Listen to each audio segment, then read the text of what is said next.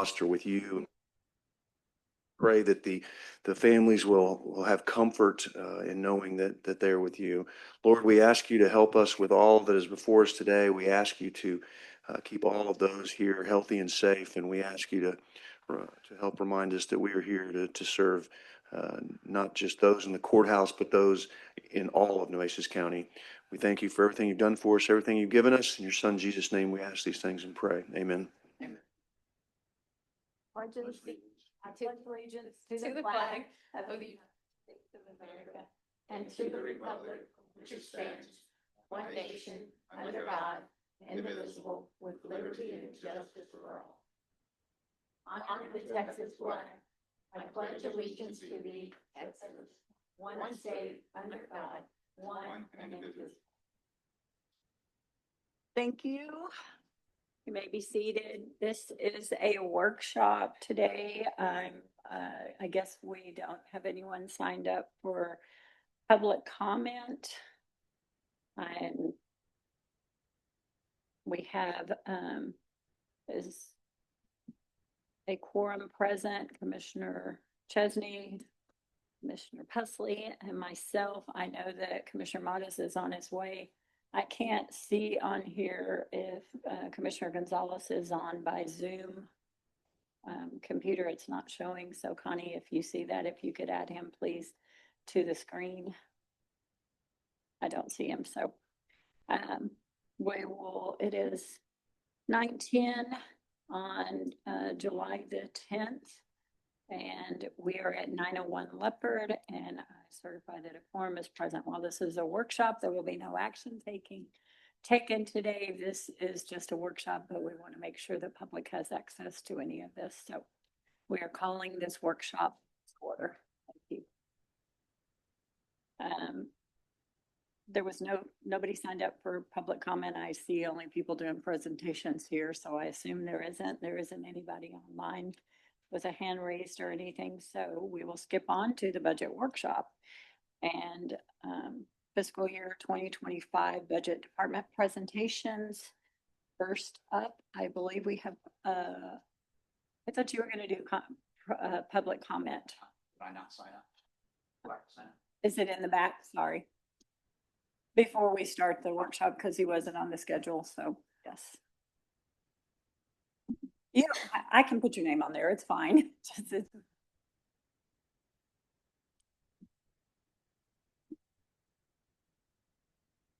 Maybe there was somebody.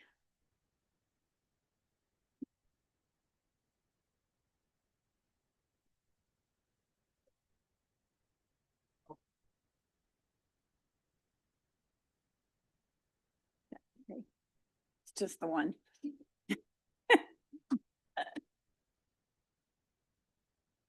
So I will call up Jason McCacken.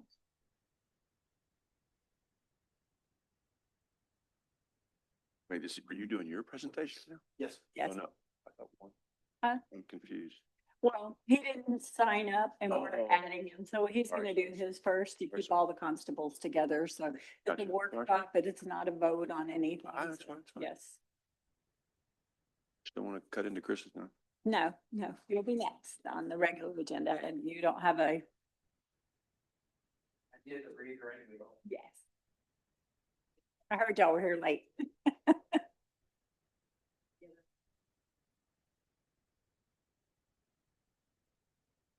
Okay. Oh, is this on? All right, cool. Yes, the floor is yours. Yes. All right. Go ahead. My name is Jason McCacken. I am the constable for Precinct 2, Nueces County. This is my budget presentation right here. I'll just get into the increase request that I have. We originally budgeted for $5,810. I'm requesting an increase to $7,200.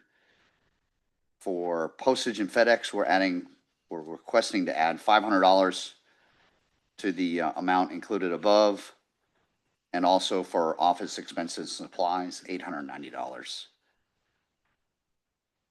Maintenance, repair, and equipment for vehicles, we originally budgeted for $20,000. We are requesting an increase to $27,500. and we are adding it into the car repair and service, $7,500. Other services and charges, we originally budgeted $47,246. We're requesting an increase to $52,706. $5,460 are going to replace uniforms. We are also requesting 2 people additional for bailiff / deputy duties. Our salaries were originally budgeted for $611,378 and an increase to $726,635.12.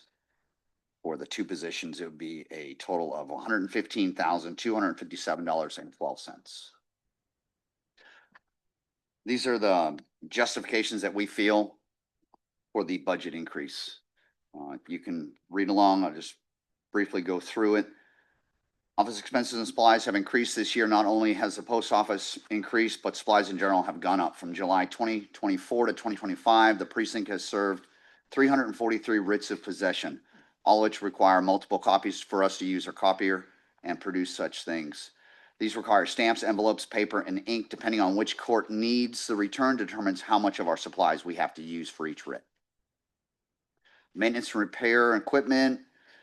It's been an ongoing battle. It's been 3 years since we got a new vehicle, so we're piece parting our cars together, trying to keep them afloat. That's the reason why for that. Uniforms and apparel, we're still phasing out the old uniforms and replacing worn ones. And as attrition takes place in our department, the deputies that are retiring are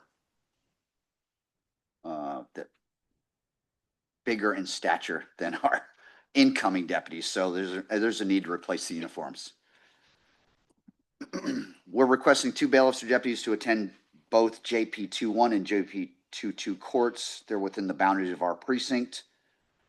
JP21 is one of the busiest courts in Texas for debt claims. 22 is the busiest for truancy. Both courts also hear civil litigations. Both require a bailiff most, if not all day. In 2-1, we oversaw 280 days in court with a bailiff. In 2-2, we saw over 205 days in court. The number of writs executed, again, 343. The writs last 4 hours, if not longer. To date, we've handled over 6,000 civil and criminal paperwork. We have 4 deputies on our day shift. 2 go to court. 1 goes to the writs. That leaves us 1 deputy on the street to patrol, serve papers, and take calls for service to our over 165,000 residents in our precinct. My last request is trying to standardize the department with the sheriff's department and the police department. You can go over the figures there. It's briefly, if you go to page 4, $316,634 is the request for equipment.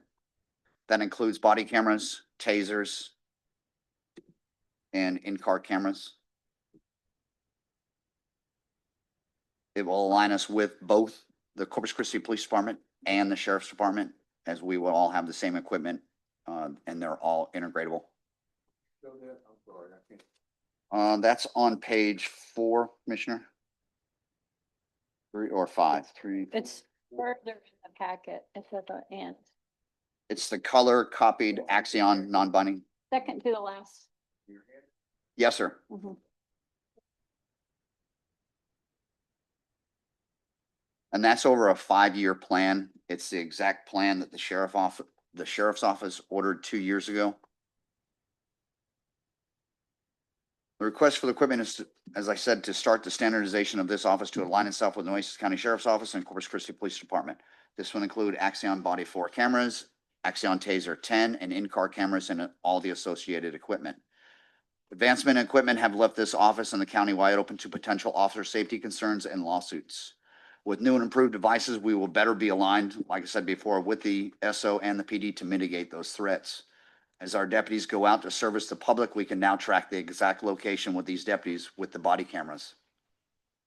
We're gonna have to wrap this up. Oh, yes, We're ma'am. already behind on them. I know we fit you in for All a right. lot, That's but fine. this information you've gone over, it's good information. Yes, ma'am. Yes. Thank you for your time. Thank you. So moving on to Constable Precinct 1, you are up, Mr. Dorr. Handouts, Yes. have a presentation on the screen.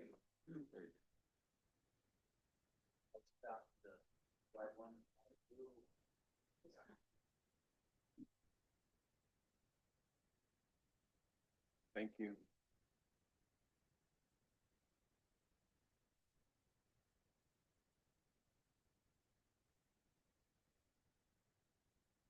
I didn't know how far to go with this, so I kind of went a little in depth and, So, Your Honor, let me ask a question, if I Okay. could, real quick, please. So, we're being presented a handout here, but we also have information in this book that they've given us. This is the Has it correct- changed? Is it different, or what? How do they correspond? Did this change from what you have in the book? no, Yes, okay. no, it has not changed. This is just your presentation. What you have in your book is what you turned in Is to what I the turned audit in right there. office for the budget change. Correct. Okay. Like I didn't know, this is You're my good. first. So I Okay. kind of. You're fine, however you want to present it. Go Okay. ahead. It's your Okay. And presentation. I just want to make, I went through this thing, and there's several pages that are like this, Your Honor, but this is unreadable. You have to, and there's numerous pages in this booklet like this, so, Where? well, I'm just using this page as an example, but this is, I mean, I can't read that even with, Well, I think it's gonna be on the screen too. Is that the sheriff still? Yeah, yeah, but that's the sheriff's. But if we want to have these things, if they expect us to take these home and look at them and study them, and we can't read them, then we need to do something else. Okay? Are they on our computers also, on our email? I Then don't we know. can read that. We need to send it by email so that we can all see better.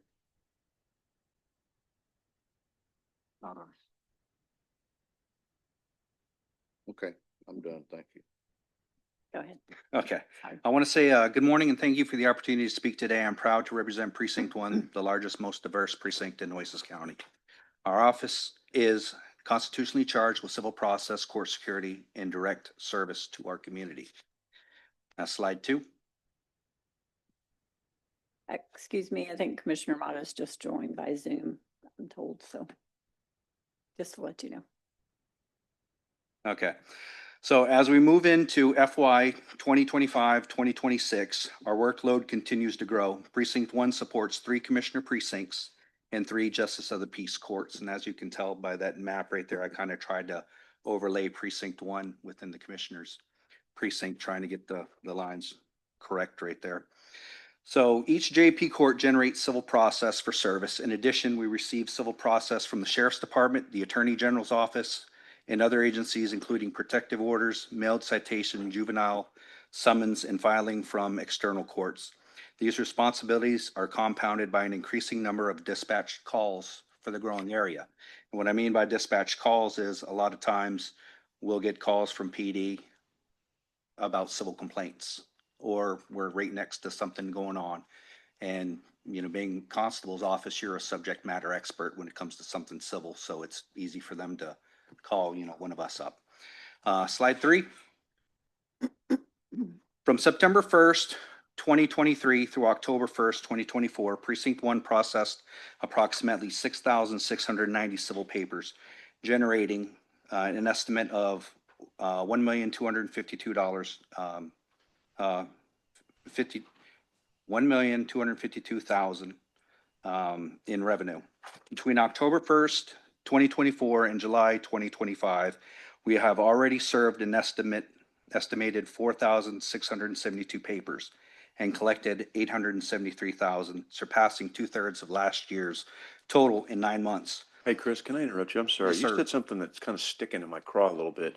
So the police get a call and then they call y'all to go cover their calls? I get your subject matter Correct. answer, but Correct. And the other constables can That's, attest to no, that. I believe you. That's Yeah, because it's that, almost a little bothersome, it's- honestly. yes, sir. It's almost like a doctor, ear, nose and throat will, only subject matter expert certain to somebody else. Would you go to, something that, Yeah, that we need to address that with PD because no offense, but that's really imposing. I'd like to know what the load is on that because that probably needs to be addressed through Metrocom and everything else because that's not the way it's supposed to be. I mean, if they get the call, they need to handle a call, and if they don't have, I mean that.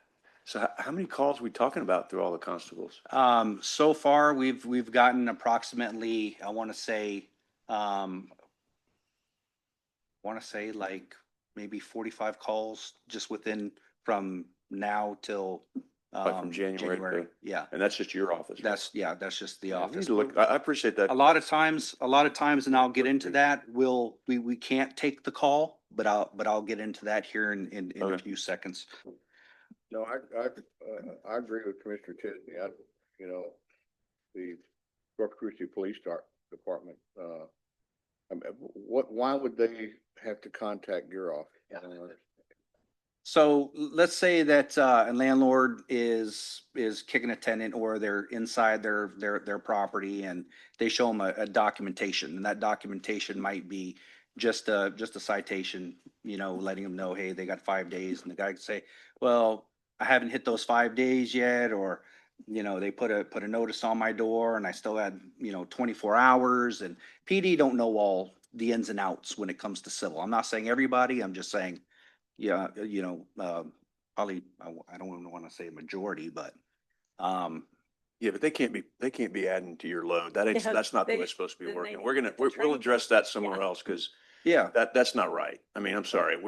They got their own, we got our own. If they're getting the calls, you don't call them and send them business, do you? Send never, business. no, we handle it. Yeah, Right, we're right. one-stop But- shop. And and that's what, they have a municipal court over there that handles all sorts of civil, Yeah, I don't get that at Process. all. so, That's good to know, though. I appreciate you pointing Yeah, that out. We need yeah, to. not your fault, so. No, no, I know.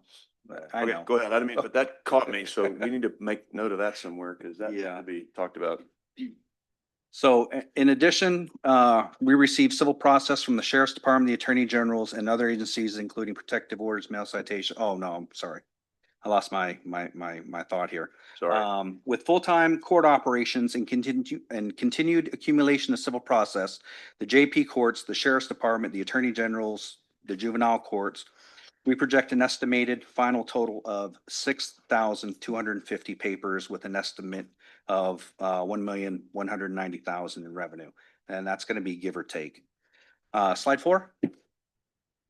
So slide 4, precinct 1 continues to experience a steady rise in both calls for service and formal complaints. These include property disputes, breach of contract filings, tenant landlord issues, towing claims, and other civil matters. The population growth and residential development have expanded since service demands throughout the precinct. As we can look around, we've seen a lot more apartment complexes developing. All down Weber, all down Saratoga, all on the backside of Greenwood, all the way up to Cal Island and Annabelle. So we're always serving papers. Slide 5. So our deputies are responding to more calls, serving more paperwork, managing more complex enforcement actions than ever before. As the area expands, criminal activity naturally increases, resulting in a higher volume of traffic stops, investigative responses, and field engagements. These trends not only reflect the operational volume, but also the legal and logistical challenges that shape our daily responsibilities. Despite the sustained output for 24-25 shows signs of strain, our projected paper service count and revenue remain high. Fluctuations are likely. These figures reflect department overall operating well beyond its sustainable capacity. Without additional support, both service volume and enforcement responses may begin to suffer. These requests is not merely about numbers, it's about protecting the integrity of the courts and the community entrusted to this office. Slide 6. In addition to rising civil demands, enforcement activities has increased. Arrests tied to outstanding warrants, drug possession, and other violations have grown. Traffic stops in our office climbed from 102 annually to an estimated 180 in 2025. Calls for service include approximately 40 incidents with case numbers, many coordinated with CCPD. This reflects not only the increased public engagement, but also expanding responsibilities that require urgent staffing. Slide 7. So staffing remains at a critical concern. Precinct 1 manages 3 Justice of the Peace Courts, the highest number in the county. Each has experienced a consistent increase in juvenile cases, adding to the further strain to an already demanding docket. When I took office, I was advised the courts were not being properly staffed. This was partially due to the overwhelming flow of civil process from the JP courts, the Sheriff's Department, the Attorney General's office, the juvenile courts. This gap was unsustainable, and I made it my first priority that every court will receive adequate coverage. Today, all 3 courts are staffed by deputies in accordance with Texas Local Government Code, which require constables to attend court sessions and serve legal documentation as directed. So while court coverage is now in place, meeting this obligation continues to stretch our staffing model beyond its limits. With 4 deputies split from first shift to second shift, the coverage of the courts, I lose 3 in the morning and then 3 in the afternoon, which only gives me 1 deputy in the morning to serve process and 1 in the afternoon to serve process. And the courts are continually going, they're not slowing down. To fill this gap, the chief deputy and I step in, often sacrificing administrative duties, coordinating, and internal leadership meetings and other duties. The chief is stationed at the Bill Bodie Building in Annabelle to cover JP 13. In addition to courts alongside Deputy Hinojosa, I maintain working alongside her in either JP 11 or 12 in order to try to get more paperwork out there and when we get an overflux. In my role as constable, I'm not only managing leadership responsibilities, but also actively serving as court and civil process to support the department's operation. Slide 8. Staffing strains further exuberated by routine leave, including vacation, sick, and comp time, which regularly leave shifts shorthanded and reduce operational flexibility. These absences, though necessary, intensify the workload for the remaining deputies. With that being said, we go back over here. I apologize. I know I'm kind of dragging this on a little too long, but additional deputies, for the additional deputies with the benefits is going to be $162,777. This request is to provide 3 positions that will serve as both bailiffs for JP 11, 12, and 13, and other duties as deputy constable, which would help us out tremendously since we have a large influx of papers and courts. So slide 9. Okay. So one of the biggest things that we have that is limited overtime. We only have a budget of $1,000, and I would like to raise that up to $2,500 to meet the rising demands of court mandated deadlines, the volume and urgency of civil process, particularly with protective orders, writs, and time sensitive filings. Protective orders, we normally get those at the end of the day. And depending on how many we get, we have to try to locate that individual. And I've made it a point to just not say, okay, well, we tried the house and we're just going to put it away. I want the deputies to actually get out there, talk to neighbors, talk to who they need to talk to, so nothing bad happens. So with that being said, slide 10. It's been brought to my attention the Texas Commission on Law Enforcement adopted Amendment 37, and it's my understanding that it now requires the officers to have a cell phone. So the department would like to cover 6 additional cell phones for an annual cost of $600, which I request a budget increase of $3,600 to cover the cost. And if given the 3 additional deputies, an additional 1,800 would require, bringing the total to 5,400. Slide 11.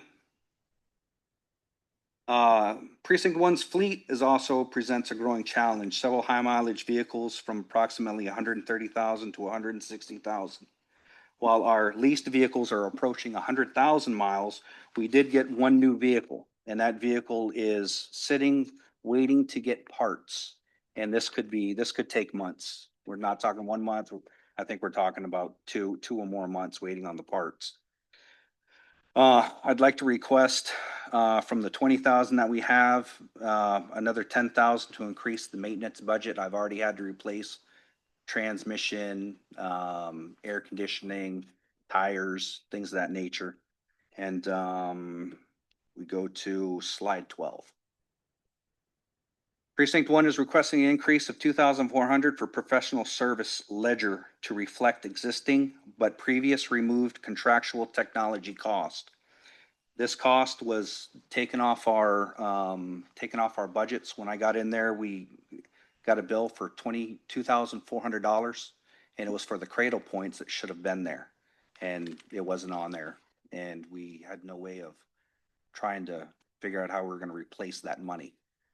So that's something that we're working on right now, but it needs to be there because it was supposed to be there. I don't know why it was taken off, but it's for the Cradle points for the mobile data systems in the vehicles. So slide 13. 13 is to support core field needs. Precinct One is also requesting 1,700 increase to the services and charges ledger to cover the cost of essential equipment, including taser cartridges, pepper spray, and uniforms. 14. Finally, Precinct One, if approved for the additional 3 new deputies, would respectfully request an allocation of $1,804 to purchase 3 new body cameras. And slide 15. And I want to say thank you for allowing me the opportunity to speak. Thank you. Thank you for,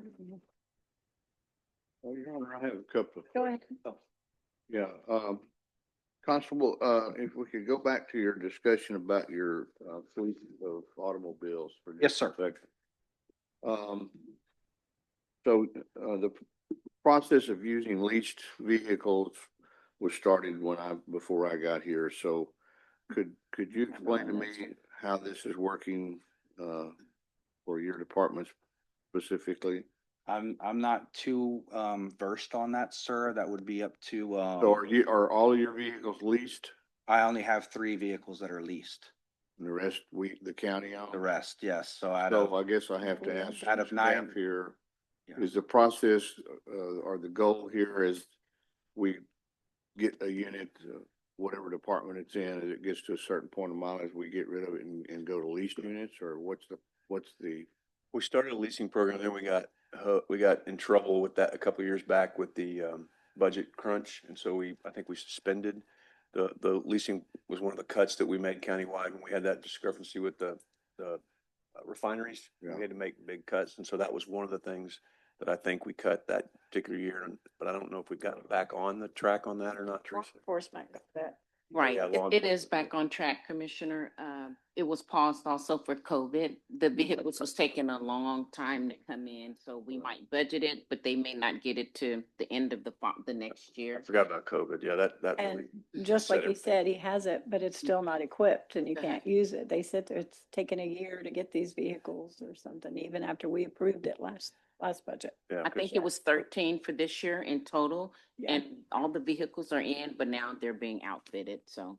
Yeah, I so think every constable's office got a new One. one. That's Oh, correct. yeah, Yes, but- sir. And I don't remember when we got the vehicle, but we've had the vehicle for a couple of months now, correct? Mhm.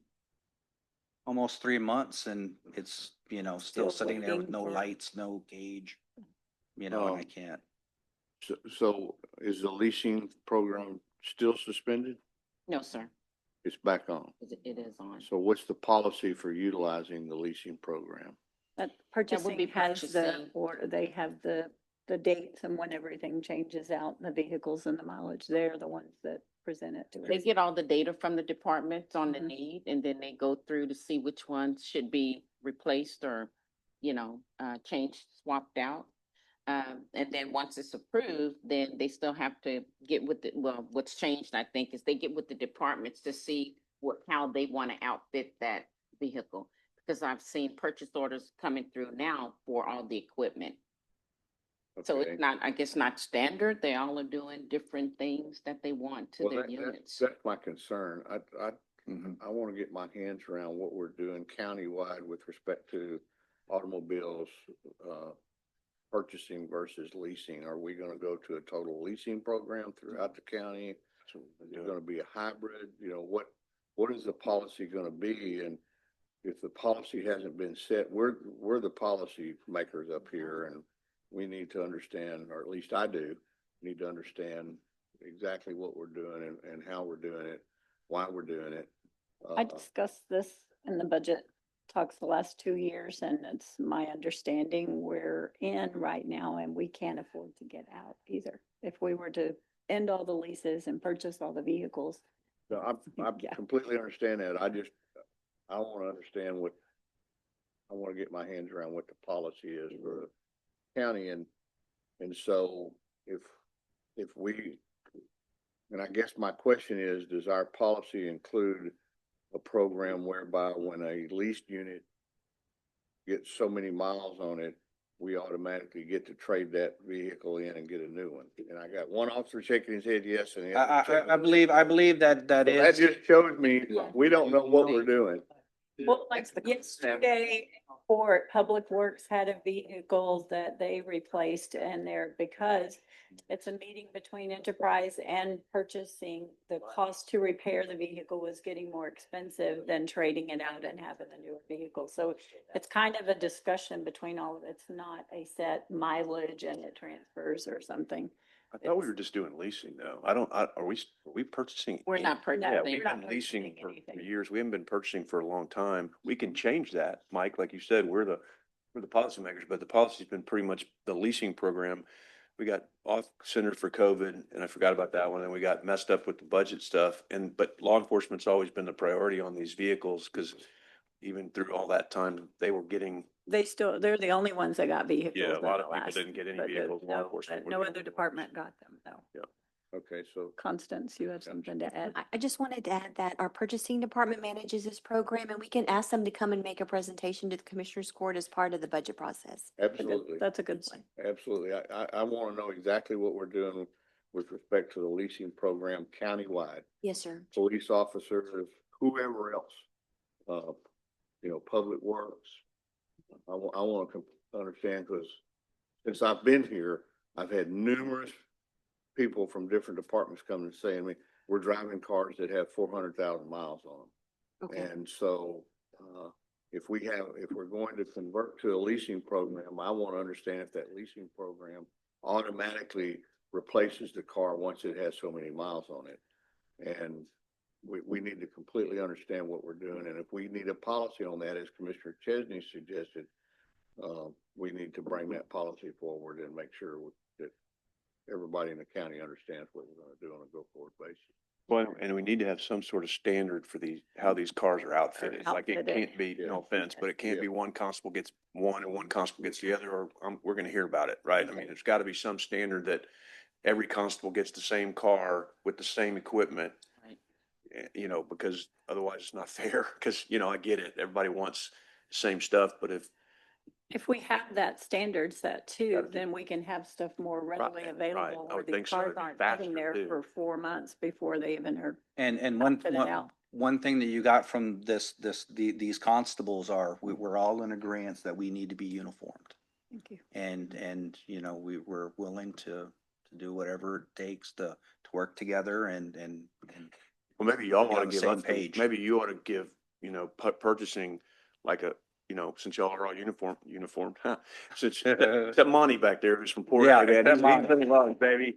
That's my point. Yeah. So an island. So if y'all can provide that wish list, if you will, that says each car would have this, this, and this, and then Agree that, upon the. that's gonna be that's gonna make it a lot easier Yep. because I don't know, how we get these, we got the cars, what, we're waiting on getting them outfitted. I don't know how that works. I guess that's why. I guess they're waiting on parts, sir, cages, bench seats, the plastic bench seats, the But if we light. know in advance what we're gonna have, then maybe, They did know in advance. no, I mean, but then, Yeah. like, if somebody doesn't, if everybody deviates a little bit, maybe you don't, Right. I don't know. But We we could just did a have some- standard, like the Right. judge said, Yeah. then it might be Just like we quicker. were talking about with the cameras and the outfits for uniforms and the stuff, if we have a standard and something that we can buy in bulk, you can have extras and then it doesn't take us so long to get this. And who's ordering the equipment to outfit the car? Is it being ordered by the Purchasing. leasing company? Purchasing. Purchasing? That's purchasing. They're doing the graphics, sir. They're doing the graphics and the outfitting through GNS,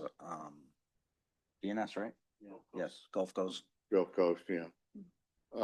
Okay, I had another question and I apologize, Court. I hadn't been here in a while, so I'm trying to get back up to speed on some things. With respect to bailiffs, and maybe this is more questions for Constance and Teresa. Why is it the budget for bailiffs carried by the respective JP courts?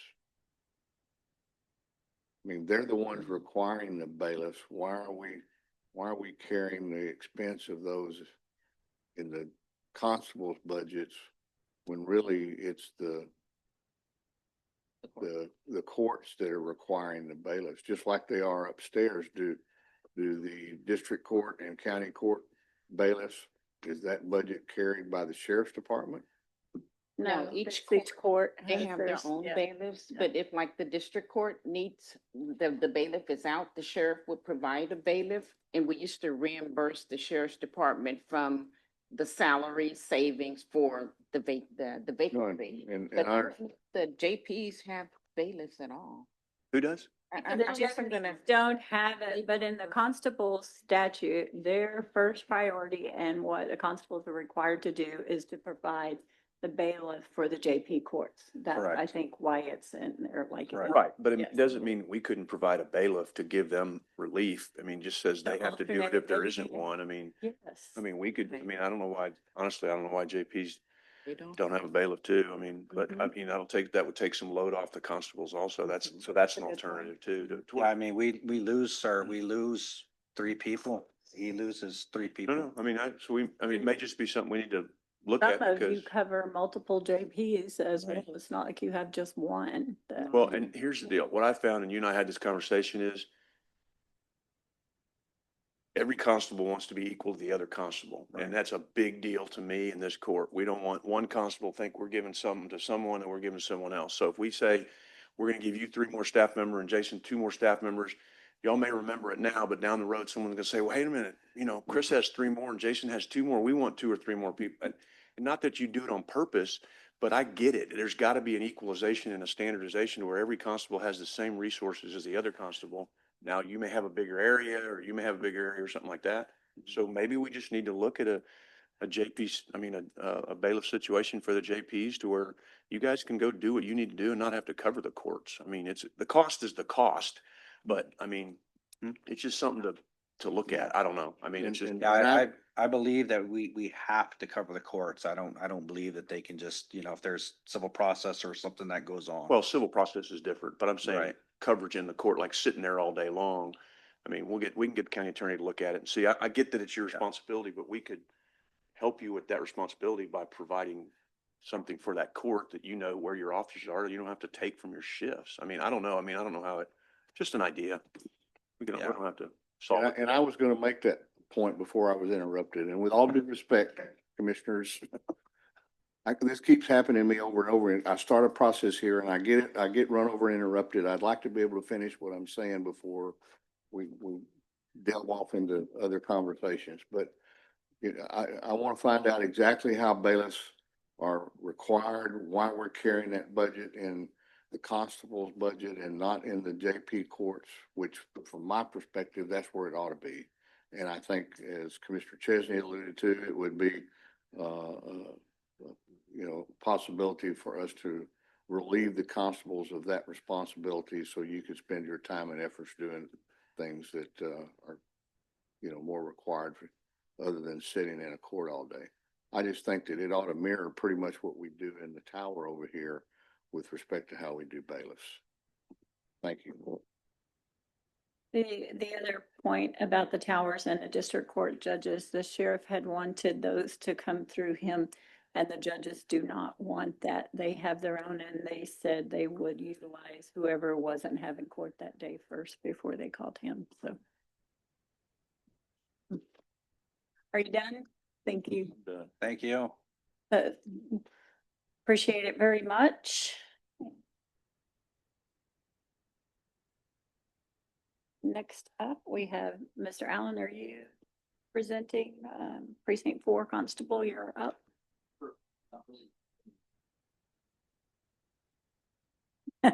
Commissioner. You have the floor. I'm introducing that. Well, I mean to speak on. Dwayne Sada. He runs my day to day, so he's up here. Perfect. We don't really have a presentation. If you have any questions, let us know. Well, some of us are just looking at these presentations. If you have asked or request on your budget, it might be prudent to go over those really quickly of what you need, what you would like for us to change or provide. Okay, I left my cheaters at home. I'm sorry, but. Oh, that's okay. And it doesn't matter who gives it. How y'all guys doing? Pretty much it was the same as the other constables. It's all equal. Yes. We're asking for an increase in certain items. The overtime salary requested 1,000 because the officers, we need to fill slots that are not filled. Also, we have a office expenses that, of course, increased. So we're asking for a little more on that one.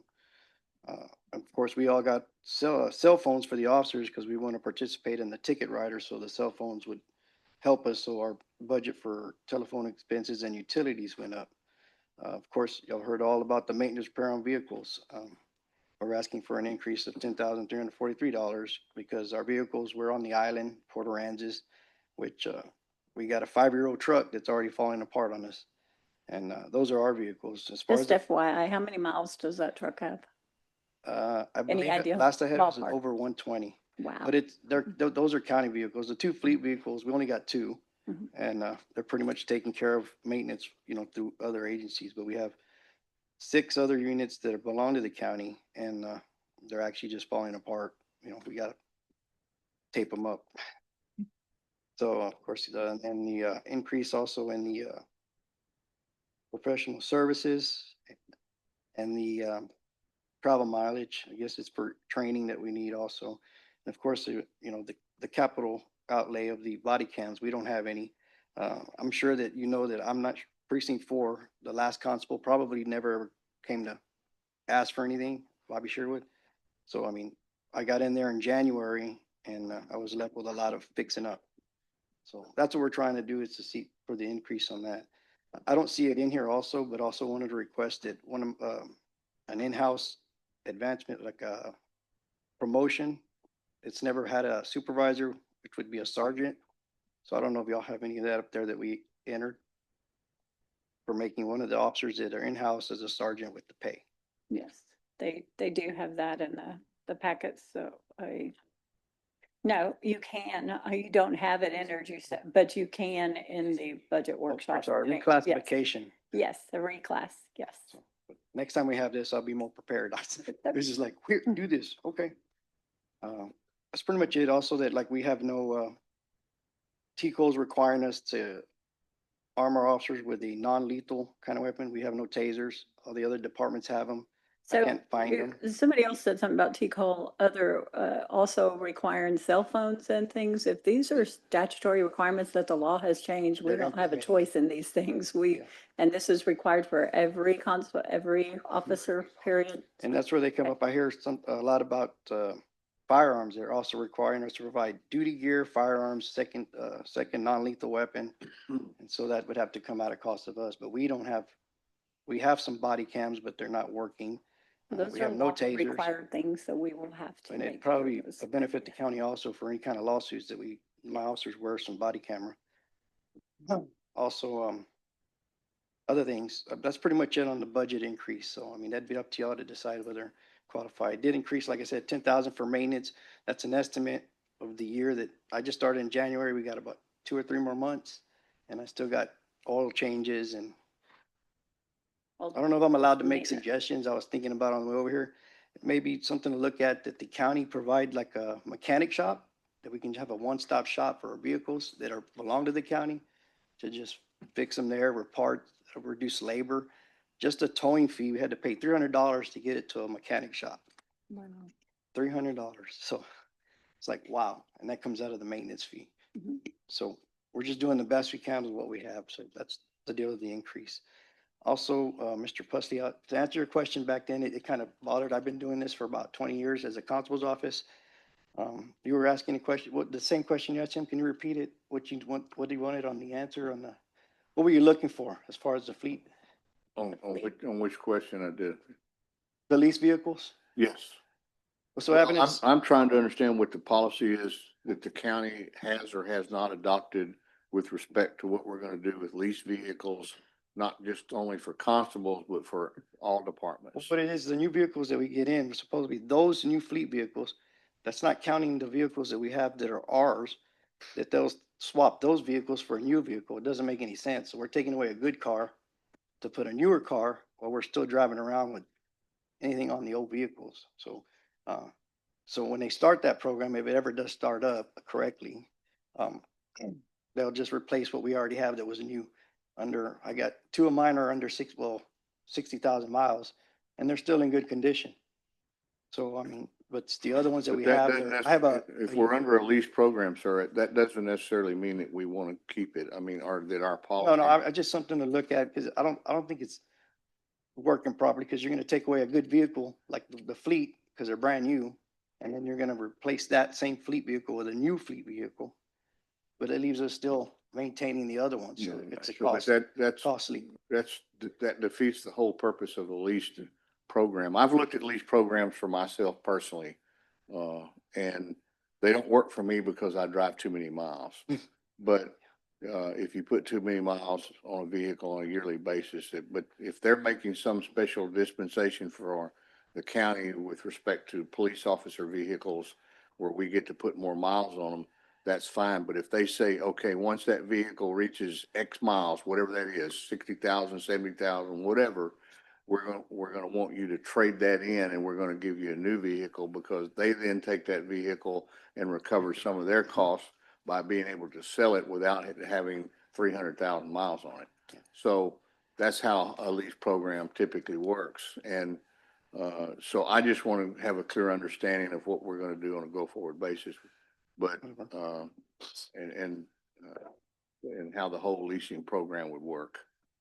But so that if you had, so, and I guess, Constance, the next question would be is, how many leased vehicles do we have now being utilized in all departments versus vehicles that we own? So that we have a clear understanding of that as well. Commissioner, this is something I brought up yesterday during our regular commissioners court that I think Michael's going to bring back and present the court. I don't know if that was mentioned before I walked in. I was listening. He asked for it. Right, so that should be coming up to us in a meeting or two. Michael, it was directed towards Public Works on one of their agenda items. And so I think he's going to come forward and talk about the entire lease project. So, yeah. Good. Go ahead. And I think to your point, what you're trying to say is we still have some county-owned vehicles, and we're keeping the crappy old county-owned vehicles, and we're replacing the newer leased vehicles.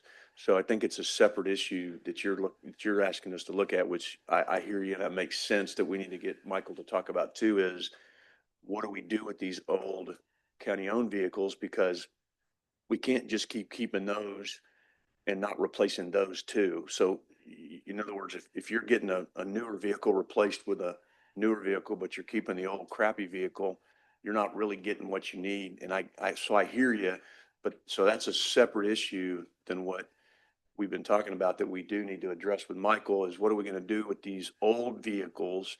Because we may need to start looking at replacing those with leased vehicles instead of just replacing leased vehicles with leased vehicles. So it's a separate, so I hear you. And that's a very. So that's pretty much what they're all saying. Everybody's so Yeah. far has asked for another unit, you know, we were also, you know, Now, we you didn't put it want on the- here, but we'd like one also. I mean, Yeah, you want the crappy people- units replaced. You don't want I get it. So Mike's right, plus Commissioner Pelsley's right about we can only go so far on the leases, but you're also right saying, okay, we're replacing your better vehicles and we're leaving you the older crummy vehicles. So I get it. That's a very good distinction and we'll get him to address that too. Okay. Also, to answer your question about, why city takes, what they call it is a pawn calls on us. So the city's not aware of civil process or any kind of civil law. So when the call becomes a disturbance, they say call a constable because it's a civil matter. It has to do with any type of money or anything that's civil. So as constables, we got a dual job. We're civil officers plus we're peace officers. So when we make the call for the city, because in Port A, everywhere you go, any city that you have, it's Robstown, everybody does it. So call a constable. We have the answer to everything in a civil matter, but it's actually a disturbance. So we show up, so we have to handle the civil matter, then we become police officers and handle the criminal matter. So that's the calls for service. So talking to them, we've already discussed it with them. They have no training in the civil deal, so they refer it to us. That's kind of, It is, but we don't mind. Like I said. I know you don't they're- mind, but it's- Nueces County's ours and everybody in Nueces County, so. I get it, but it's extra load on y'all that they are getting calls for that they're not compensating the county for. And quite frankly, we can't afford. You guys come in here and say, we need more because we're doing more for the city. Well, okay, then they got to pay for that. I mean, if you're covering their calls, in my opinion, then they gotta pay for that. If they're calling you directly, great, but people call 911, it gets dispatched to the city. That's how Metrocom works. It isn't fair. We can work that out through Metrocom because there's a sharing situation there, but Okay. we need to address it because those are city calls. They're not really county calls. They're going to the city 911 or whatever they're getting called and I mean, I know what you're saying. You don't mind doing it and we appreciate you doing it and we're okay with you doing it, but we need to get compensated for it if you're going to do it. Whatever y'all need to do to Because if get you're going to that- come ask for more resources because you're doing it, That- then we got to go figure it out. That'd probably be the best. And second, the last one would be the, security deal while you're asking for bailiffs. I think that's what we're talking about. I've been around long, there's classes that we actually take, that tell us, there's actually a civil process class that tells us that each constable's department and their JPs have a $5 security fund that's deducted out of this deal. And it's for security purposes. Where that fund goes, I believe it goes to the general fund and it's supposed to be allocated. So that was supposed to be to pay for protection for the JPs. And by law, we're required to protect the JP courts. You know, we actually work for the JPs. So if that can be looked into also, that when we ask something like, well, we need a bailiff or we need something like this, it's supposed to be provided. When I started here, the only thing they did for us was say, oh yeah, we have that funds. Let's get them a wand and handcuffs. But these guys have like hundreds of kids or truancy deals that we have to wand before they go into court. Or if they get out of line, we got 5 sets of handcuffs. And they said, that's good enough. So with the JPs, that's our responsibility. The higher courts, whatever funds they have or they use for their deal, that's up to them. So, but there Our is a, auditors here, do you know anything about where these funds go? Or does it all go back to just general fund? No, those funds are in the courthouse security fund, the special revenue 1305. And it's under the sheriff's office. Courthouse security. Is that, Grayson? So we do have a courthouse security fund, but some things are paid out of general fund and some things are paid out of that. It just depends on who can afford it. They're talking about the revenue that Of it's the in store. that, yeah, it's all sitting in 1305 and they're saying they don't get their share of it because they also have a fee that's a part of that. We'll take a look at it. This revenue going in is it's like that all over. So we have several items that are in special revenues or revenues that are split between two different departments. Well, We that's can just track it. something we need to check on. We can So track it. Just FYI, they're asking can us track it. and I'm asking you now, so let us know. something other, okay. No. Unless he has something else Go to say. ahead, Commissioner Pesley. Okay, yeah, and that would, relate to, like when when Constable Dorr was making his presentation a while ago about the revenue that he's earning, where does that revenue go? How does it get redistributed? Is it just kept in his constable? Or is it going to the general fund and gets redistributed to everybody? But with respect to bailiffs and leased cars and all that, I learned a long time ago that just because we've been doing something the same way for 30 years doesn't necessarily mean it can't be improved. So we want to look at all of these things to see how we do it. If the end of the day is we're doing it the correct way, then fine. My question related more to how it's covered in the budget process. If we have one JP who's doing 200 cases a year and we have one that's doing 100 a year, it doesn't seem fair to me that one constable has to cover all of that if they're covering both of them out of their budget, when the JPs really ought to be carrying that line item. This is a mathematical issue for budgets, and so I want to make sure that at least from my perspective that we're doing this in a fair and equitable process. But so we need to look at that for sure. Thank you. Go ahead, Commissioner Modis. Thank you, Judge. I was listening in to this as I was driving in. I was at a morning group making a presentation, and so I've been listening as I was driving to the courthouse. And this is required. This is important that you all get your chance to come and speak to us every year. And it seems like it's the same issues, or they increase, they intensify, they get complicated. I hate to be honest with you, but in the end, if you haven't really paid attention to our budget process, I've always tell everybody, this does not necessarily matter. Not that your time doesn't, but this process, we're hearing you. But in the end, if this court only decides that we're going to limit how much we take in tax revenue, whatever you request, it gets pushed aside. Let's be honest. And as much as we say that we support and understand what you say, unless this full court comes out and says, we have to make the difficult political decision and still be responsible with tax dollars, your requests, they're just going to go out the door. Because all we're going to say is, let's be fair and equitable, and let's make a 10% cut of everybody, no matter what department, no matter what your needs. You need to hold us accountable to be very deliberate for your ask. So please continue to monitor this. It's not that this process is going to waste, but unless we're very specific and say we need new vehicles for precinct 1, 2, 3, 4, 5, or we need new bailiffs, or we need increase in overtime, in the end, it's just a math number. We kind of just typically have traditionally said in the time I've been here, these are all the departments and we don't want to hurt one over the other. So let's make the same budget cut across the board. So we got to remind ourselves as a court, and we need your help, and the people that you represent need to help us with that issue, because in the end, that's what it comes down to. I mean, let's just be honest. I mean, this is worth our time. We need to hear what you have to say every year. But if we're just going to say across the board, let's make cuts, it's not going to help. It's not. I mean, I hate to come in just, having been not physically here for the last hour, but listening in and bursting anyone's bubble. But that's what it ends up to be. So for some of our newer elected officials, that's what you're going to see, unless you really stay on top of this court. And it's not that we're trying to pass it off to someone else or make an easy decision. It's not an easy decision. But if we truly want and need to support you all, which we understand your presentation today, and I still haven't heard from my good friends out of Precinct 5, is we got to understand that if we're not specific in what we need, then you may not get that. And so it's okay to say, let's make a cut, because we're all impacted by budgets and tax increases. But we got to make sure, if we do say that, by the way, let's make sure that we have funding for these vehicles, for this overtime, for whatever else that it is. Plain and simple. Let's just be honest and clear that out of the room right now, because other than that, we're just hearing it and we're not going to do anything on it.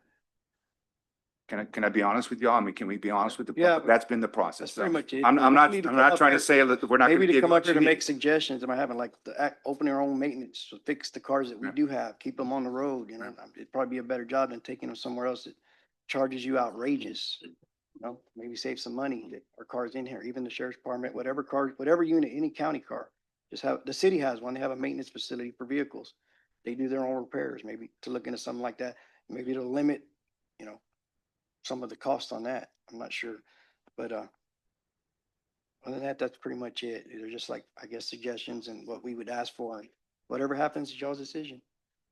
We appreciate it. Thank you very much. Thank you. Appreciate Okay. your time. Do you have another Yeah. question? Wait.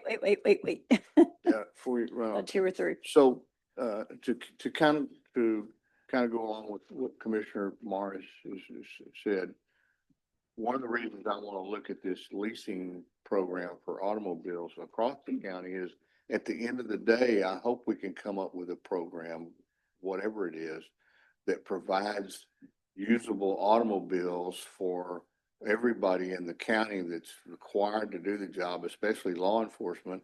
And we don't have you driving police vehicles that are wore out, that you're not sure you're gonna make it from here to wherever you've got to go to make a call or to meet CCPD or whatever it is you're required to do. So I'm hoping at the end of the day, we figure out a program that helps us do that. Maybe we will, maybe we won't, but that's my goal, to at least try and to look at how we handle the numbers so that we, along with what we're going to be required to do budget wise, that we understand what we're doing with how we charge bailiffs to wherever, or how we charge. And your point about the garage, I had brought that up with the judge here right after I came here. One of the things that I think the city does well is they do master service agreements with different entities throughout the city. And if you have a broken car or whatever it is, you have a place where you know you can take it and get it serviced, and they're already approved. You just, you go over there, take it there, and they call for a PO and it gets done. So that, so it's a great ideal, and I hope it's one that we can expand on. Thank you. That's all I had. I'm sorry. Thank you. And we're going to move along. We're running a little bit late already this morning. It's going to be a long day. My fault. That's okay. Precinct 5, you are up. I don't know who's presenting, but.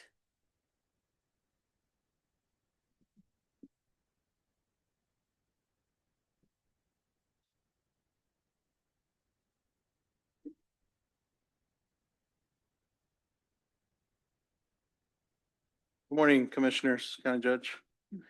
It's gonna be repetitive, you know. I mean, I hate to say it, and I wanted to touch on Commissioner Pusley on the lease vehicles, and this is just coming from our perspective, from our department, and this is my opinion. The reason these vehicles, the lease program, it's a great deal, it's a great idea, but the problem is that there's too many moving parts. And what I mean by that is that whenever we get these lease vehicles, yes, we're supposed to turn in one of our old vehicles in, and I think that's gonna answer your question on how we're gonna eliminate the older models out that we have on the floor now. Once we get a new one, for example, I think everybody received one brand new patrol unit. So when we receive that one of the other vehicles, the older vehicles is supposed to go away. Where it goes, auction, no idea.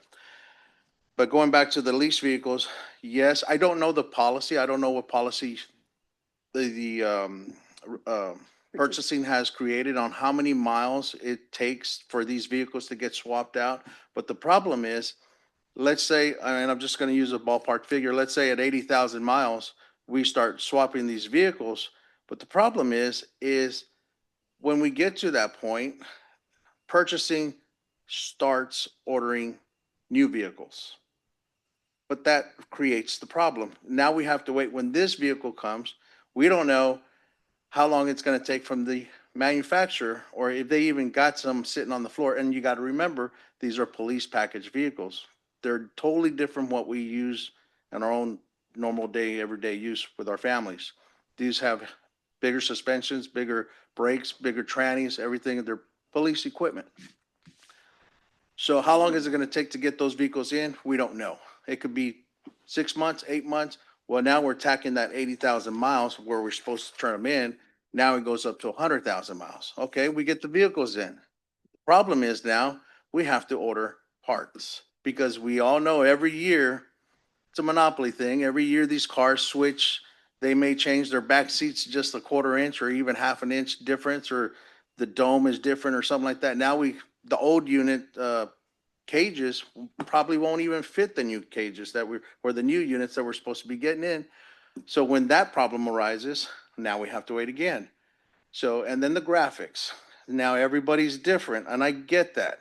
Every department has a different graphics based on what they like, based on what the constable wants to do. And I understand the sheriff's now going to new design. So that all takes time to switch out these vehicles. The next problem is when we get these vehicles, and let's say, I think it started in 21, correct? When the lease program started coming in? Well, 21, 22. Well, some of our vehicles, when they get swapped out, now some of our vehicles, just for precinct 5 example, some of our vehicles already at over 100,000 miles. We, the department, are responsible for stripping that car, stripping the cages, stripping the lights, it comes out of our budget. So we have to put all that equipment onto the new equipment, because when we get lease equipment from Enterprise, it's plain. There's nothing in there. So it's our responsibility, and our budget has to take care of that problem and go from stripping it to building it. That's the problem we have, and it goes back to funding. We don't have that money. We have maintenance, but it only covers so much. So when we come to that problem, it takes a big portion out of our vehicles or our budget. Now, to answer Commissioner Pusley's question again, is when we do have a vehicle that breaks down into a lease vehicle, yeah, there's certain, Enterprise requires us to go to certain dealerships or certain mechanics because they have an agreement already set up, which is great. We don't have any problems with that. Oil changes, brakes, trannies, ACs, everything gets done through Enterprise. But again, going back to the beginning, the problem is that when we get new vehicles, when it's time to get them swapped out, those vehicles are supposed to be swapped out at a certain mileage. It's not going to happen. And I promise you it's not going to happen, because something will always go wrong. And going back to the other question is, can we all get uniformed equipment? I would love that. I would love for the sheriff's office and the constables 1 through 5 to be all on the same page when it comes to equipment, body cam, dash cams, firearms, everything, because it's going to help save money for the county, because like we said, we can have it in bulk. It's there already. We don't have to worry about, well, what is, precinct 3 going to do, precinct 5 or the sheriff's office? How are they going to handle all this? It doesn't matter. If we could get it all uniformed, that'd be great. So those are some of the things that, are causing concern with our budget.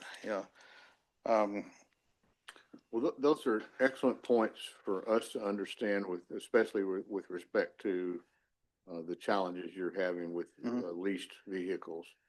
And if this court needs to set a policy whereby we direct purchasing to do certain things that takes that requirement off of your responsibility and makes it responsibility of purchasing.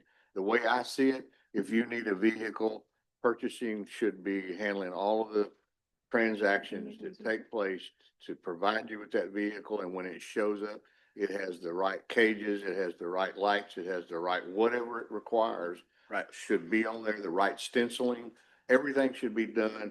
All you should have to do is take your computer and go from one car to the next. Correct. That's the way I see it. That's the way I envision it. And I totally agree. But it's never happened in the history of Nueces County. Everybody's been different. But we all have the same seal, state of Texas, Nueces County. Well, hopefully in this review process of that, and as Commissioner Morris says, purchasing is going to come make a presentation, and we'll have some questions and raise that. Hopefully we can fix that. Thank you. And as far as our budget, I mean, I could go and like Commissioner Mata said, we can talk to you till we're blue in the face. It's just based on the money that the county has, and I totally get it. We're gonna have to find ways to get that money, but our communities are growing, our neighborhoods are getting bigger, but our budget isn't. You know, that's the biggest problem. It's none of these officers' fault. It's the fact that we need to find ways to keep our citizens safe. Crime's not going to go away. I promise you that. People having accidents, it's not going to go away. People dying, people, getting injured on a daily basis. We got to remember we're first responders. We're always 90% of the time we're the first ones on scene. We need good vehicles to get there. Minutes count, seconds count. Um, some of our guys could be on one side of the town and the other ones are way over by London. I'm sure everybody's traveled from London all the way to, Sandy Hollow or Agua Dulce, and it takes 25, 30 minutes driving speed limit. That's a long time. Now imagine us being on a high level trying to get there because somebody just got shot or somebody just got their car rolled over and he got ejected and everything. We need to make sure that we get there safe, but we need to have the right equipment.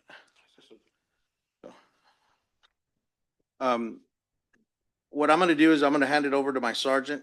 He's operations out in the field. He has a better understanding of how things are going to be going, how he can explain.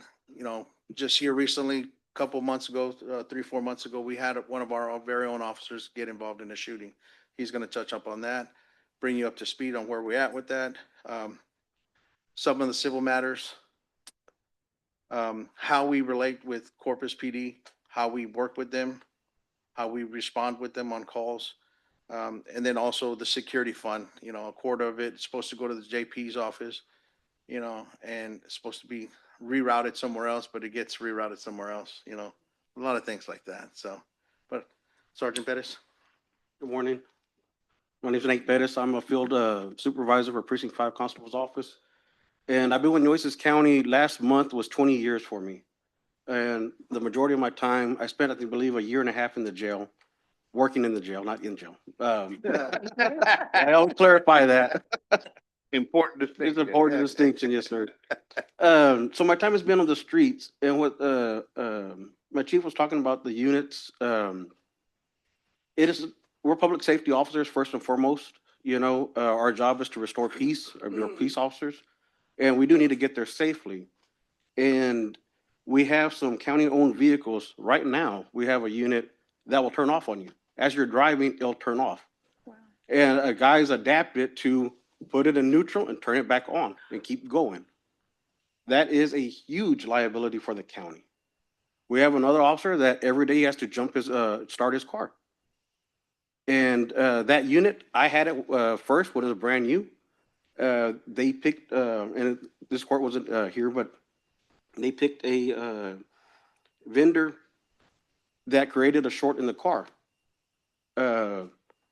We never got it. It was never able to be fixed. Because that vendor then, about 1 year or 2 later, went out of business. And that car now, we still have it, and every day it has to be jump started. If a lot of times we won't take it. If we're going to go to eat, something like that, we'll say, hey, jump in this car so we can go eat because we're going to have to jump start your car in the parking lot. So that's how bad some of these cars are. And then as far as requesting for new officers, and overtime for us is a safety issue. Precinct 5, we handle on average about 700 cases a year. We do a lot of criminal. If you live in Robstown, Banquetti, Agua Dulce, Blunser, and the west side of Calallen, if you call 911, chances are you're going to get a Precinct 5 constable and maybe a sheriff's deputy as well. So for us, it's a safety issue. If one of our guys calls in sick, like at night, right now, we have 2 guys working night, and they cover all of Precinct 5. And if his partner calls in sick or has to go on vacation because he's burnt out, he's the only guy. You're a one man. And I wish we could blow it up and you could see because on our computers, we have a map just like that has every public safety vehicle on there. And you'll see the city of Corpus Christi is lit up with officers, and you're the lone guy on the map. And I don't know how many of y'all have been in fights, physical fights, but to fight for even 5 minutes is a long time. City of Corpus Christi, they get in the shooting, you'll have 19, 20 officers there within 10 minutes, less than 10 minutes. They get in the fight, you have about 6 officers show up. For me and the way us in the city work, the city of Corpus Christi has had to come to Robstown 3 times. One time they had to come help me and my partners get rescued out of a house. The family turned on us. We were fighting a graduation party. We were trapped in the house. We were fighting for a long time. We walked away with injuries. So the city of Corpus had to send their units because the county had no more units. And that's the city of Corpus Christi has responded to Robstown, or they will respond to Robstown. They have responded to Robstown when we need help because there's no more county units. Several years back, the sheriff's department had. Did you say the city of Robstown that they dispatched units to? No, the city of Corpus Christi. Right, but Why didn't? why wouldn't the Robstown? city of Robstown dispatch units? So they did too as well, but they only had 2. Oh, the city Right of now, Robstown? has right two? now, the city of Robstown right now on the graveyard shift has 2 guys. And last week, precinct 5 had 1 guy. We only had 1 guy because the other guy had to go to training. So, and then the sheriff's department, sometimes they're running the skeleton crew where they only have, for us, when we call about sitting, we call it shift fat, we're talking about 3 guys. Most modern handguns carry 21 rounds. You know, most disturbances you show up, they're large families. So you're outnumbered regardless. So for us, it's a public safety issue. So when someone calls in sick or goes on vacation, we would like the ability to say, put out a message to our guys, hey, we need somebody to come and help fill these shifts. But we can't do that right now because we don't have overtime budget. Our overtime budget is too small. And what we've been doing for years is we say, well, come in and we'll try and give you some time off later. But all you're doing is our blanket's too short. You're either going to be freezing from the shoulders or freezing from your feet. You know, you can only pull it up and down so much. We're too short. As far as manpower, on Saturdays, right now, I work by myself. Saturday mornings from 6 a.m. to 6 p.m., I work by myself. There's no other precinct 5 officer on because we don't have the manpower. As far as taking calls for the city of Corpus Christi, they come in as disturbances and the city responds, but they cannot restore peace because they cannot answer the question that the people have. The cause of the disturbance that people have.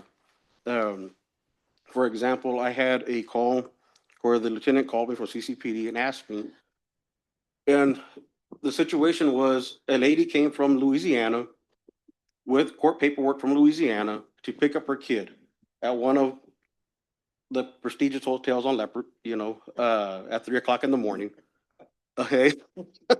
Don't point at me, man. I think that's Pusley's precinct. Don't point at me. And she was refusing to leave without her child. And their question was, she has court paperwork from Louisiana. Is it enforceable here in Texas? Because it's a valid court order. And so that's why we were called to situations like that, because to get her to leave, we got to answer her question correctly and make it make sense to her to restore peace, because we're peace officers. We have to restore peace. And so also the city of Corpus Christi is also short as well. I know that's their own problem, but the other day we worked an accident on 624 and FM 1889 by that Stripes. As we're just coming up to Cal Allen, we see cars starting to pile up. We had no idea that there was an accident there. We rolled up on it. Those people have been waiting for about 45 minutes. There was nobody from Corpus Christi available. Corpus has a lot of major incidents. So for Corpus, if they get one shooting on Lantana, there are no CCPD officers from Lantana to Cal Allen. So we fill in because public safety can't stop. We have to do it. And our own area, like the chief was saying, we had 2 of our officers get involved in the shooting. When we're asking for these extra people, or we're asking for extra money for overtime, it's not just because we want it or the guys want to make money, it's because it's a public safety issue.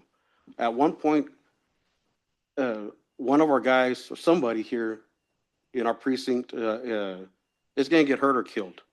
Luckily, this year we came close to burying 2 of our deputies. And the sad part is, and the going joke is, by the time they find you, rigor mortis is going to set in. You know, because you're way out in the middle of nowhere. And I wish at some point, if any of y'all would like to take a drive, especially at 3 o'clock in the morning, and we'll go to Sandy Hollow, we'll go to those areas or where the shooting took place, which was in Sandy Hollow, and you'll see just how isolated you are out there. And to be operating, we operate without a net. We have no safety net. You call for help, you hit your emergency button, you got one other guy that's going to come, and that's it. And then that's another issue. The radios, you have dead zones. Banquetti, the radios have dead zones. You're on your own. You know, so when we ask for extra people and we ask for overtime monies and vehicles, it's for public safety. And if we can't afford public safety, then I mean, that's the most fundamental role of government is public safety. And I'm speaking here as a supervisor. I worked about 18 years on graveyards, so I know how dangerous we've been operating. And it is only a matter of time before one of us gets hurt or killed out there. We've already had a deputy. He had to have surgery on his forearm. He got in a fight. Luckily, he's a really big guy. So even with his torn tendon in his forearm, he was able to overpower and get the person in custody. But Nueces County had to pay for the surgery to repair his tendon. And then we had to go a man down because our guy was hurt. So for us, it's a public safety issue when we request our budget and we request the increases, especially for overtime and manpower. It's for our safety. So that way we can provide the public with public safety. And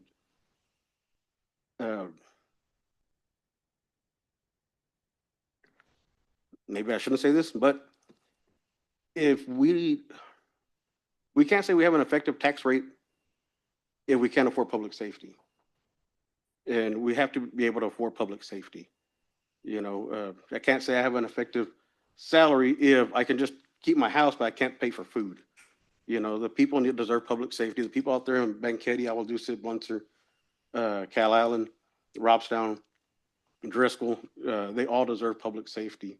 And at some point, the county needs to be able to find a way and fund it, you know, because at one day, one of us is going to get hurt or killed out there. It's just only a matter of time. You know, it's not the same as it was back then where people walk in and see a guy with a badge and it's total respect. It's not like that anymore. With these cell phones, you have everybody challenging you. You get in a fight.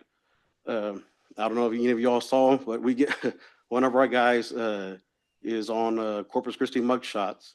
Not his mug picture, but he's on there for his video of trying to apprehend somebody. And the guy took his taser and tried to tase him with his own taser. He did. I'm sorry. He did. So we're actually out there, we're fighting. We're actually getting in physical fights out there, and we're by ourselves. So when we're requesting this stuff, it's not because we want it, it's we actually really need it. So thank y'all for your time. Thank you. There Any any questions? questions? I think we've all heard all of these from the constable's office and understand. Yes, go ahead, Commissioner Modas. Did you have something? Yeah, on the radio issue, the dead zone, that's very concerning. And so you know that there will be a special legislative session starting later this month in Austin. And I know it's focused more on perhaps flood warnings, but I think effective radio communications throughout every county in the state is probably going to be an important issue. So whether it deals with flood response or whether bad weather emergency response, but I think just overall public safety response. So that may be a bigger issue. That maybe if we can get state funding to help, that we can ensure that there's not these dead zones, if it's a repeater or however that works for the radio towers that you all have, to help ensure that you never have to doubt when you do need backup, that there's not an area that, you know, you're just gonna have to fight until you get out of it on your own. So that's one concern. And then obviously everything else is, we appreciate your honesty in coming and bringing this. I would like to share with all of our law enforcement, if there is an issue, and we know that y'all are very resourceful in your budgets and stay on top of it. It's never really an issue that we get that constables, any of our constables are using more than what they need. But on things with these vehicles, I mean, God, we got to find money for it. Don't wait till budget time to bring it up. I mean, it's something that we need to bring, have your chief, have, you know, your constable come to us and bring it before court or send it to the court so we can make sure we find that funding, because it's unacceptable that you have to figure out a rig as you're driving and put it in neutral to keep it going, or you can't turn and on a it's- vehicle without jump starting. I mean, and that's Yes. across the board. And the issues as far as, like Dwayne mentioned, with just the conditions of the vehicles because you've had them so long. So I would think things like that don't necessarily need to wait once a year. If they become an issue mid-year, please let us know when they do so we can work on trying to find a solution. Our budgets, as you all know, are very lean, but I'm sure that there's a way that we could try to figure that out. And if not us individually, at least bring it to the judge, and then I'm sure she'll bring it to the court's attention so we can take action. And then That would be my recommendation. one more, information is the state, apparently there's gonna be a grant program for, bullet resistant, windshields. I don't know how that would work with the leased vehicles, but I know that's not my area, but if somebody can look into that to see how it works, so that way, once the funding does become available, we can be one of the first counties that ask for it, because our officer fortunately, he was in a DPS unit that does have a bullet resistant window, and that's why he didn't get shot. And So, I'm You glad you- should probably let them know so we can talk to our grants department that we would get on that and ask for that. With I'm sorry. our legislative team. And I'm glad you brought that issue up because you've been before us before, Yes. Sergeant, on bulletproof vests and and I'm we don't on have it right to now. show of hands, but you know, is everyone with up-to-date armor? Yes, we Do do. all the thank y'all. constables have their deputies or themselves in up-to-date armor? Because I know that was a question as far as how long do you have to hold on to them before Yeah, you get a new five- one? Yeah. 5 So years. it's They- every- Yeah, that was one everyone- of the issues that before this 5 years or before this set of vests, we didn't have one. And the Some of the guys were 8, 9 years old. and the microphone. Oh, Here, some of the officers, or deputies had 8, 9-year-old vests, you know, and it was just, when we're gonna get them, when we're gonna get, and again, that goes back to, that should be a standard. We should, every 5 years, across the board, you know, not just the sheriff's office or not just the constables, but everybody. I mean, this is Nueces County. We should all be uniformed. And again, going back, we should all have the same type of equipment for every vehicle, same firearms, everything. Commissioner Chesney had a question Yeah, before and I y'all run think- away. Yes. I want to echo to what Commissioner Modas says, because, you know, we didn't know until y'all brought it to our attention and we took care of those vests, right? sir. I mean, Took care of it you right told away. us about it, we took care of it, because Yes. I echo what Commissioner Modas says. There are things that we don't address during budget, and then there are emergency issues that we have to. Things like you're talking about fall, in my opinion, and I think probably this court's opinion, is urgent. As you Mhm. saw when you brought that to our attention, Yes, sir, you we did didn't very know that that was going on. We took care of it, right? Yes, sir. I think too that, you know, I would throw out an idea for the court to think about as we're going forward, because we are looking at the possibilities. We just had a discussion yesterday on certificate of obligation bonds. And, you know, we have this policy in place now regarding leasing vehicles, but that doesn't mean we couldn't deviate on a one-time basis to, you know, spend some of that certificate of obligation money potentially, if we word it right, on buying some vehicles to upgrade your vehicles, or buying some equipment on a one-time basis or something of that nature. I don't know. We have to look into it. But I mean, if it's a one-time purchase, if it's a, you know, if it's a ongoing, then we can't use that for it. But if, depending on how you sell those bonds, and so this court is considering that, you can, you know, do things on a one-time basis. So I echo what, you know, Commissioner Motta says. If you've got those kinds of issues, that's just unacceptable. I mean, and you gotta, I mean, we don't know, like, I don't know if your car's not starting until you tell me your car's not starting. You gotta, I mean, and if you, but now if you go to purchasing and say, hey, look, I got a car that won't, we can't get it fixed. And they won't help you, you come to one of us, cause we're gonna help you with that. Like, None we of gotta, us knew about the battery. yeah, you, charging like, and that's cars starting. ridiculous. I mean, Okay, that's that's gotta be ridiculous, fixed. right? That is, and And that's then- an urgent matter. That's a public safety matter. I'll defend that all day long if some other department head comes and says, well, you gave them a car. Well, you know what? Yeah, You the know, car. tough squat. They're Yeah. out there protecting our citizens. That's a Yes. little different than county attorney wants a new attorney or something. No, I'm just messing. But I'm just playing. Oh. But seriously, I mean, that's a serious issue Yes, sir. and that's got to be looked at. But that's something that we need to look at, and we may not have an appropriate leasing program right now that does it, but we've got to, you can't keep keeping these 250,000 mile cars and getting the 60,000 mile cars replaced. That's not practical either. So we get it. And, but don't think we know it, right? I mean, if you tell us this stuff and we don't address it, and if it's truly public safety, shame on us. Now, we can't do Yes. everything all the time. Of course. And I don't know how the personnel stuff's gonna work out, but stuff like that, like, And Commissioner then Monas is 100% one- dead on right. One more quick, with equipment is where it affects the constables, all constables' offices, is our weapons. We have to buy our own weapons and holster, tourniquet, everything we buy, this is my setup. We have to buy this ourselves. And so when we have a position opened, we gotta tell somebody, hey, you can apply here, but you gotta buy your own gun belt, you gotta buy your own gun, you gotta buy your own handcuffs. And the county gives us a taser, actually, and a body camera, and that's it. The rest of this is about $1,400 at least. And then as far as the firearms, with our deputy that was involved in the shooting, he purchased his own rifle. But now he doesn't have that rifle because it's held as evidence.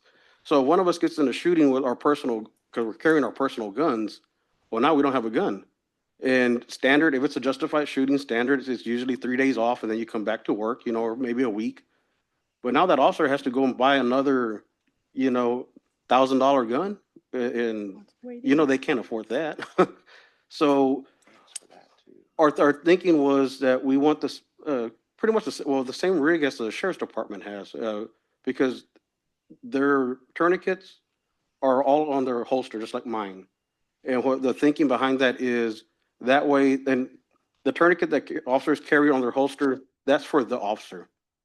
And so that way we all know, even with the sheriff's department, he can be using 4, 2, whichever. I know his tourniquet is on his holster. We're uniformed in that as far as equipment. And years back, our units didn't come with rifle locks. The sheriff's department did. And when Romeo was here at the time, I talked to him about it, and they added it so now it comes as a package. Because the thinking was, if there's an incident and I run to the sheriff's department unit, well, I don't know what equipment he has in there or where it's at, and vice versa, But as far as the weapons, handguns, that's an issue for hiring, but it's also can be a liability for the county as well, because you don't know which officer's carrying which guns and if they've modified any of their guns, so. And I agree with all of those things. I know we're running over, Yeah, I'm but over time as well. Again, now I'm trying to keep us on the schedule so we can Yes. get up here. It's a long day. We're scheduled all through 5, so I'm sorry, not meaning to cut you off. No. I agree, the standard and potentially buying in bulk and all of those things. So we're gonna look into it. So Thank you all so much. very much. Thank you. Yes. Thank you. Next up, we have the Juvenile Detention Center. I'm not sure who is presenting. I know Homer came and told me that he is not going to be here. Do we have anybody here?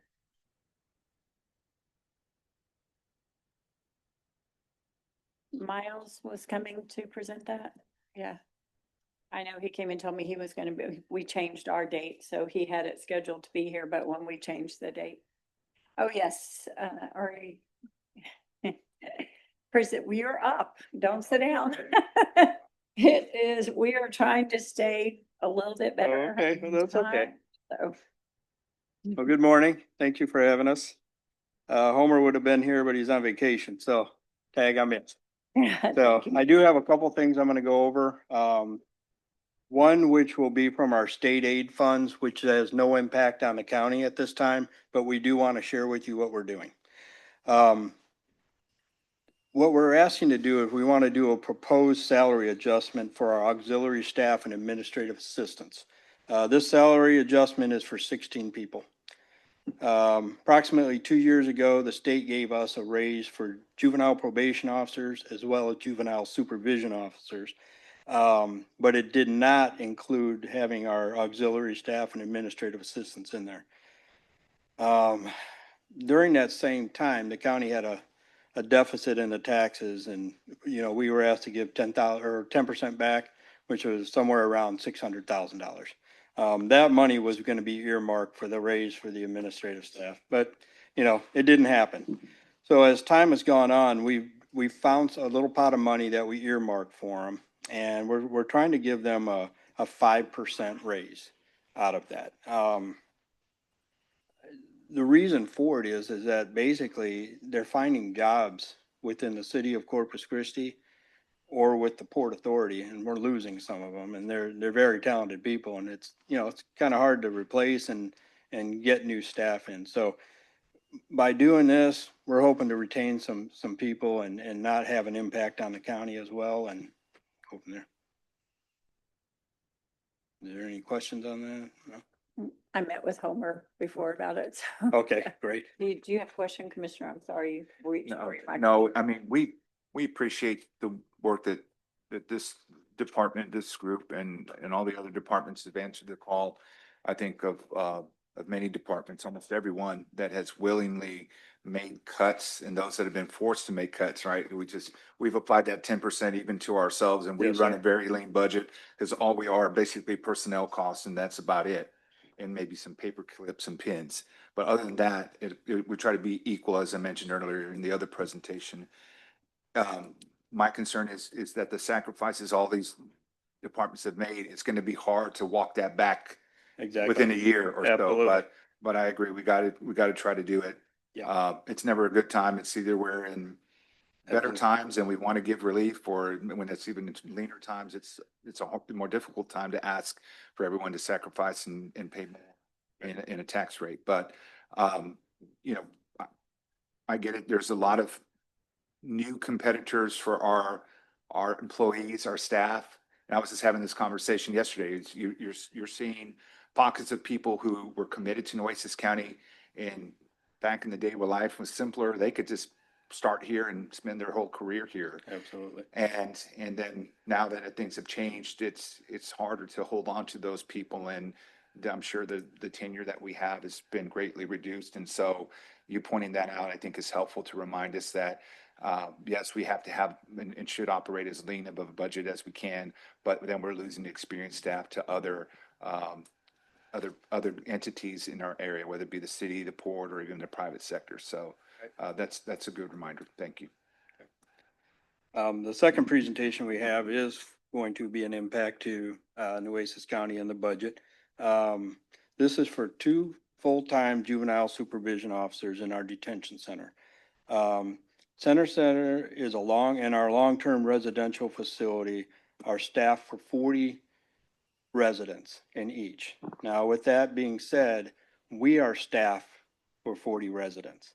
So that means that for every 8 kids that I have come in, I have to have 1 staff member there. And the main control stations don't count. So if we have to have 5 on the floor, it's really 4. And then 1 doesn't count. We've been very prudent probably over the past few years of watching the population and the overtime of what we experience. We have a population that's just trending upwards. And it's going to continue to do so. From 2022 to 2024, we've had a 55% increase in our average daily population, which is, you know, if I'm supposed to only have 40, I'm at 46, 49. We've had 20% overall increase in our felony population, and 11% of those felonies are violent in nature. So gun possession, shootings, murder, things of that nature. The increase in the population has had a significant impact on staff. We're having to cover more hours, increased number of juveniles that are being placed in our detention center, and our current staff to juvenile ratio being 1:8 isn't really meeting it. Increased numbers, we have more supervision, we have to do more court, We've had to do more psychological visits, more kids are on meds. So we're having to take them out, more mental health problems. And with the mental health problem, that's causing an issue because with all our mental health personnel are coming in, if they put them on one, then I have to take a staff off the floor, put them in a cell and do one-on-one with them, and they no longer count towards ratio. So what we've had to do is we've had to borrow staff from our long-term facility, which is they're working overtime and they're tired. And we've even had juvenile probation officers coming in and working on the weekends for us to cover that part because we have no one else. Staff are getting burned out. You're probably looking at, right now in the Barnes building alone, we're down 7 staff just because they're tired of being, just not having enough. And going back and forth between both facilities to cover that is a lot to ask. So, all we can do is kind of look at our daily population. We release what we can, but when most of our intake is felonies, we're not allowed to release them. So courts backing up, it's becomes a bigger problem than it should be, but it's not going to get better anytime soon. I can't say. So with 2 staff, if we added 2 more staff to our population, the cost is around $75,836.80. Now, once we add the fringe benefits and things that go in there, it goes up to $92,611.90.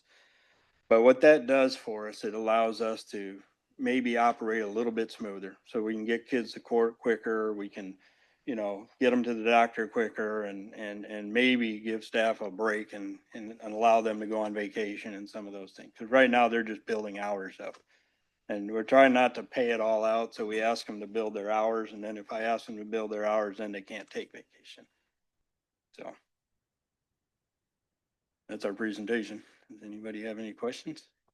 That reminds me where I worked for the state and, casework and as an investigator too with Department of Family Protective Services. It just sounds like the same thing, the same issue, just understaffed, overwhelmed. And it took a sizable commitment from the state to be able to kind of get DFPS to that level. And I see the same parallels here.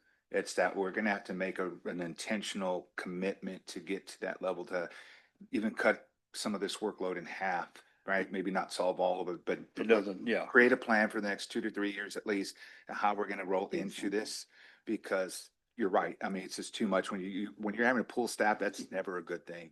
Yeah. I mean, one, you're always going to try to be catching up because as soon as you get someone and get them trained, and you're losing someone. It always just seems to be that's the cycle.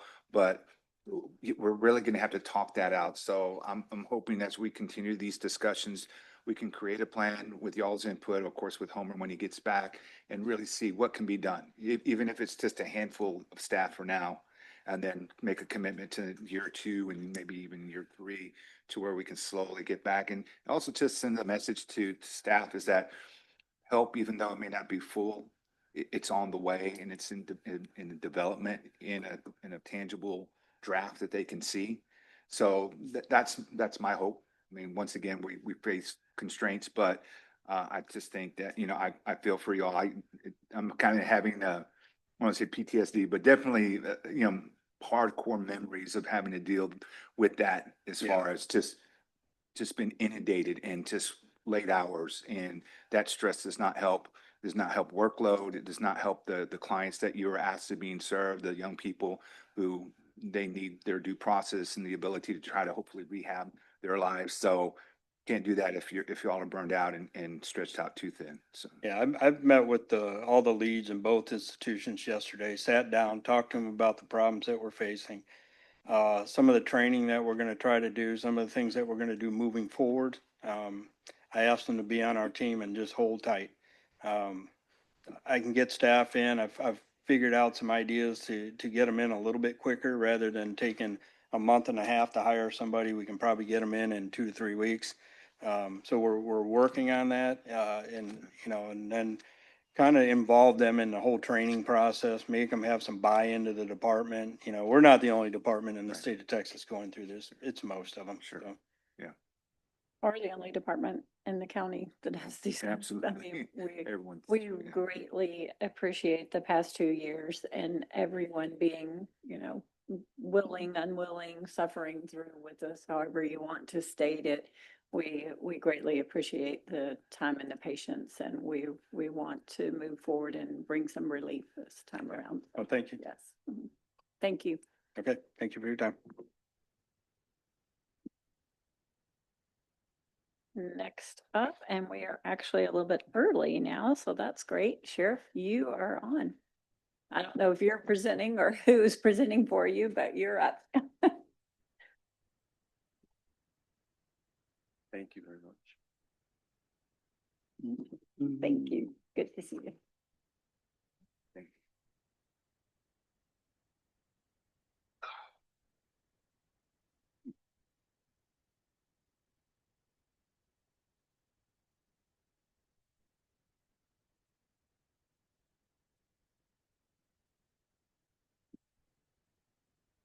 Judge, Yeah. commissioners, good morning. Nueces County Sheriff and Nueces County Sheriff's Office has one ask. And that is a new jail. Oh, God. Thank you. Ouch. I had to bring some levity. I don't envy y'all. Y'all have got a tough job. I mean, you're listening to begs and pleas, not even knowing what your wallet looks like. And so, but this is a process. I respect it, and I will do my best to keep it brief, concise, but very accurate. So first slide, please. What we're looking at here on the first slide is our current budget. We have three general fund. We have 3,700, 3,710, 3,720. In the process or during the course of my presentation, I'm going to ask that we combine 3,710, which is a very small unit for identification ID that has a direct relationship and dependency on the jail. So we want to combine that with 3,720. So that'll be part of it. 37, next slide, please. So these are personnel requests. And before I ask you for additional personnel, I want to tell you in 3,700, now 3,700 is patrol, is detectives, and is warrants. These are the majority of our badge and gun carrying employees.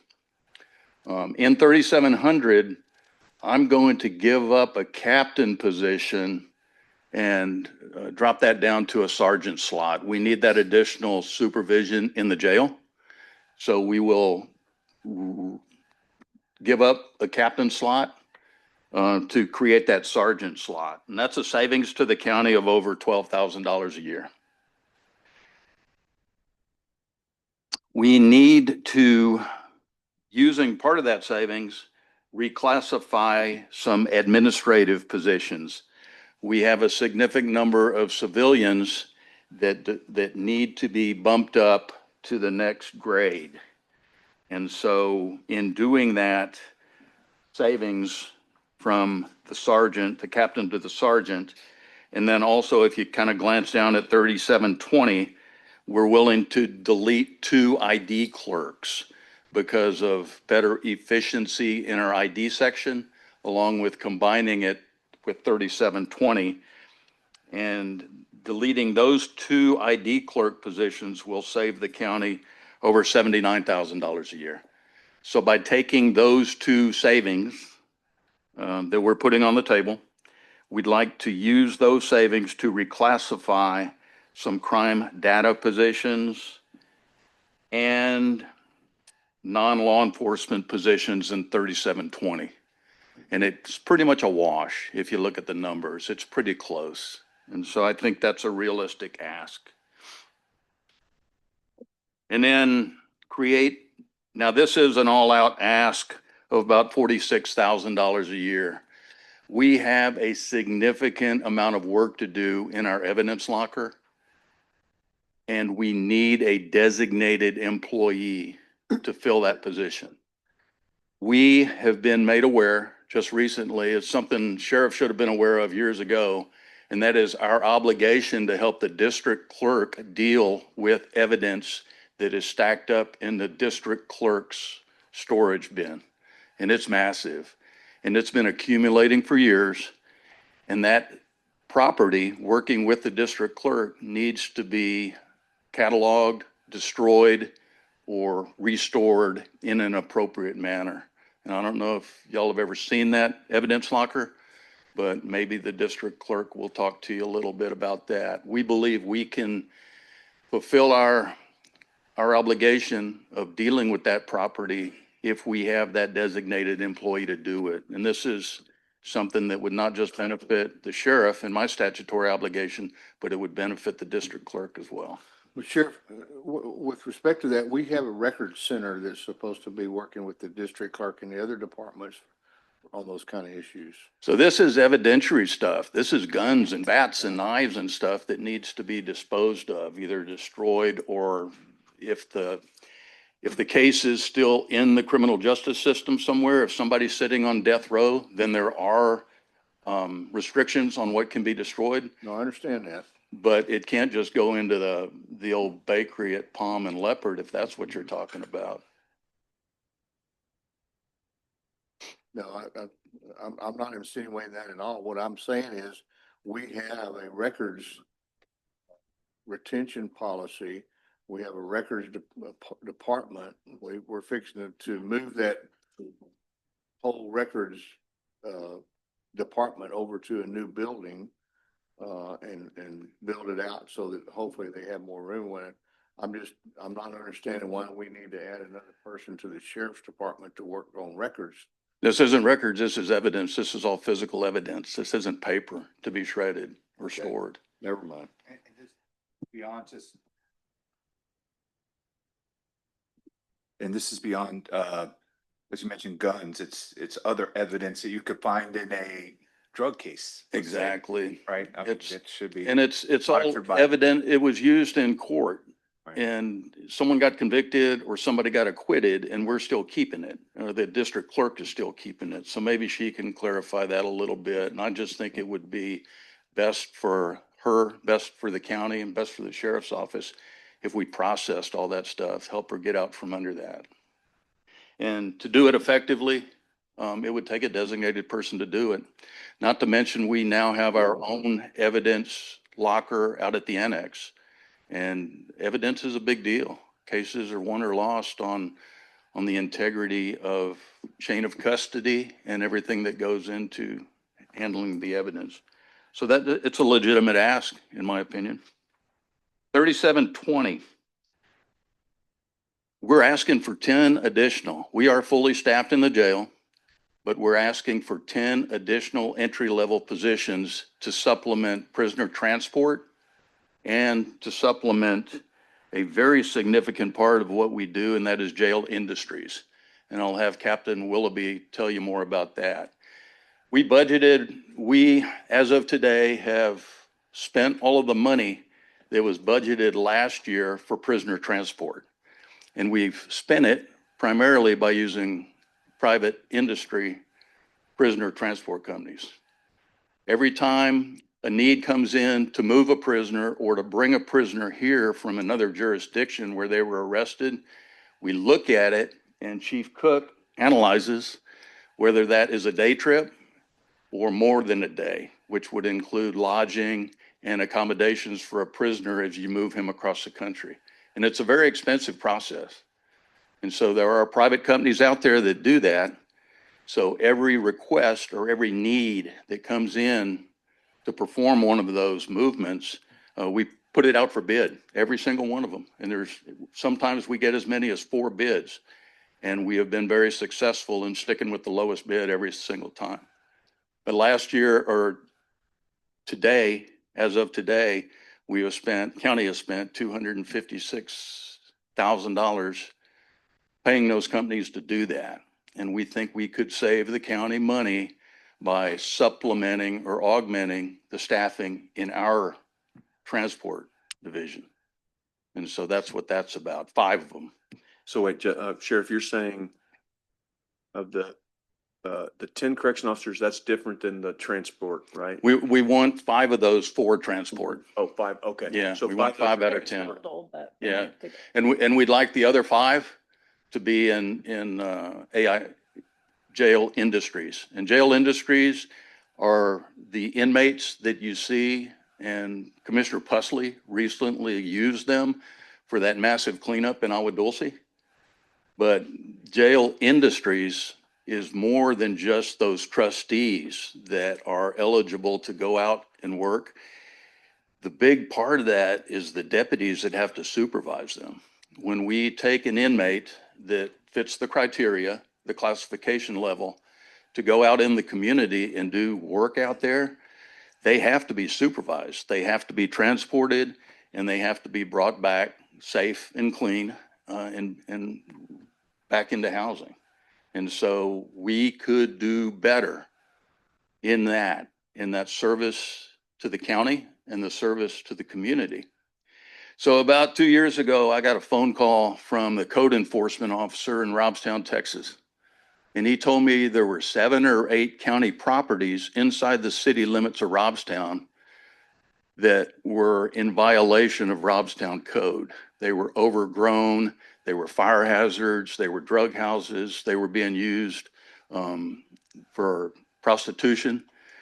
And so I got with Captain Willoughby. We sent jail industries, deputies, and trustees to Robstown, and we started taking care of county property in Robstown. He was going to write me a ticket. Joking. But the bottom line is the county was in violation of a Robstown zoning ordinance when it came to upkeep of the properties that we have. And these were foreclosure properties, but they were our responsibility. And we've maintained that schedule. Hey, Captain Willoughby. Wait, Tell them more. Can I ask you real quick? Can I ask you real quick on the transportation per se Yes. before you get off that? So is your contention that these 5 would completely replace the budget line I item? can't say completely, Okay. but it would make a hell of a dent. I think it would make a hell of a dent in that expense. Okay. Can we get some sort of analysis from Chief Cook or someone on that to show us how close it is? Just to. Yeah. Is that okay? It's, well, you know what? Because that's, I mean. It's unpredictable. No, You know, we could get a transport from Florida tomorrow, or we could go a whole year without getting a transport from Montana. And so, I mean, we could ballpark it, but I don't know how accurate it would be. But your guys wouldn't take them to Montana. No. They would just transport. We would them. still have to hire a company to do that, the So long haul. The 5 would take care of like local transfers? That A significant number. Okay. And that volume has increased too. And I'll give you an example of that. Out at the annex a couple of years ago, we didn't have very few medical inmates with high medical demand, or we didn't have any mental health care consumer inmates that needed the mental health treatment at the annex. But the demographics of our jail population has changed. And now we have a significant number of inmates at the McKenzie Annex that need those services. And those services are extremely dependent on transportation to hospital and elsewhere. So, you know, that's just a change in demographics that has changed the demands on our transportation crew. Thank you. Go ahead, Commissioner. No, I'm sorry, Jeff, go ahead. Would these people, could you say these people would transport within the state of Texas? Yes. All of that would Yes. be, okay. Go ahead, Commissioner Pusley. Okay, so if you add those 5 individuals, then you're gonna have to buy, how many cars to? I think there could be a need, and that might be in the budget presentation for an additional van. Okay, so you would this would be only for local transfers? And it would give us more opportunity throughout the state as well, but primarily local. Yeah, and the only problem with that is the liability that we also assume when we start having our employees transport those folks over. Yeah, we already do that. We do a significant amount of that. It's what we do other than what you're using private companies? for long haul. So you've got people in the sheriff department doing long haul transportation? San Antonio, mostly day trips. Yeah. Commissioner, it would be. Come on up here, Dave. At the microphone.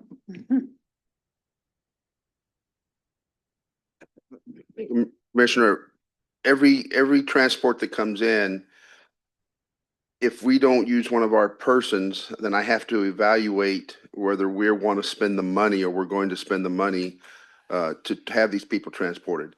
Typically, if it's 4 hours one way, making for an 8 to 10 hour trip, round trip, I try to establish that that's what we're taking. You know, whether it be Houston, San Antonio, Waco, those areas, even as far as Dallas, if necessary, you know, we try to do those transports. But the reality situation is sometimes we are so short of personnel because to do them that then we have to bid them out. And those can cost us anywhere from an average of $550 up if it goes cross country. Of course, we wouldn't be handling the ones cross country, up to $2,500, $3,000. As we said, we're coming into the end of July, and we're already at $250,000 that have gone to these third party companies, and you can anticipate between $500 to $700,000 if it continues. So we want to. And there's ones that some of the day trips we can't take because we're short of personnel. With additional personnel, we could handle more of those, reducing costs to the county overall.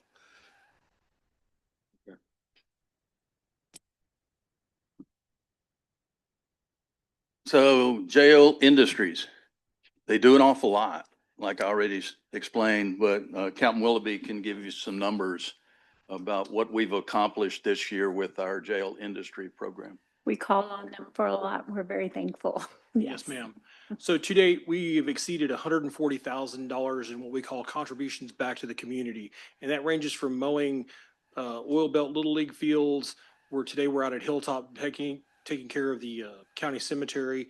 We did the County Road 40 cleanup that Commissioner Pusley asked for. We'll be back out there. We need additional manpower to accomplish more stuff like that. We need to break that project up into fours, which we've already got a plan to deal with. As of today, we're looking at approximately 100 tax properties across multiple jurisdictions that we have to maintain. There's 40 in the city of Corpus Christi, 30 in Robstown. In the Bishop School District, we've got 14, and our list gets updated by Mr. Linebarger every month. So we have all this to deal with, in addition to everything else. We just assisted Public Works in digging out the tunnel over here to stop a roof leak. We're trying to tabulate the cost of that. And when we tell you that we've contributed back $140,000, we're basing that on what it would cost at minimum wage to have somebody come out and do these jobs. We're not truly, you know, we're not going to get a contractor out here to dig out this tunnel for minimum wage. That's not going to happen. But we're figuring that for our inmate labor. We'd like to do more. We need to do more. You know, we get calls all the time. Like the sheriff said, we had code enforcement from Robstown's calling. It wasn't our property that they were calling about. The people were complaining about it. It's a privately owned property that was a tax property, but it's been sold. So we're dealing with all that. We had crews out there maintaining 5 Tuesday, and we're back out today. So we do maintain a wide variety, from Texas A&M Research Center out in Flower Bluff to county-owned properties. We do a lot of stuff for you. Okay, we appreciate it. I know one of those other ones was Aviator Field when we were in a bind overnight, needed help. There's we Yes, had ma'am. some kids out there, so thank you very Yes, ma'am. much. Yes. Any questions about jail industries? So that's an ask. 10 correctional officer positions to supplement jail industries and to supplement our transport responsibilities. So the next ask is really a reclaim. And if you go to the next slide, this next slide is a commissioner court agenda item from December of 2020. And that was a deal between the sheriff and the director of public works. We were having issues getting things done in that jail on a timely manner. And so we made a deal that I would give him 3 correctional officer slots so he could hire 4 with that same amount of money, or mechanics that were obligated to be in the jail and handle jail issues that popped up all the time. That never came to fruition. We never got our 4 designated mechanics. And so I want my 3 correctional officers back, and that's not costing y'all any money. We have stuff for them to do, and I want them back. Did those get filled in Public Works? What happened I there? believe they have vacancies in Public Works. That were for those positions? You'd have to ask the Director of Public Works. Will do. We will. So the next ask is for 2 other positions that currently exist in the county. And those are 5220, what are called environmental officers. And they most recently have been attached to Public Works. They are law enforcement officers. They should not be reporting to a civilian director. They should be reporting to a sheriff. We have established, if you go to the next slide and the next slide. And so that's where you see them in the budget, 5220. And then the next slide. This is a fillable form on the Nueces County Sheriff's app. And you can report illegal dumping, and people have reported incidents of illegal dumping. And the app is configured when somebody fills out that form and reports an illegal dumping event, emails are kicked out to one of our patrol deputies, Borden, who has accepted responsibility to handle the illegal dumping calls in our agency. And emails are also going out to one of the existing environmental officers. Not only is it very efficient in getting the call for service out there, but it's also a documented record of the call coming in, who got assigned the issue, and then what was the outcome. Was it cleaned up or not? And so I think those environmental enforcement officers would best serve the county working in the Nueces County Sheriff's Office under our supervision and our direction. They will be held accountable, and we will do evaluations on them, and we'll do everything to make sure they're efficient and responsible in their assignment. And so, And there's I 2 think- of those positions, Sheriff? What's that? 2 positions? Yeah, there's 2 of them, 5220. And those are the ones that were also under Public Works, or are under Public Yeah. Works, right? Okay. Mhm. Just 5220. And if that were to happen, would you be assured or assure the other entities or precincts that these people would be dedicated only to environmental? Absolutely. That- They will fulfill their job description, and that is illegal dumping. And so not only that, but I think it's a good fit for the agency because of our jail industries. When they deal with an illegal dumping case that requires more than just a few people to pick up the trash, identify the trash, and locate the origin of the trash, when we need to send a crew out there to do a massive cleanup, we've got them.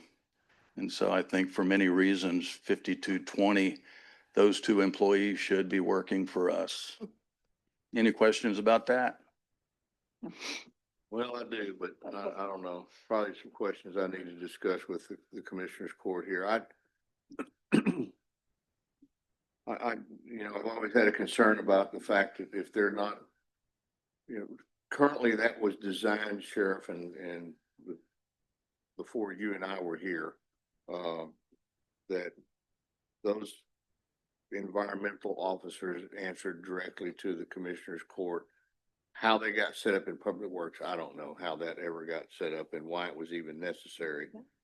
But it gives us the ability to pick up the phone and call those environmental officers and say, we need you to look into this problem or whatever problem. And I know the concern has been if they're working for you, whether or not that's going to be appropriate for us to continue to do or not. I think if you were to fill out the form on the app, it would get processed the same day. just as See, if I don't it's- want to have to fill out a form. I want to pick up the phone and make a phone call. All right, So you can pick up the phone and call me. That's exactly what I'm talking about is if they're working for you, what you just said is now I've either got to go to your app and fill out a form or I got to call you personally to talk to that environment. So you want your own cop? I don't want to have to do that. Yeah, I don't know about that. Well, I don't either. So, but you know, I just, I mean, law enforcement exists for a reason. I don't say that it doesn't, but I just say that working under you with respect to how the commissioner's court deals with them could be a problem. I don't know about that, sir. Well, I've certainly had my challenges working with you. Judge, may I? Yes, please. Does someone remember how this evolved? Because I thought this used to be under the sheriff's office, but I may be wrong. Never has. It's always been under Public Works. But they're police officers. They're law enforcement officers. Yeah. Right. They have Who a, carries their badges? Also, you might be aware that Dave, come up here. Microphones, yes. it's a violation of T code regulations for a peace officer to work under a civilian. And so they need to come under our direction. I can assure you they will be accountable. And I have a phone number that I answer 24/7. And if a commissioner wants to call me and tell me that they need an environmental officer to address an issue, I assure you it'll be addressed.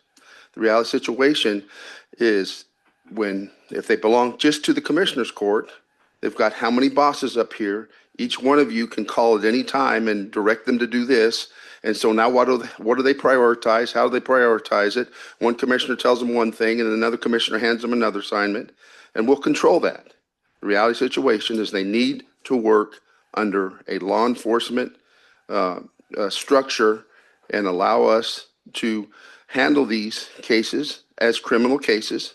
And when it's necessary, we'll also get Criminal Investigation Division involved, and they will assist in the prosecution of these cases.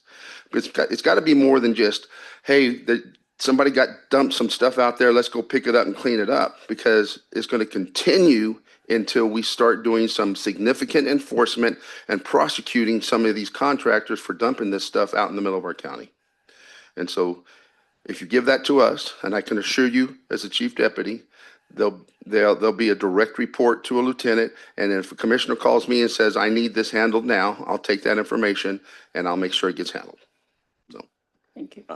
and I'm going to add, with respect to who I have great respect for, I do not share the same belief that Commissioner Pusley does on this.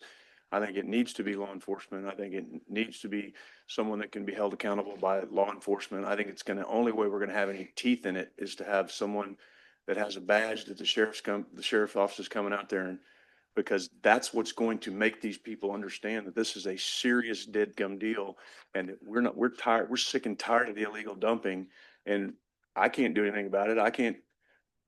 I'm not law enforcement. I can't make them do it, but the sheriff sure can. So I apologize. I agree with Mike Pusley at 99% of the deal. I don't agree on this one. I think it needs to be under law enforcement. I've had no issue working with the sheriff and Chief Cook and anybody I call in the sheriff's office. I've had no issue calling anybody in the constable's office. So I don't like it under Public Works, and I never have. I think it needs to go under law enforcement. So I'm sure I'll hopefully get and agree with Commissioner Pusley on the other 99% of the things, but on this one, I just have to say Well, we didn't have to bring this and be in a great disagreement between you and I. If you want to tell them what your belief is, that's fine. I didn't say that I was agreeing or disagreeing with anybody. I'm just telling you, I'm telling the court how it worked when I was here before for 9 years. I dealt with it that way. When I first came here, I made the proposition to put it back under the sheriff's department, and I was told by the commissioner's court that they had it under there before and it didn't work. So they took it away and put it back under the commissioner's court. So that's how we worked with it. That was not under my leadership. I didn't say it was, Sheriff. You weren't here. I made that I'm here statement now. a while ago that when I got here, you weren't here. There was a different sheriff, and I actually went to the commissioner's court, put an item on the agenda to move the code enforcement back underneath the sheriff's department. And that was turned down because the rest of the balance of the commissioners on the court made the plea that they did not agree that the way it worked before, and they wanted it under the commissioner's court. And, Had nothing to do with the prior sheriff. Next, we had a comment, did Just wanted to make Teresa? the comment that the two officers will also become, under the collective bargaining unit. Okay, that would also be a benefit to them. And I wanted to stress too, the reason I asked that question, because I've heard from multiple constables' offices that would like this and multiple people that would like these. I wanted to make sure that your commitment to this commissioner's court was that they would be environmental officers to the county, not be utilized in making up slack time if you're a jailer or ZALD or anything. These would be environmental officers that drive around and look for these things or answer these calls whenever there is a request. I'm on the record of Yes. saying yes to That's that, what- Judge. That earlier, I wanted to make sure. So, all right, please proceed. Sorry. Unless there's another pandemic. Well, and that's, I think, some of what got this. Well, you know what? The primary responsibility of a sheriff is keeping that jail viable and safe. Mhm. And in a pandemic, when you have a mass exodus of employees, you have to rely on other employees to keep that jail viable and safe. And that's what happened last time. And if there are sworn employees out there who can't accept that, then they probably ought to look for another job. Next slide, please. Now go back. Okay, so we're at 3,700 request. I'm sorry. So the 3,700 is patrol, is warrants, and CID. Those, like I said earlier, those are most of the badge and gun carrying employees. We're asking for more overtime. We exceeded our overtime last year or this fiscal year, primarily because of game room operations. So that game room ordinance, when it came into play years ago, it was pretty much an unfunded mandate. We were not given additional funds or positions to deal with that. And we're still dealing with those game rooms today. And when we have an operation out of need for safety and operational guidelines, it's an all hands on deck. We have to deal with those game room warrants and operations with overwhelming force. And so a significant part of the overtime that we're spending this year has come from those special operations. We're frequently called, we're asking our deputies and our detectives and our warrant people to serve on other instant situations. And so much of what they do is not planned, or it's not a routine schedule. And because of that, the last thing we want to do is cut back when there is a special project or a special operation. It wouldn't be good for the county, and it wouldn't be good for us if we said no on some of these warrant roundups and some of these multi-agency operations. We have to accept our responsibility in the county, and with that comes a significant amount of overtime.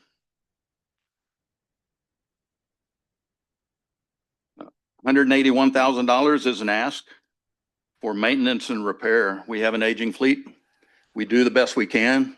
Captain Willoughby out at the annex, they take care of the cars, the routine maintenance, but there is significant expense when you're dealing with an aging fleet. And the lease program, the new cars coming in have been a blessing. We don't have to worry about maintenance and repair on those, but we do have to deal with a fairly significant fleet that is aging. 165, and Wait. I meant. I have a question real Yes. quick, and Constance asked me this earlier, and we didn't get the constables on this. Do all your patrols use the electronic ticket? We do not. You do not? Mm-mm. Do any of the constables, I believe you all do? all the constables do. You all just don't, okay. And Dave, you want to address that? Why we have not gone to electronic ticket writing? Make something up, dude. Put you on the spot, sorry. I don't see a need for the cost. I don't see the No, we significant. already paid for the cost. Well, no, but we didn't buy in. You bought them for the constables. And when you asked if we wanted it, I said no, because I didn't see the gain for the cost. And so that's why we're not into it. The one benefit I could get out of it, I suppose, if I wanted to be selfish, is every year we have to do a report, racial profiling report, and that goes a long way in helping us with that. But we've managed to do it each and every year. Thank you to Chief Pettis, who helps me with it every year. That would be the greatest benefit, but other than that, I don't see a need for the additional cost. Okay, thank you. Your Honor, I Go have ahead. one. Yes. Sheriff, going back to the, one of your earlier pages here with request to 3720 and the reclaim of the 3 correction officers that were transferred to Public Works. I have my meeting notes here when I met with you on January 29th of 2025, where you brought this problem to my attention. And I just want you to know that I took those notes and I went straight from your office to the Public Works Department and shared those notes. There were some other things here. You had a broken toilet and some other things that you were having problems getting resolved, elevators being down, et cetera. And I took all that information to the Public Works Department.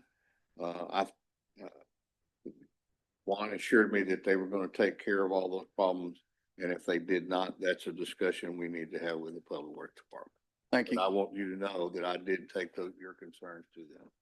Appreciate it. And now is a good time for me to get those 3 positions back.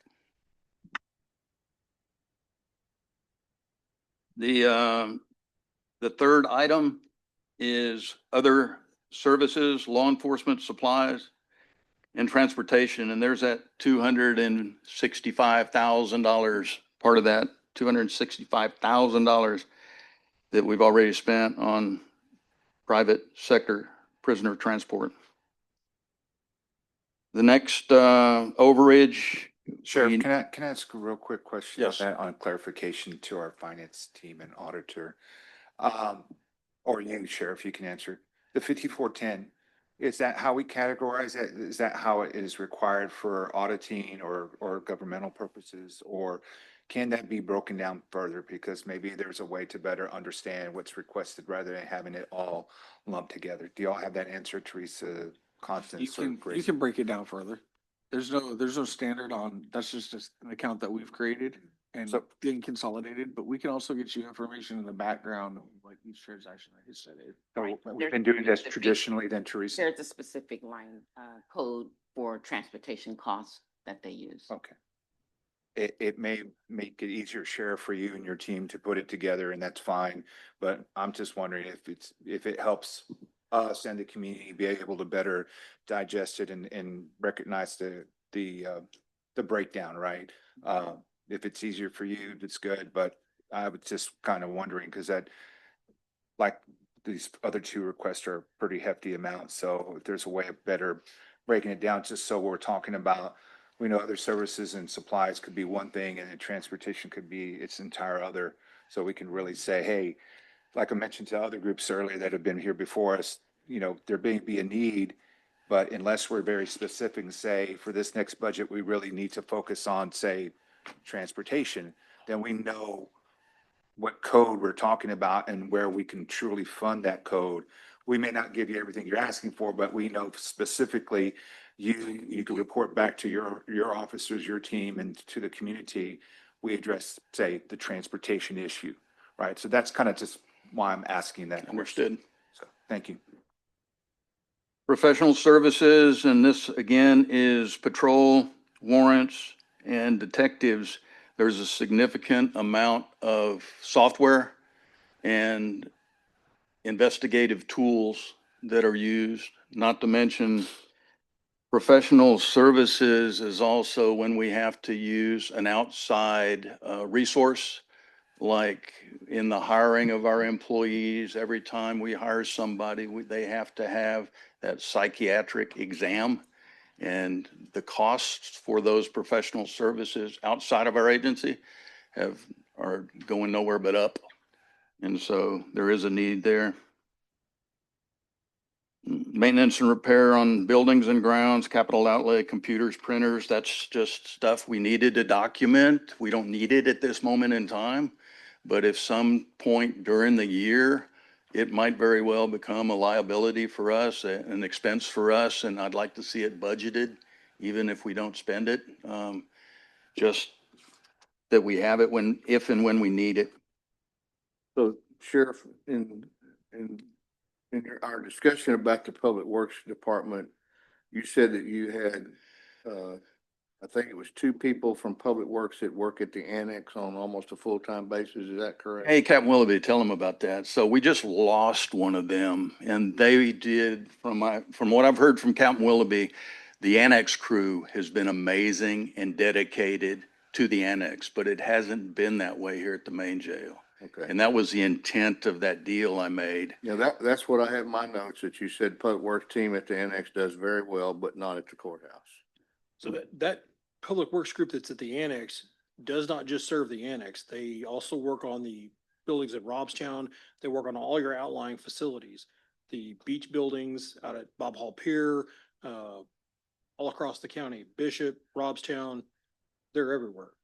Right. Keach Library, there's a group of, I believe, 5, and those guys handle all of that in an amazing fashion. We rarely have units that go offline for more than a day at the facility out there.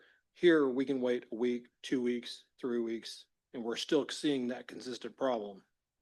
Okay. And we get varying answers on why. The two that were assigned to you at the annex not only worked for just annex, they were doing stuff throughout the county. No, sir. They don't work primarily at the annex. They work all over. Okay. That whole group floats. You also shared the concern that you don't have a preventative maintenance contract on the generators. Is that still true? I don't know the extent of that. We can find out from Mr. Pimentel. He was supposed, at the direction of the judge, I believe he was supposed to enlist them on that. I know they are now cycling the generators in accordance to what they should be, because we're getting the monthly reports and the weekly reports on that. But you don't know if they have someone I coming out. don't know if they actually hired somebody to do PM on And that. that was the generators at the main jail, correct? That was the new generators at both facilities. At both facilities? Yes, sir. Okay. Okay, all right. And Commissioner, there's been some improvement with those generators since we visited. They actually worked yesterday when the electricity went out. They came on immediately, just like they were supposed to. And so I understand that the automatic transfer switch, as evidenced by yesterday, is now functional, operational. And I think we're in a much better place now with those massive standby generators than when you and I last talked. Okay. Okay, and there was some problem with your jail door system you brought to my attention. Has that been resolved? That's in progress, and that's actually part of 3720. We'll talk about that here in a minute. Okay, all right, thank you. Mhm. So in consolidating 3710, which is that little piece of ID section, the 3720, it's going to result in a transfer of about $1 million over into 3720. But it's a trade, because 3710 will be no more. So that's not an addition or an ask. Next slide, please. Next slide, please. Okay. Here's a big one. 3720 is a jail. And 3720 is $23 million. That was a budget in 3720. That's the jail. That's the big dog. So and y'all might have seen this on the news, we have hired over 100 new correctional officers since October. And part of hiring those correctional officers is when we hire them, they are not standalone employees. So we're bringing new employees in, but they can't function by themselves. They have to function under the supervision of a correctional training officer for quite some time, on the job training, until we can get them through jail school. And the state mandates that we get them through jail certification school within a year. Most of them, our training division has been very successful in running these large classes, 20, 25 at a time, through that required school. And that costs money. And not only taking them through the school, but staffing, keeping the jail staffed when these 20 bodies are off the roster. And so there's a surge here, there's a bulge of overtime that we anticipate will go away once we get those correctional officers all trained up and we get them through school. When do you anticipate this This number year. starting to go down? This year, I know we've had these conversations before about Yeah. that, so yes. So as far as that, Judge, we are working as best as we can. Currently, we have 77 cadets that are still in line to go through the jail academies. As the sheriff said, we're trying to do 20 plus cadet classes, as you guys have seen. And so we are, we have the afterburners on training, but there's only so much we can do. So I would forecast that probably by the end of December, maybe early January, we'll be completely done with training the 77 that we have in line. Keep in mind, right, as we're going along and somebody leaves, that adds one more person to the queue. So I couldn't tell you exactly what day we're going to be done, but we are working. We don't have any breaks in training until the end of November, early December. So every single day we have a training going on every single day. But unfortunately, that does cause overtime in the jail because for everybody that you take out, you have to replace as is dictated by the Texas Commission on Jail Standards. So you're requesting in next year's budget 700 additional thousand from the last year's budget? That's what we're forecasting that we're probably going to burn. Even if it's gonna end in December? Because we're still gonna use some of those funds. And I would imagine that this year we've probably gone a little bit over on our overtime budget. Yeah, I think it's getting closer. We're fixing to be out. Was recently what I heard or something, yes. And that's why we have to, stay on track and we just have to budget it because when we come back next year, you're gonna like, hey, what happened? And we want the safety and All understand right. jail standards and all of these things have to, I'm just eagerly anticipating when this number's gonna go down. So are we. And I want to just comment on that, and as we all have previously, is the amount of recruitment effort that y'all have put in. It has to be commended, and we can't repeat it enough as far as to just get your staffing levels where they need to be. I remember my son, who was a senior at the time, coming home one day and saying that the sheriff's office was there and was recruiting for positions, and that's great. I mean, that's the kind of outreach we need to make sure that you have enough officers for your jail, or at least to try to keep us to the level that we need to be. So, though it's still an interesting phenomenon that even though we're 100% staffed, that on any week, we will lose one, we will lose two. If you figure there's 220 staff in the jail, we're losing 1% a week, and we're immediately filling that spot. Chief Rivera and his team are keeping a running roster of applicants that are hireable. I mean, they're ready with a phone call. And so when we do lose somebody who came to work in the jail and found out within the first week or the first month that it wasn't where they wanted to be, they couldn't handle it. And a lot of people can't. We're very successful in next man up, right? In getting that position filled quickly. But with that comes some overtime for the training process and everything that goes with it. And it's kind of a cycle. Retention, I think, has improved quite a bit. We're losing one or two a week and we're hiring one or two a week. It used to be a lot more than that. And so I think we're doing a pretty good job in the retention area as well. So a big part of what you're seeing here is when 3720 is absorbing 3710, over $1 million of that is an additional amount in 3720. And it's still when it's all said and done, it's still about a 1.4 ask from all those other expenses that we're anticipating in the jail. And some of them we have no control over. If you look in the middle of the page, 5220 is our inmate food contract with Aramark. And how frequently they come and they ask based on the prices that they're dealing with, and the contract allows them to ask for an additional 5 cents a plate or whatever the case may be. So that's just something we're predicting. Hopefully that will settle down and there won't be, but we have to anticipate that possibility of another price increase. Next page. So this is 3720, which is a jail, and it's capital outlay. And these are all things that hopefully we won't need.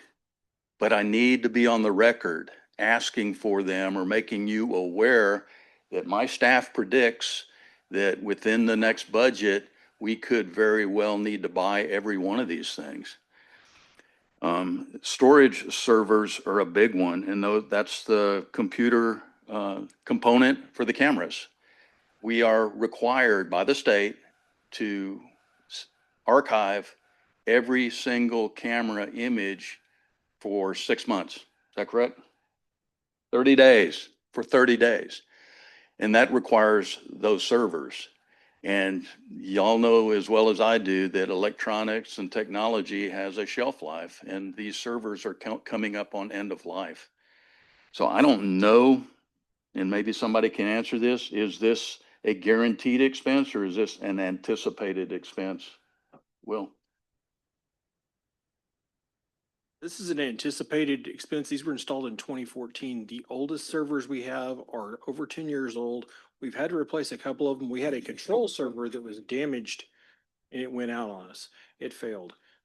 Some of the software is proprietary, so we're dealing directly with MCA, which is formerly Knight, and they've always done us a really good job. We have a maintenance agreement with them where they're here and they deal with this stuff within 24 hours. We're back up and running. So we had a control server that failed. We have 3 of those in total. We're anticipating the possibility of losing those. You know, the storage servers, that's terabytes and terabytes and terabytes of storage for video. We're recording 1080p for over 300 cameras between the 2 facilities. And we're anticipating having to add more. And that's a liability issue. It's a defensive liability for y'all. It's a defensive liability for us as well. So we have to defend something. We can say, yes, we were here, we did this. This is basically an insurance policy for the court, for the sheriff's office, and that's how we look at it. So with respect to that, Your Honor, I'd like to have an opportunity to visit with Will and the IT department. I think there's a much better way to do that than storing that stuff on site. There's, cloud opportunities, just like the data that is created here in all the other departments on a daily basis is uploaded to a server that's not even in this city. So the danger of having that maintained here is if you had a storm or something that comes in and just, some catastrophic event and destroys those servers, you only have that copy of it. Whereas our data here in the courthouse is created by the commissioners and by other staff members that gets uploaded to a server in Dallas or somewhere, so that you have a 100% surety that that data is always going to be maintained. But I think there's a much better way and probably a lot cheaper way to do it. We've looked at those possibilities before, Commissioner. We had a proposal from Knight to do that prior. That did not get approved. That's some years ago. Well, I think if it's been some years ago, it's probably worth looking at again. Yes, sir. And for the record, it doesn't take a catastrophic event, Sheriff, as you know. We had a water leak. There you go. And That's a that wiped out- catastrophic event. Yes, sir. It wasn't even a storm, it was just a broken pipe. No, I've had that happen to me once before. We got a server stored in a room that had a hot water heater in it, and the hot water heater sprung a leak, and the leak shot water over into our server and shorted it out. So I understand how those things can work, but there may be a better way to do this. Thank you. So, and like I said, the majority of these are not bona fide needs at this moment in time, but we have to kind of predict what's going to happen within the next 12 months. But one example of that would be two washers, these industrial grade commercial washers, two of them for $63,000. And last year, when I stood before you, I didn't ask for two washers, and several months later, they were burned out. They run 14 hours a day. Our inmate population has been over 90% for a long time, and we are washing a lot of uniforms. And those things, I think the extended warranty only goes 2 years. Their functional life is 5 or 6 years. And so there is a chance that within the next 12 months, we're going to need to replace a couple of washers. How many do you have? How many do we have, Will? Main shell, we have 4 washers, 4 dryers. Those I believe are 65-pound at the annex. We run 2 85-pound washers and 2 85-pound dryers. Oh. The 2 washers are brand new out there. The 2 dryers are more than 5 years old. Ooh, okay. Have we ever looked at farming that out? No, sir. No, sir, we have not, but we have to do laundry on a daily basis. I But don't know I if that would mean, be you had a possible. service that was doing that for you on a daily basis. Maybe there's some economies of scale there. We'll research it. Okay, thank you. Put that on your to-do list, Will. In your spare time. So the shredder is the massive one in the ID section. We shred it and a massive amount of data and it's, I want to say 12, 13 years old. It could very well crater at any moment. And so it's not a need today. Next slide is 1305, which is courthouse security. Dave Cook is prepared to answer any questions on that. I spoke with our director of courthouse security, Annette Moutet, and she told me the majority of these are not immediate needs, but could in fact come into play. And I know the judge and commissioners, y'all have been very generous and appropriately so to make sure that Annette has everything she needs in that office when it comes to technology and door controls. And she's in a pretty good place right now. She said there is a need, and I don't think it's on here, for some panic buttons, but they're only $150 a pop, but a lot of them were lost or taken out of service during the ADA construction thing. And so just little things like that. This is a potential $49,000 need potential in the next year. And next slide, please. This is a good one. Because I'm standing here advocating for the Director of Public Works. If you look at this list, everything on here is stuff in the jail, needs, repairs, and maybe a few additions to stuff in the jail. Because many, many times, and my staff will tell you this, when we have a repair that is needed, especially an expensive repair, I get the response that I don't have the money. It's not in my budget. I don't have the money. So what I'm asking y'all is to put these items in his budget or put them in my budget. If you put them in his budget, make sure you earmark them where the money can't be used elsewhere, can only be used on these repairs. We have a different mindset.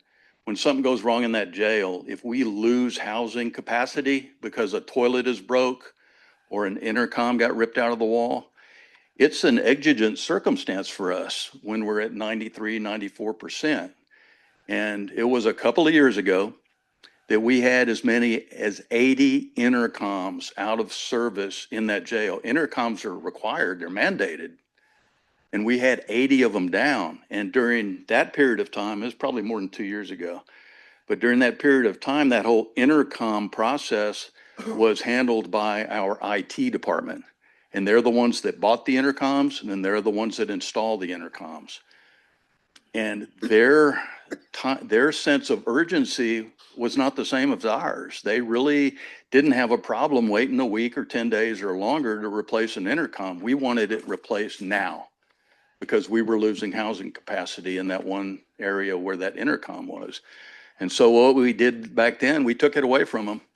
And now I'm buying all the intercoms out of IBF, Inmate Benefit Fund, what Judge calls my ramen noodle account, because we're making a commission on commissary sales, but that money can only be used for the safety and the security of the inmates.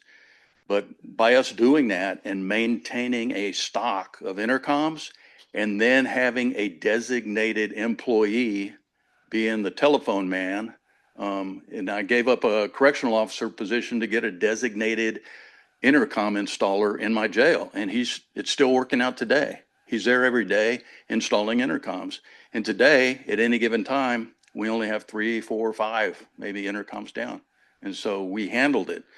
And so what I'm asking y'all is I have this love-hate relationship with our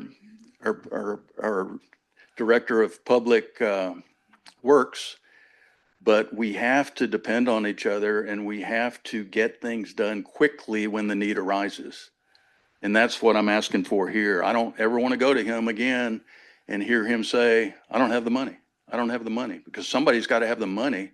We have that sense of urgency. And so when you look at this list, there's some scary ones on here, like elevator 1 needs to be replaced. Can somebody talk about elevator 1? Will? Elevator 1 is a hydraulic lift elevator, and it was replaced more than 10 years ago. That elevator is leaking, the piston seals are out, and it continuously goes down. That is one of our primary elevators for transporting people up and down to the old side.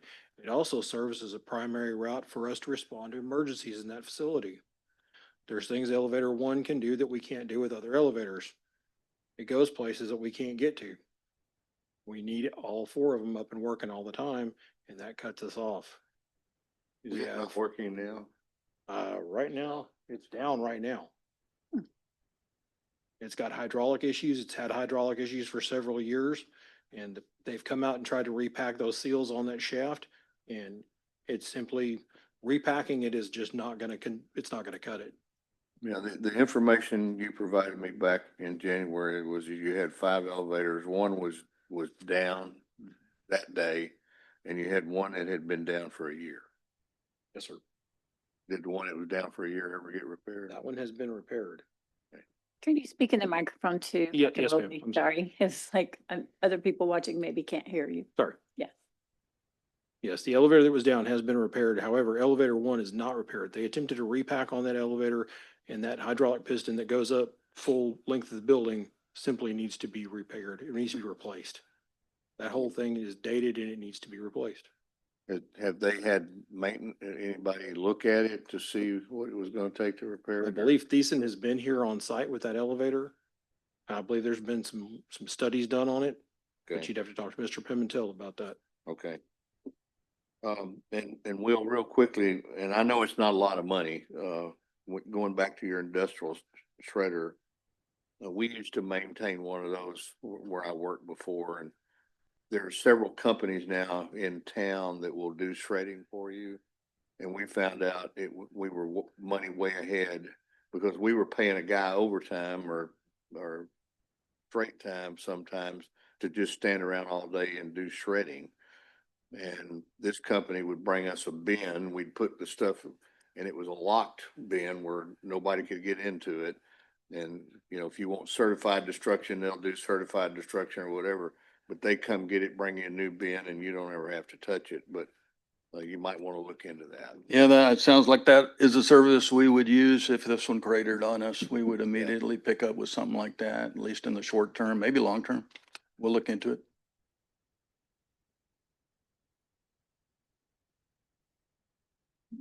Hey, tell them, speak, Daniel. Some of the paperwork that we generate cannot leave the building. It has to be shredded on site. So And they will do that. There's a company here in town, File Pro. They drive a truck up in here and they do work for us already here at the county. They drive up here and they shred it right on site. We'll look into it. Anything else on this page that I missed, gentlemen?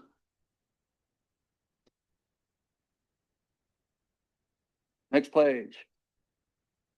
Future requests, new correctional facility to address aging infrastructure. That's kind of the way I started. I'll finish with that. We also have an issue that we're going to have to deal with this budget cycle, and that is the Emergency Operations Center. You've seen our Emergency Operations Center, Mobile Command Center. It's used heavily by our Director of Emergency Operations and Special Events, and it's about 13 years old, and the technology isn't there anymore, and the maintenance for not just for the generator, but for the satellite feed. And it's something I think I know there could be money out there from state or federal sources to buy something like that. We need to watch this special session as well, because I think some of that might be included with the governor's. Are you talking about your mobile one? Yes, yes. Yes, sir. Mhm, yes. The big camper. Next page, please. And this is just so y'all know that I'm not just begging y'all for money, that we do have other grants and other pots of money that we are using prudently and wisely. And like Operation Stone Garden, real specific use money, can't be used for everything. And the JAG grant, Justice Assistant Grant, which is primarily, I believe, for educational purposes. Next page. So I talk about my commissary, my IBF, my ramen noodle fund. I just wanted the court to know that this last fiscal year, we spent over $949,000 out of that. And some of them I would classify as security luxury items, like those body scanners. I bought those 2 years ago, and they were over $300,000 a piece. But along with that kind of technology, and I know the commissioners probably never could have accommodated that, but those body scanners have made an amazing, just an amazing improvement, because everybody that comes in now, you can't legally strip search everybody and body cavity search everybody, but you can legally run them through one of those TSA body scanners.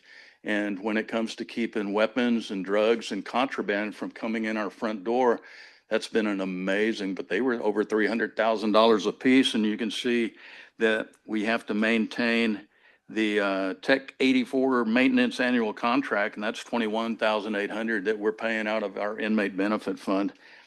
The only concern I have when you look down everything that we have bought with that IBF, the government code is very clear that sheriff cannot spend IBF money, even, of course, if it benefits the safety and security of inmates, if it's a county obligation.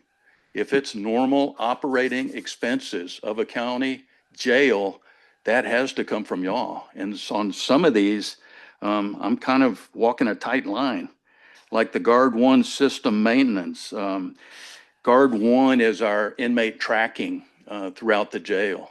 And when it comes to inmate tracking in a jail, that's a requirement, an operational requirement of every county jail. And that's probably something that should be on y'all and not on IBF. And so I'm not hesitant. And there's two washers, $63,000, because it was not budgeted last year.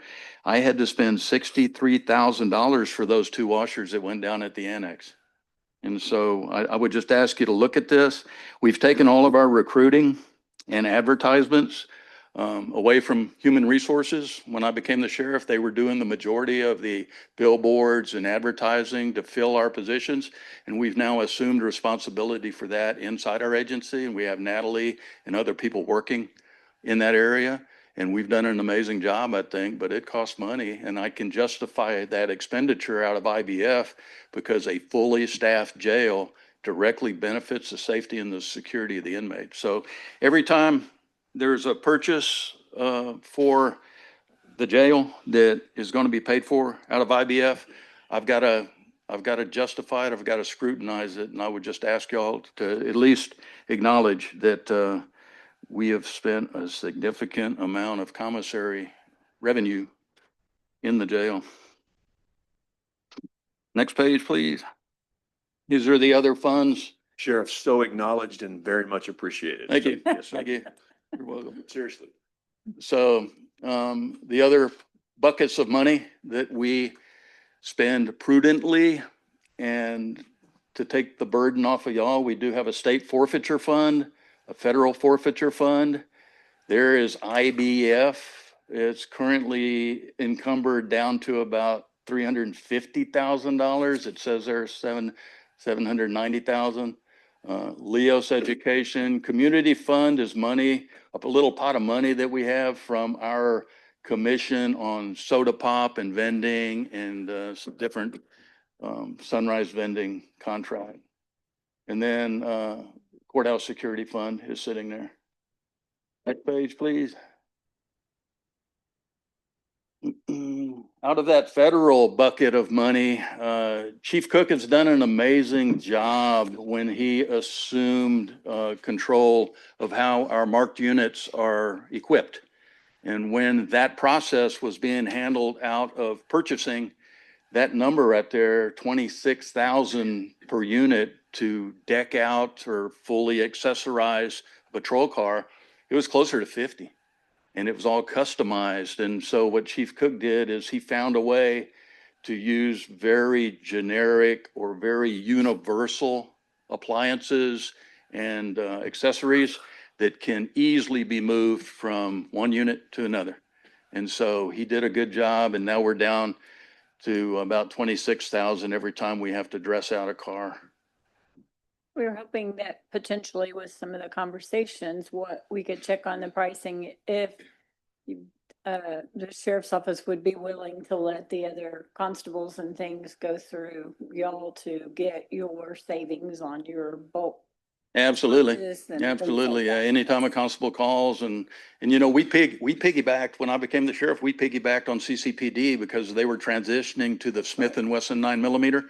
And I was able to piggyback on their contract for all new weapons for our agency. And so there's a lot of value in collaboration when it comes to big purchases. And I think the constables know that I'm always willing to work with them whenever we're doing something like that. So this is federal expenditures. It's how we paid for our very popular annual report. And then Axon is a technology that we do with tasers and body cams. And so we're paying for that technology or that equipment out of the federal money. Next slide, please. State expenditures, you can see how we are using state money.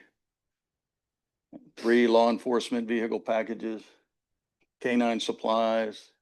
The ID scanners are a new component that will allow dual factor authentication inside the marked units on the MDTs. And that's a brand new state requirement. We had to get that done. Sheriff, do all your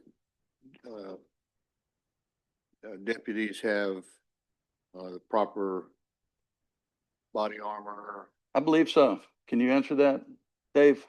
I believe we are in a good place. We're in the process of replacing some of it, but we haven't had any pushback about that cost so far. You know, it expires about, I think it's every 5 years, isn't it? Every 5 years. So we've had some expire that we're going to have to replace, and then we're going to have to replace the plates that stop the higher caliber weapons. You know, they get a plate for the center of it. And the sheriff asked me a question. He says, because the initial plates we got were metal, how does metal expire? And I couldn't answer the question, but we're told by these companies that has to be replaced. So we're looking at ceramics. That's going to be a pretty good cost. I mean, not totally unaffordable, but we're going to have to replace all of our plates here pretty quickly. And we're looking at grant funding to do that. We just haven't found it yet. And if we don't have grant funding, then we're going to have to find another way to finance it. But overall, we're in good shape, and we're in a position to where when we have to renew some of these vests, we're not having to do it all at one time. We're getting 3, 4 at a time, 5 at a time that are expiring and having to replace What annually. about body cameras, tasers. We have Axon, we have contract with Axon, and I think we're two years into it, I believe. So, as far as our body cameras are concerned, we do have a, prepaid contract with Axon. So come October first or November first, we're actually gonna roll out, the upgraded version of Axon. So we're gonna have Axon 4 cameras. Currently, we have Axon 3. So with the new cameras that we're gonna get, they're gonna have so many more features. They're actually gonna be able to ask questions to the camera, and the camera will be able to ask minor questions and have the answers for them. It's also gonna have a real-time translation service on the body cameras. So that's something that we are keeping up to date with. We're the only agency in the area that has Taser 10 that's also in our contract. So as far as that's concerned, we are up to date with both tasers and with the body cameras, and we're going to roll out the new cameras either November 1st or October 1st. So is there any coordination between the sheriff's department and the constables with respect to the body cameras and tasers and So- whatnot? Everybody does their own thing? So commissioners, they kind of do their own thing. As far as I know, I'm the only master taser instructor for the whole Nueces, for the whole entire county. So whenever the constable's office asks the sheriff if we can put on a taser instructor class, by me putting on the class, we save about $500 per person by the sheriff's office putting on. So that's another cost savings that's kind of a, we don't talk about, but we also provide that. We help the constables out every way that we can. And that's something that the sheriff kind of bit the bullet on, and he sent me to If Fort we- Worth. It just seems to me if y'all already have a contract with Axion, that we might look at that as far as expanding it to the constables to see if maybe we can save some money doing that. And the way it works, it's per license, so every device has a license, every person, so I don't know what the cost savings, we can probably, if, the sheriff wants, we can look into it. So, well, it's just something I'm bouncing off the wall. Maybe we look at it, see how it goes. Thanks, sir. I would like to point out that we're about 2 years into a 4-year contract with Axon. So coming up on 2 years from now, the sheriff is still the sheriff. We'll be coming back to you and talking to you about another contract, and I'm sure it'll go up at that time. They always like to charge more if time's gone by. But we've been very satisfied with them. As you pointed out, we have Exxon evidence, and so all of our evidence is on a cloud, and it allows us to utilize that. So it's been very effective, and we've been very pleased with Exxon so far. Okay, great. Those are the state expenditures. Next slide. That it? You're it. Hey, so let me open it up. Is there any points or any element of this presentation that I missed and one of y'all want to come up here and talk about? Thank you. That's it, Judge and Commissioners. Appreciate it very Yes. much. Thank you. Hmm. Yes. And we are breaking now for our lunch break. We're just a few minutes late, so we will try to get back here at 1, close to 1, to start back up. So it's 12:10 and we're recessing.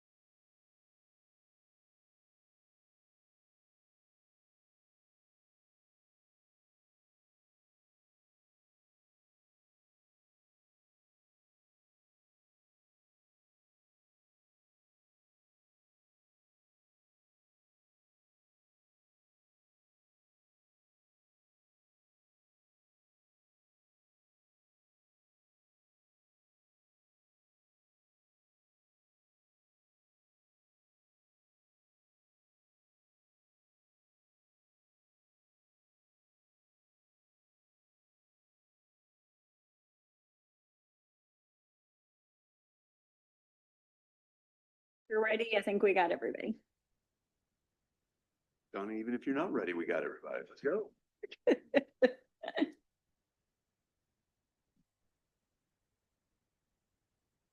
And it shows recording. It is 1:06 and we are back from our recess. We will continue with our budget presentations, and County Attorney is already at the microphone and you are up. Thank you for being here. Thank you, Judge. Thank you, Commissioners. It's a great opportunity to be able to advocate for this office. And thank you, Commissioners, for taking this core function of setting salaries in the county very, very seriously, because that is squarely one of the very most important functions of this court. I do not envy that position because I know it is very difficult. First off, I have to say I have never been part of a group of people who are as motivated to do their job. In this office, from before I got there, they do more with less. When we got in 1/1/21, we cut our budget because that was the right thing to do. We took the Westlaw account, which we were getting books needlessly when we can do things electronically. So from the beginning, we cut. And so then when the request was made reasonably to cut again, we cut again, even though we had taken the initiative January 1 of 21 to do that prior. But what this office does, and what I want to remind the court, I know you all are very, very familiar with what we do with regard to the court, but can you move to the next slide, Connie? Now, this is a little bit small, but what I want to do is lay the groundwork and remind the court that the criteria for evaluating a salary is already provided in the personnel manual. There are 3.19 salary factors, compensable factors are laid out for the court to consider. And this I will refer back to during the presentation. So can you advance to the next slide, please? What I want the court to remember is that aside from court functions here, we help and assist. Let me see, it's on the next, you'll see this list, but let me break this down a little further. 28 elected officials. Some elected officials I will never see, and some I have a very close relationship with. And some of them you saw this morning, and it is one of the greatest honors of my life, not only to work with these people, but then to work with our sheriff and to work with our constables. And the work they do is very, very important. It is life-saving. But when they write those tickets, when they make those arrests, when they respond to a domestic violence call, they come to us. Okay? We're the ones who go to court for the protective orders. We're the ones who go to County Court 5 and deal and help with children. We're the ones who answer the call in the middle of the night when a decision has to be made about whether a child will be removed from their home. And so while contract law is intense and arguing over money is much more ugly than arguing over personal freedom in my experience, I want to remind the court that the emotional toll on this group of people who come here day in, day out and give their very, very all is real. Just because it doesn't come into this room, I need to remind the court that it's real. When a baby dies in CPS custody, we're the ones calling the attorneys, we're the ones calling the medical examiner. Was this something? What happened here? When a child in CPS care is missing because of a snafu with CCPD, we're the ones who are there. And I want to remind the court of that quasi-law enforcement function where we help support law enforcement. Nicole, she's the one standing outside of her office when there's the 10th protective order interview in a row, and she's talking to a child who's been sexually molested, And we have to cry there together for just a minute, privately, carefully, away from the victim. Okay, so I don't want it to get lost on anybody that what we do is also sometimes a life-saving adventure here. Monique deals with angry people at the front desk, happy people, hurt people, wounded people who will lash out at her. They'll lash out at Nicole. Holt takes him to court, goes up. If there is a scintilla of a reason to take a protective order to court, we're going to take it. We're going to take it and let the judge make the call, because when you see those stories up on the news about a domestic violence shooting or a woman who's been found burned to death in a trash can, what this office of people do without being instructed, they do it because they care, is late at night, they're all texting each other, okay, is this our case? Has this woman been to our office? What can we do? Do we need to, or was this man somebody who came to our office? So I cannot stress to you enough how proud I am to be a part of this group of people. And so I'm very honored to be able to tell you about their work. So with the elected officials, then you have department heads. Now, for quite a while, we were performing the HR function in the county to a large degree. Right now, we're not doing that, but in representing, 19 different department heads. So when the groups come here talking about they need X, Y, and Z to perform their functions, what they probably aren't also going to tell you is they need us to perform their functions. And so this is a very, very important group of people. We support the jail whenever there's a death in the jail or an assault in the jail. We have litigation here in the office, even though, and it's a very good thing that we have that insurance policy where a lot of the tort claims go outside, and that's great because our liability is capped. And so we don't want to lose that. Even though a lot of the work goes out, we still manage to an extent that litigation. So even though it's outside, we're still very, very involved with that. Of course, each commissioner has their needs here and there. You see us all the time on Open Meetings Act. So I just want to remind you that there are a lot of different functions that you don't normally see. And so the request that we submitted was submitted on old information. And so what I would like to do is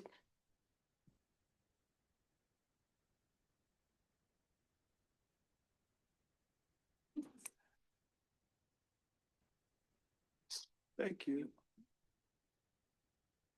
when we submitted our original request, that was without the information that we had requested from the district attorney's office. We are very, very thrilled that we have been able to get the information so that, you talked this morning with the constables and with the sheriff about parity, and, they're different types of law enforcement officers. That doesn't mean their job one is harder or, less worthy than the other. And so in that vein, I want to reiterate where the sheriff was here advocating on behalf of Public Works to say, we need to work together. I need Public Works to have these resources. I'm here to say, when the DA comes to you with his requests, they're great. They're beautiful. As much as the court can do to help the DA do his job well, I'm very on board and happy to see that happen. As a longtime prosecutor myself, I can tell you my own stories. We were our own everything. This group is their own everything. what's nice over at one office is you have all these victims coordinators and this and that. Well, you're looking at those people here, okay? Here's a victim coordinator, there's a victim coordinator, but they're also the reception and scheduling and hand holding and counseling. So more with less. That's what we're doing. So so the pieces of paper that I've handed out now, there are 2 different sets. All right. So once I was able to see the numbers that the DA's office, and I'm so proud and happy and thankful to them for championing these moves. Once we were able to compare, this was me at 9 o'clock last night trying to put together a kind of, hey, if we matched, match what they're asking for, and the court chose to help the DAs out as much as they are needing it. The high one there is what I believe, without statistical analysis and graphing, would keep us in parity. And then the other one is kind of a pullback saying, well, I'm not sure, maybe the DA's just asking for the moon because that's natural and a good bargaining technique. So I pulled back on the second one to what I think is a more modest request. What we've done is we've included all of the attorneys except for one. It does not include my own request for my own salary, which I will make to you today. But it brings our staff in line with those same requests, and it brings our attorneys more in line with the same requests that they're making. I've gone through the job descriptions provided with the request, and I can update mine. I don't know that there's much of a point to that because this is not a change within the structure of adding fake duties to people that already do the duties to justify in our system. I think this is a bringing up to more of a market value position. And so if you go to the next slide, please. What I want to, this goes back in line. We've had CPS trials. When you see that number of trials, that's between 2 attorneys, okay? That's not between 30 attorneys. That's 2 attorneys who get ready for many more trials than this. And just as most of the attorneys in the courthouse, most of them settle, and then a handful of them go. So that number doesn't represent anywhere near the number of trials they get ready for. Alex is not here. With mental health commitments, that's one between Alex, and then Holt helps also with these. So can you go to the next slide, please? Remember, out of our office, we have 11 spots. We are missing 1. We have only just now had 2 applicants. 1 is internal. So the salary that we had a great person looking at us from Austin. He was going to be a fantastic fit, but coming here would have hurt his financial situation such that, yeah, he just decided not to do that. If you look at the number of years of experience in our office, we just celebrated 22 years for Kent Brown last week, as much as he hated it. And and Mary Esther, many years. I don't know the number. How many years? 18, 19 years. So yes, there are positions in our office that do have turnover, and those are more like the ones where, like Marcia, if y'all will recall Marcia, brilliant attorney, went to Doug Chavez's firm. And God bless her, congratulations. I'm thankful she has that opportunity. But our guys don't go out and go work at Texas Rio Grande Legal Aid, or, well, actually, where is she? There you are. Some of them do, and then some of them go to Doug Chavez's firm. We have good people. We produce good people. skilled people, and that's what you have here, and that's what I want you to understand.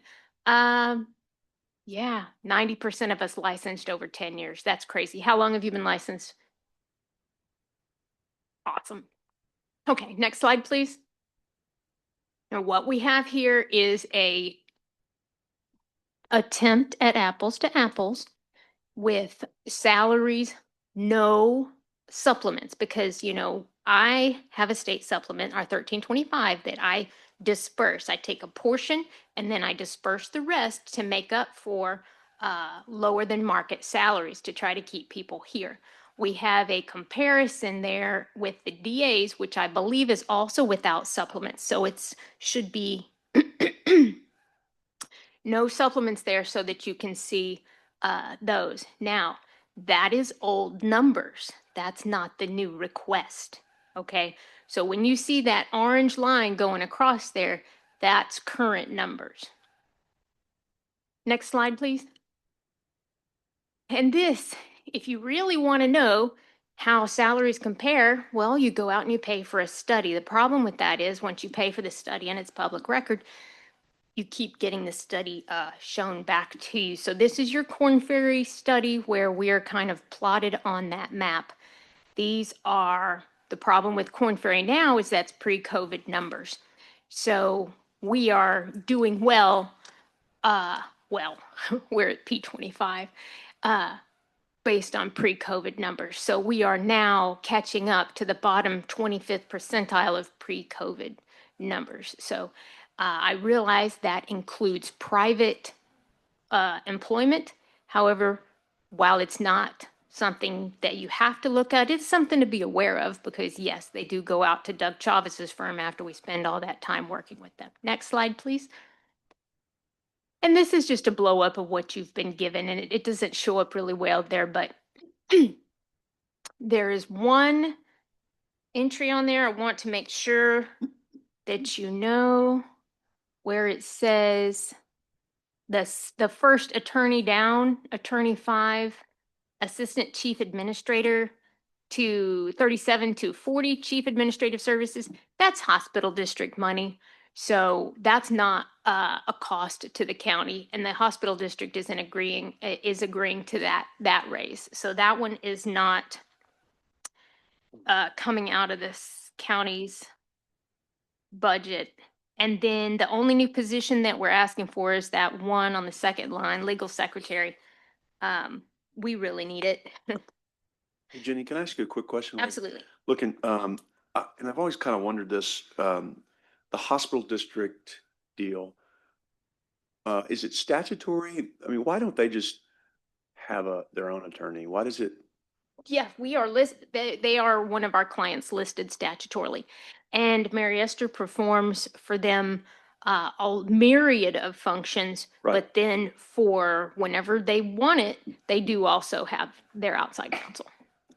Okay, so they like statutorily you have to provide or, excuse me, and I know they reimburse, so it's kind of a wash, but, and I know Mary Esther does a great job, but I know there's also been a time or two where, you know, we're not adverse, but we're kind of a little uncomfortable, and I know there's a Chinese wall and blah, blah, blah, but I mean, how do you? I think just a- they're entitled to my services. Is I don't have the statute in front of me, but that I think they're entitled to it. Right, and I guess they could just do their own thing and They could. pay their own, and I don't want Mary Esther to go over there or anything, but I'm just saying, I just have always wondered, because that, I'm not adverse, but it is a little odd, you know, when you represent a taxing entity that is separate than us. So I don't know. I mean, maybe that's I don't know if that's a policy discussion or what that is either, because it is a little, there's been a time or two where it's been a little uncomfortable.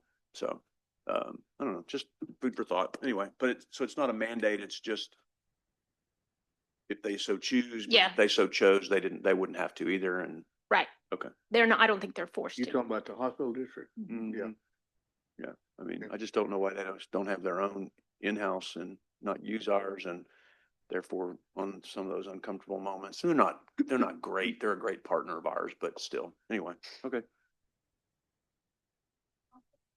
You need to get a microphone. Here. Nobody outside can hear you. Sorry. Commissioner, I can also tell you that this is not a unique situation because it is statutory. And I know firsthand that Bear County represents their hospital district. I don't know if Bear County also has other council, which I'm sure they do. And the Houston Hospital District is represented by the Houston, I don't know if they have a county attorney? Yeah. Yeah, county attorney's office. No, I'm sure it's not unusual. It's just, I don't know, just a thought. And we're very fortunate because here, the hospital district does not require us to present billing for the work we do. Right. They take over the entire salary. Okay, are there any questions on or challenges on the two salary tables? Yeah, Jenny, what is your, and you may have said it and I just missed it, and I apologize if I did. What is your total staff? If you're fully staffed, what's your full complement? Are we 20 or 21 right now? 20? 20. 20. Okay, and of that 20, how many are attorneys? We have spots for 11 and we have 10 full. Okay. But if you were fully staffed, you would have 11 attorneys. Correct. Okay. Okay. And so the rest of the balance of the 20 are staff, Legal secretaries, support staff? yes. Okay. Okay, very good. Thank you. That's all I had. Okay, then, next slide, please. That's just the second table. Next slide. Okay, so another thing that happened besides the waiting on getting the requests for salaries is that on June 20th of this year, the governor signed a change in statute making the benchmark salary for a district judge in the state of Texas in their first term, instead of $140, $140,000, it's 175. 75. In their second term, it goes up to 192.5. So what I grabbed here, these are 2024 tax survey numbers. These are counties. I've put their population there, so you can see there's all over the place. And those are, of course, last year, so that's pre benchmark raise. But you can see there's many who are over the benchmark. There's a couple or three who are under the benchmark.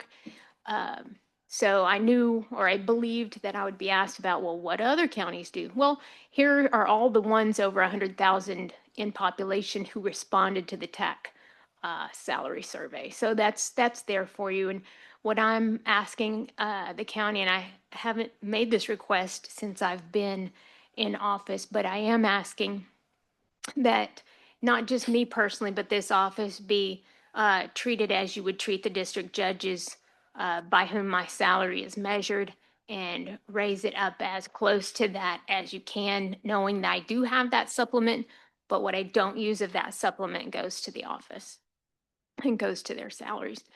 I have a question about that. Yeah. I think I maybe asked you last year too. I know you use your supplement, which is great. We greatly appreciate it. And I know everything we went through. But you're an elected. Somebody else comes in here, they don't have to do that. Correct, they do So not. that is obligating the county on a salary that we're not gonna drop afterwards because you give a supplement. That's kind of, I just wanted to point that out. Well, that supplement was created because Nueces County was well-known in government for not paying its attorneys with living wage. And so it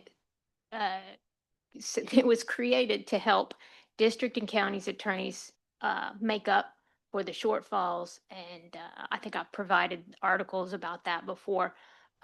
So it is important that. But you don't have to give this to your staff. No. You can keep the supplement. We can keep half of it. Yes, okay. We can keep half of it. And so Yeah, so I'm, for myself, for the first time, I'm asking for a raise that would bring my salary up to that cap with no more, of course, than half of the supplement. Yes. And hopefully less than half of the supplement so that more of it could go to the employees. Any questions? Any more questions? Ooh, it's 1:31. Wow. Good job. You caught, Thank you, sir. thank you. I wasn't even looking at the time. Thank you very much. Thank you guys for coming. Thank you, everyone, for. Mary Esther, please let them know that I won't be there. I'm not sure my staff did, but sorry.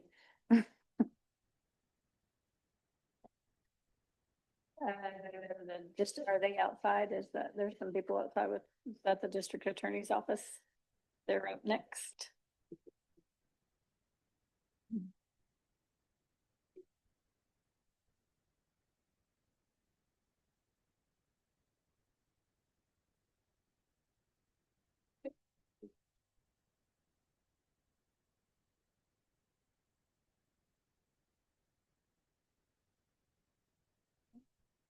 Gonna pass out.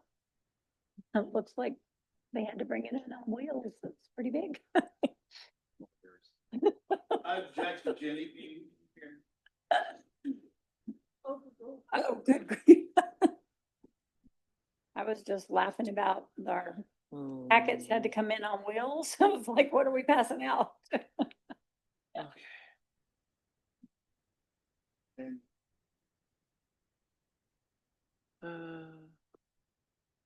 This brings down here.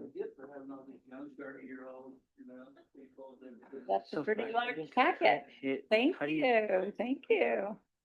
You know, you have short time to present everything in there, right? Get going, buddy. Some of it will be left.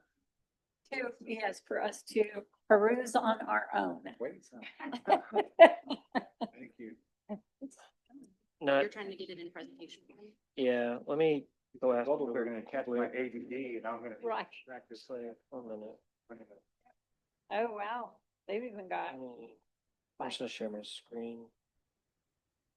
okay. Yeah, really. Give me a second, I gotta fix this. Everybody we know, every department. Oh, sorry.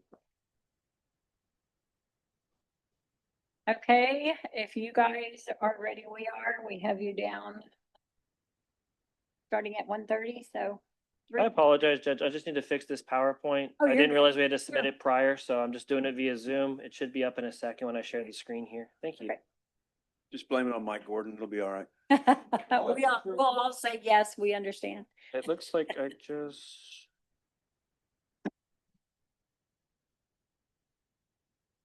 Okay. And again, I'm having that issue. That's what I was trying to do. We've got it Okay. on our screen. You good?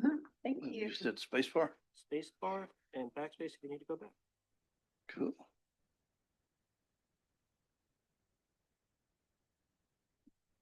Yeah, it doesn't need much. Good. Okay, can y'all hear me? Yeah. Ready? We're ready. Okay, first of all, good morning from the Nueces County District Attorney's Office. It's afternoon, but I'll just go ahead and correct you. Well, my day started early and I should have known that. Just had to give you a. We're delighted to be here. I want to thank my young, brilliant people for helping put this PowerPoint together because I can't spell it. But they are here and I will be throwing things over to them as we get through, but I'm gonna try and get through this as quickly as we can. So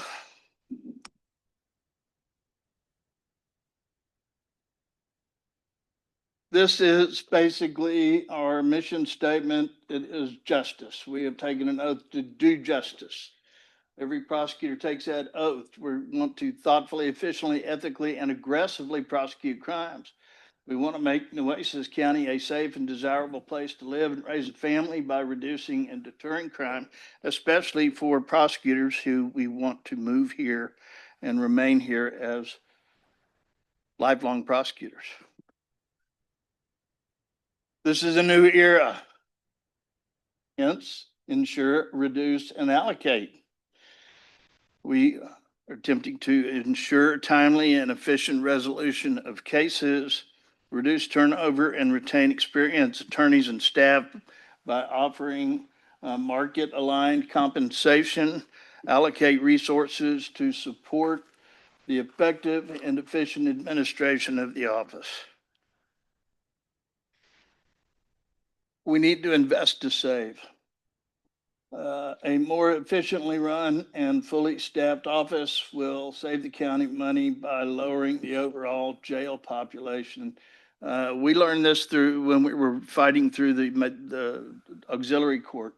At about $85 per day, if the jail is maxed out, that's $93,500 a day in food, kibble, gas, light, fire for them when the jail is full. One of our jobs is to keep that jail population down, and we've done that. It climbs back up and we fight it back down. But remember, I'm 14 lawyers short right now.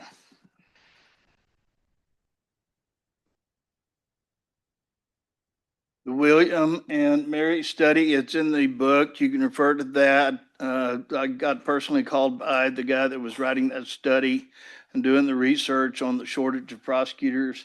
There's lots of different reasons for it.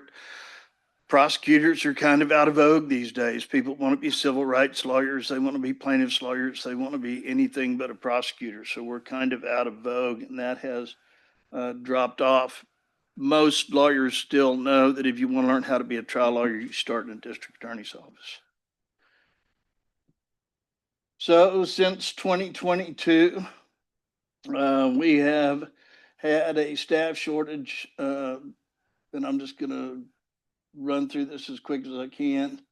And we have been calling for competitive prosecutor pay. By the way, the state of Texas is the only state employee in the office, gave me a $30,000 year raise this year. I'm grateful for it. It was 10 years too long in coming, but I'd be delighted if you gave everybody in my office the same. So just putting it out there. But the shortage of Nueces County prosecutors leaves a ripple effect through the community. Everything bottlenecks in my office. And there has not been a fully staffed EA's office since 2021. We're 12, 14 lawyers short. We just lost two more.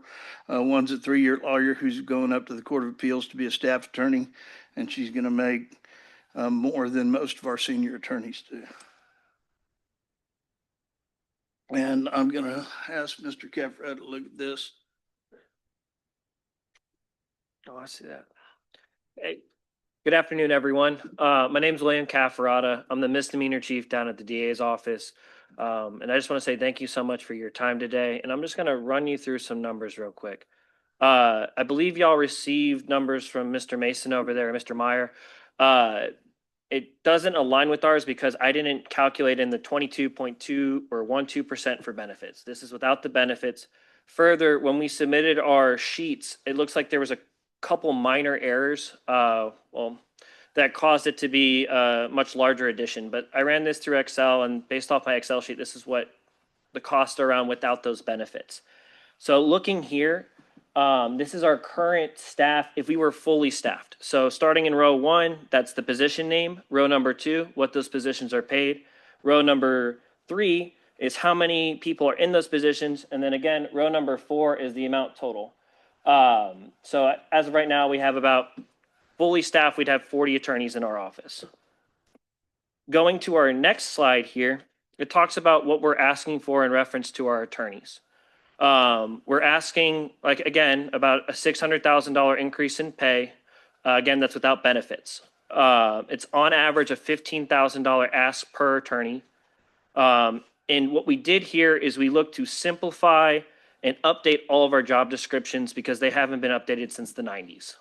What we did to simplify is we made it one misdemeanor attorney starting at that $82,000 mark.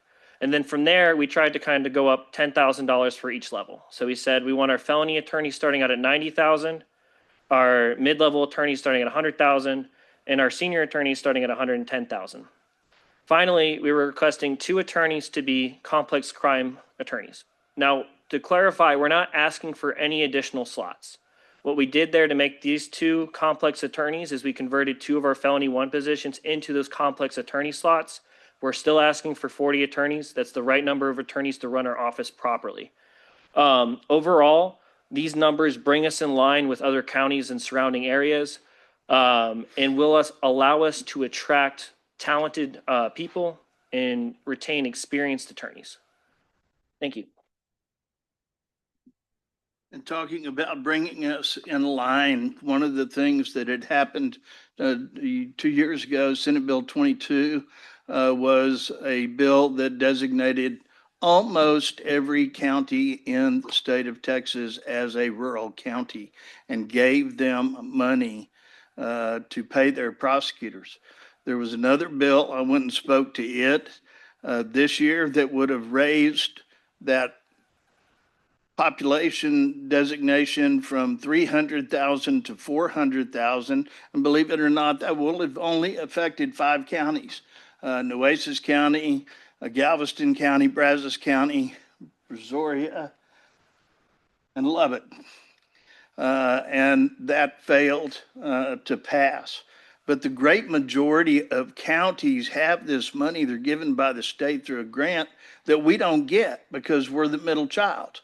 And so we tried to get it this year. We didn't get it. But we're still stuck, monkey in the middle, and we're not able to work this way at the capacity that Nueces County deserves. So, can you come fix this screen so I can see? This stuff's clogging in on the writing, so I'm having to try and read it up that. Slide that up. Get that down there. And that looks like. Pull that down. Is that okay up there for now? All right, that way you can read. Okay, now I can see it. So we're asking to reconfigure our budget in such a way that it would allow us to create 2 new attorney positions that he just talked about. The prosecutor shortage and lower line prosecutor salaries has caused an experiential deficit. We can't hire people. We had a great candidate. He was a Navy kid, went to law school, perfectly aligned to come to a Navy town. We had him hook, line, and sinker until he saw what we were able to pay and called and said, I'm sorry, I'm going to stay in El Paso or go somewhere else. I can't afford to move down there for that. And we keep running across that time and time again. Excuse me, I have a question. Sure. Real quick. And I might have missed it. I'm sorry. I had an emergency text I was trying to respond to as well. You said you had created the 1 position out of 2 misdemeanor attorneys things, but you still wanted all 40. So did you get rid of 1 to get the other one up and are you still asking for all the attorneys?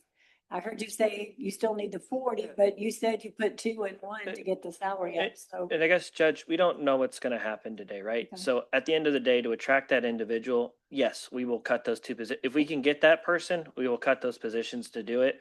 As of right now, I didn't know about this individual when I created or submitted the budget. Because we submitted the budget, 2 months ago now, I think? Or But you're willing to do that if you have to? Yes. Yes, okay. That's all, that's what I wanted clarification on. Right. All of this is a moving target. I mean, we're open to other negotiations and that kind of thing. Obviously, we're not in the position of control. Neither are we right now, until we get any numbers. So, Mr. Granberry. Yes, sir. If you could go back a couple of slides to the numbers you had on the pay raises that you're seeking for your attorneys and the total amounts. I It's wanted to frustrating. make sure I understood that. Yeah, there you go. So, and it's a little hard for us to read on this monitor. If you look in your binders as well, I've included the PowerPoint slide and they're in Which, this binder? in that binder. They're included. There should be the slides. It's a little bit easier to read. Under what tab? Final thing, and I believe this is, The comp analysis, you said? it should be on the last. tab. Oh, the last tab? Oh, the PowerPoint, yes. All right. Let me get over here. Hold on. There we go.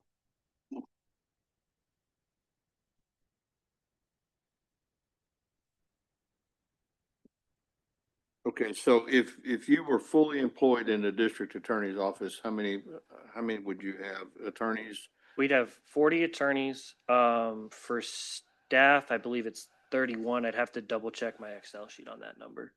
So 40 attorneys and 31 staff members. I believe so. And Okay, close enough. Yeah. Okay.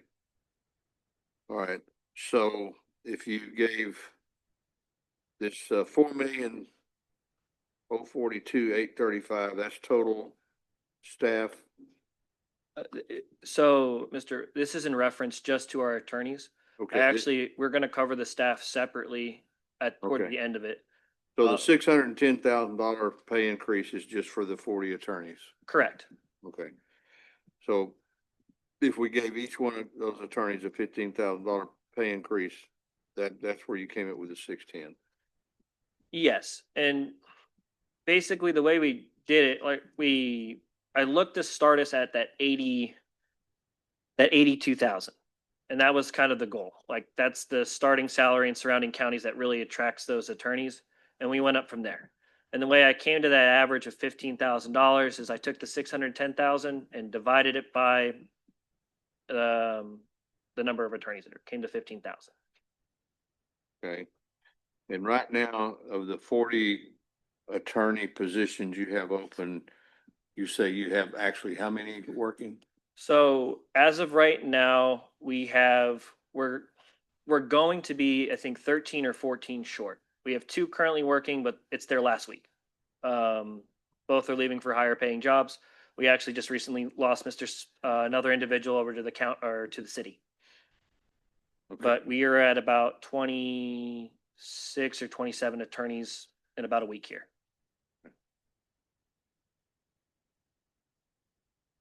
So 26 currently.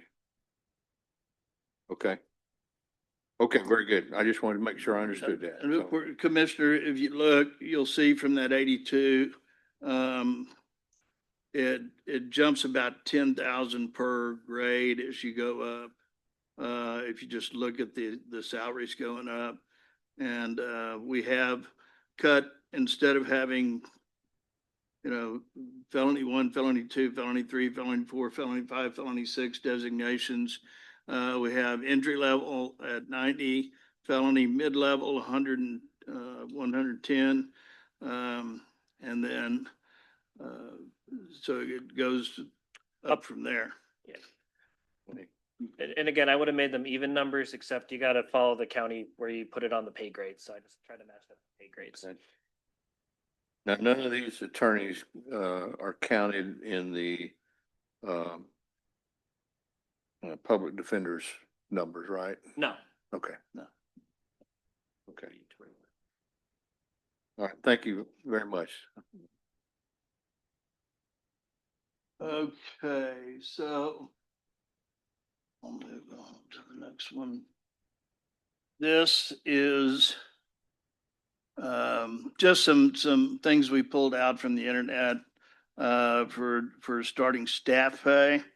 Our staff is starting at about $16 an hour. Starting Starbucks is $15.25 to $17.31. That's here in Corpus Christi. Starting Walmart cashier, $14 to $27 to be a cashier, scan things in. Medical receptionist starts at around $18 a buck. The difference is, instead of scanning vegetables and Coca-Colas, our people are seeing things that come in through the cases that we work on that are autopsy photos. Sometimes we try to keep it very close, but with things like child porn, we have all kinds of sensitive things that comes through. And as they help us assemble the files and put them together and get them ready for grand jury, the staff is exposed to that. And I can tell you, after doing this for 40 years, you can put that over in a box, but it still stays with you. And so these aren't cashiers. These are people that are doing serious work. And I've got to tell you, I've got the most dedicated group of staff people that I have ever worked with. Of course, Angie's been with me 16 years. But this group of young people is amazing. And I couldn't be prouder to be captaining the ship that they're trusting me with. So, what we're trying to do is increase our staff pay and create new positions that will aid the attorneys in managing heavy caseloads, complying with legal, ethical obligations, and will ensure successful outcomes. And attract the best candidates and give them pay that's competitive with other counties. One of the big asks that we'll get to in a minute is creating how many more Angies? 6 more Angies. We want 3 for floor of the county court, the 2 district court floors for 8 and 9. And these guys, well, where's that box? So before Angie got here, You have to talk in the microphone. before Angie got here, Thank you. this was a prosecutor's trial box, okay? And they had to take this, maybe an extra box up. After Angie got here, this is what it looks like. It's tabbed, it's organized, everything is there. The thumb drives are where they can find them. Everything's organized. And believe you me, for somebody my age, it's impossible to do it without somebody doing that for me. And I have lots of lawyers my age in this office, right, Mike? Absolutely. Yeah. So it's really important. It helps on time. The other thing that is a challenge for this office is everybody has a Ring doorbell camera. A lot of people now have cameras inside their cars, dash cam cameras in their own cars. They help immensely in a murder case when you want to hear what everybody says in the car as they're being shot at.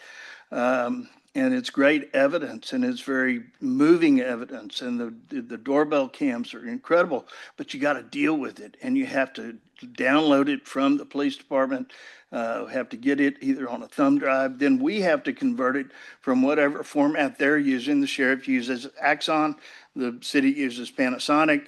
We've got to put it into MP4, or somebody does, and it's a constant fight over whether my people do it or the police officers do it. But they've got the same problem. And so we're trying to get people in that don't cost as much as attorneys that can do these things at a lower wage, but still have us ready for trial.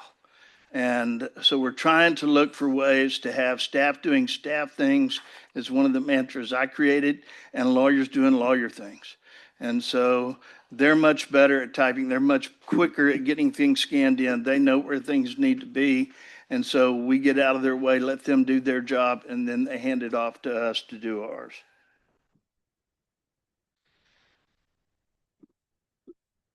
So we want to create a chief investigator. I have a person we call our chief investigator, but he doesn't get paid any more than the other investigator.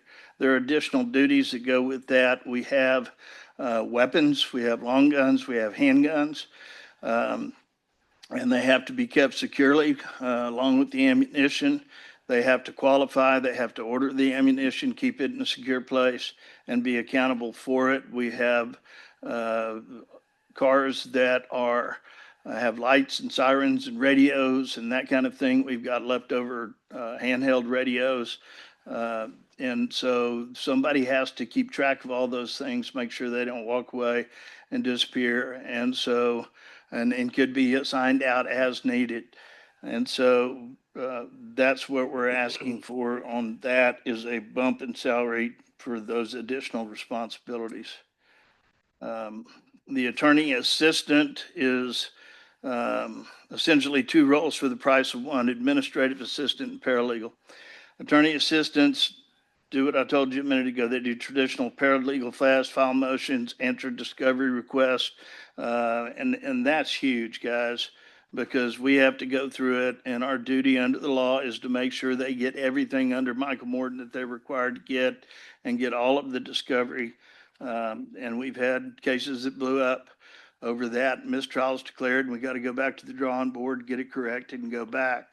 So if we can have people working on that, helping lawyers get that done, it'll be a great service and it will be cheaper in the long run than having extra attorneys.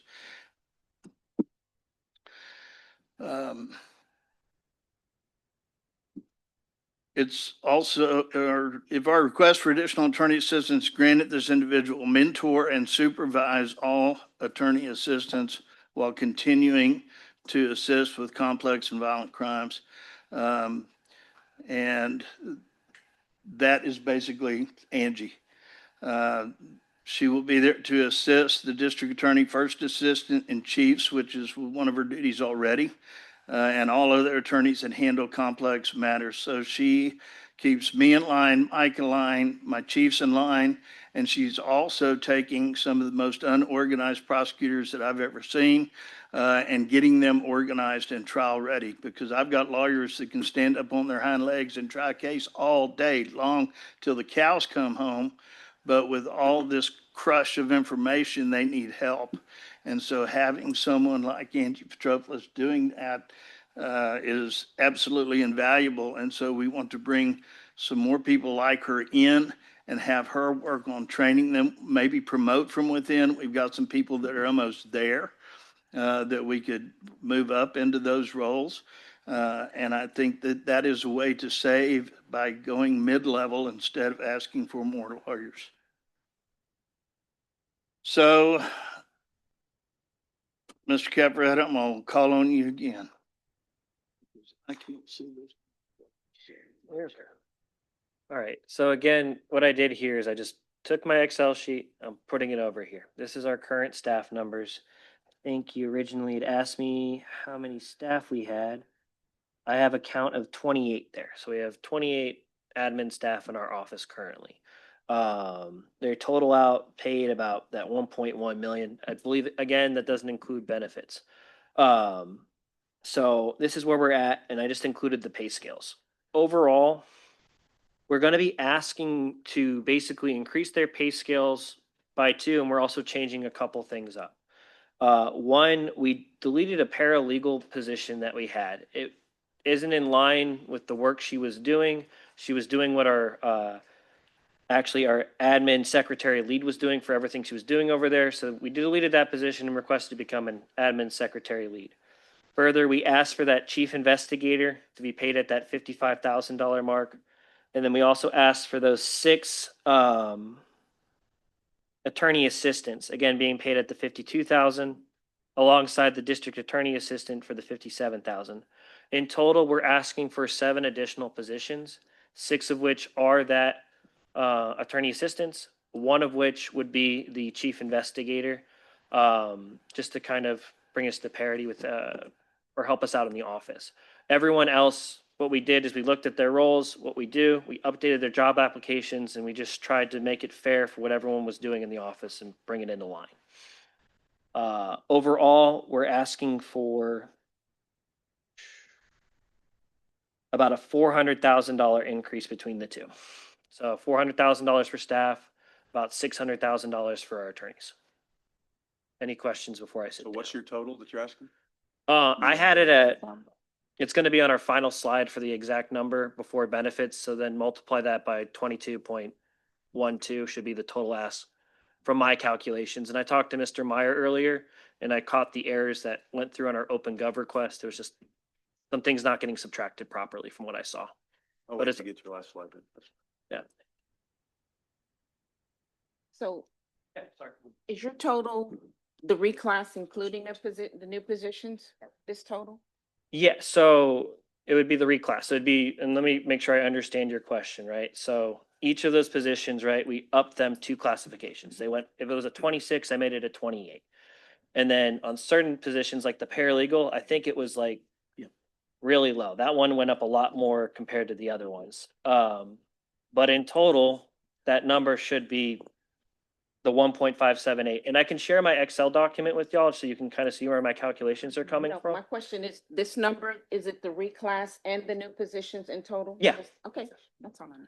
Sorry for. Thank you. The total personnel increases would be 1,100,000, roughly. A little bit less than that. Factored in?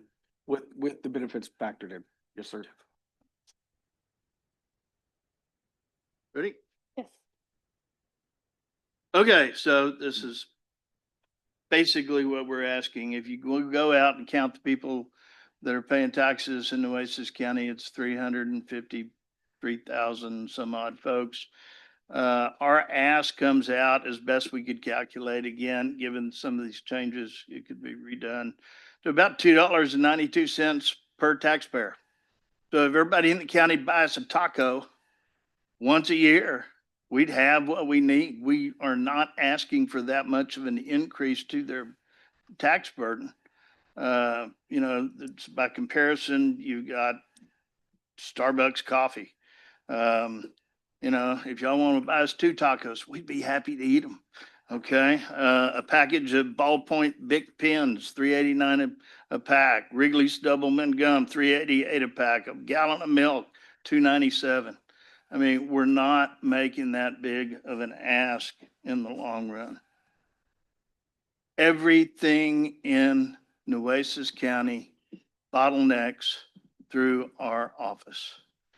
That means that the CCPD, every case they do, misdemeanor, or felony comes to our office and it bottlenecks through us.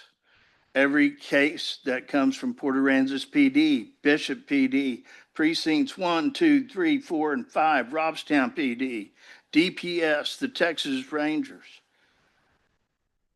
they all bottleneck into us and feed out into 8 district courts and 4 county court at laws and 9 JP courts. And we have a really, really good prosecutor that rides circuit on all those 9 JP courts. I don't want to irritate any of my other people, but he's the only guy I don't get complaints about. So he does a fabulous job. But folks, we're the bottleneck. And if you want to defund the police, and I know that you don't, but if you wanted to defund the police, we're the bottleneck, baby. Just defund us.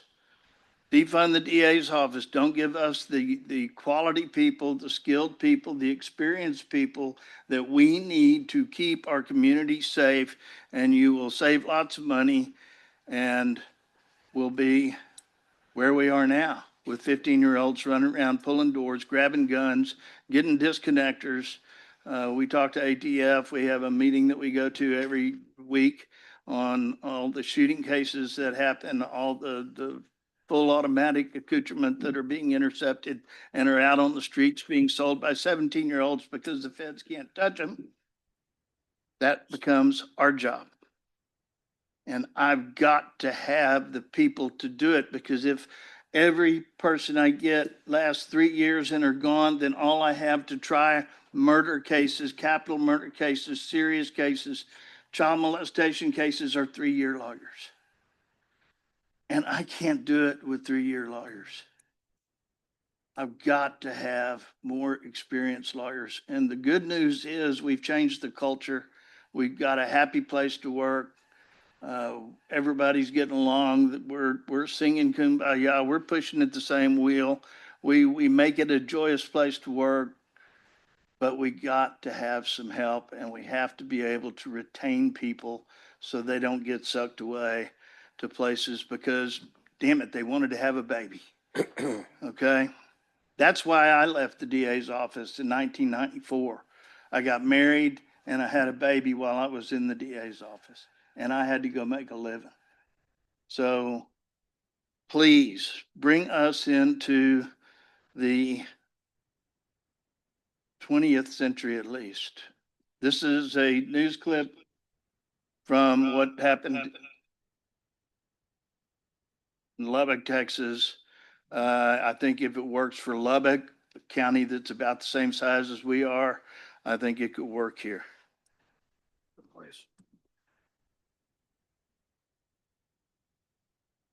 As we've told you, the DA's office. I believe it's going to go through the Zoom. Okay.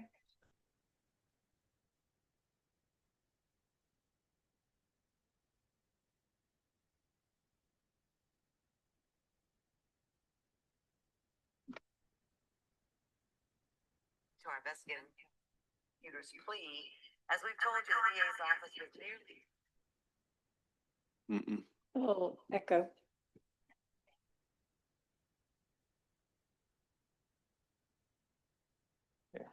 What I'm gonna do. Frustrating.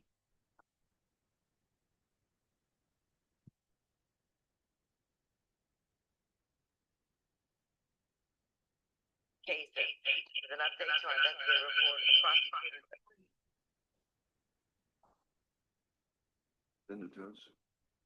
Prosecutor. Judge, if y'all can mute your mics, maybe try it.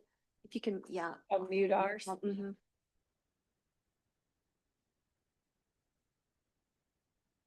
Okay, your mic off, Commissioner. Ready to play?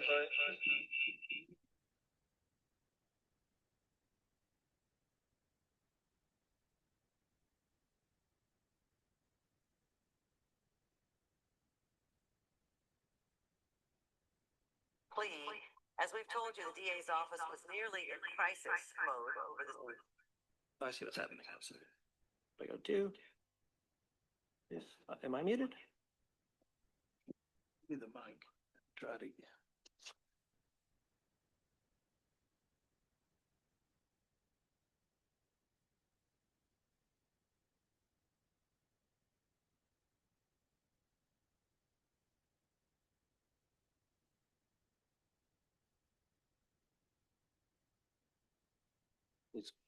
It's on their computer. Retain attorneys. Investigative reporter Shaylee Kidwell attended this morning's county commissioner meeting where the DA's office gave an update. Elected Lubbock County District Attorney Sunshine Stanley approached county commissioners with a smile Monday morning. I wanted to personally tell you that as I stand before you here today, I'm in a much better position than I was last time I stood before you back during budget session. Over the summer, Stanek told commissioners her office was nearing crisis mode. We have not been full in 2 years. We cannot effectively and efficiently continue to prosecute crime shorthanded. Stanek reported 8 vacancies. For many months, I had my first assistant and my chief administrator working in the misdemeanor courts because they were short. We all do felony guilty pleas, including myself. And that's something that hasn't always happened in this office, but I think it's important for us to all chip in and help out. In May, commissioners approved her request to use the extra salary money to pay prosecutors overtime to work through the backlog of cases. And we still do that to this day. We'll do that until we no longer have the finances to do that. And they talk to the commissioner's court about extending it. To help recruit and retain employees, commissioners also approved a $15,000 raise for her employees, which bumped the starting salary for entry-level prosecutors from $65,000 to $80,000. So I'm in a better situation, and in part due to the commissioners giving our prosecutors higher salaries. Stanek says she's down to 2 vacancies and has seen an influx of applicants. Never in my wildest dreams did I think that I would start to get applications from very experienced attorneys. Stanek says 3 of her recent hires, an investigator and 2 attorneys, each bring more than a decade of experience to her team. Today, she asked the county to adjust its pay bands so she can pay those employees more than what the county budgeted for. Commissioners voted in favor of the change. Still, Stanek says the struggles aren't over. I anticipate losing another couple of senior prosecutors for some family reasons in the coming months. But permission to offer seasoned applicants more money gives her hope she'll be able to fill those positions quickly. Shaylee Kidwell, KCBD, investigates.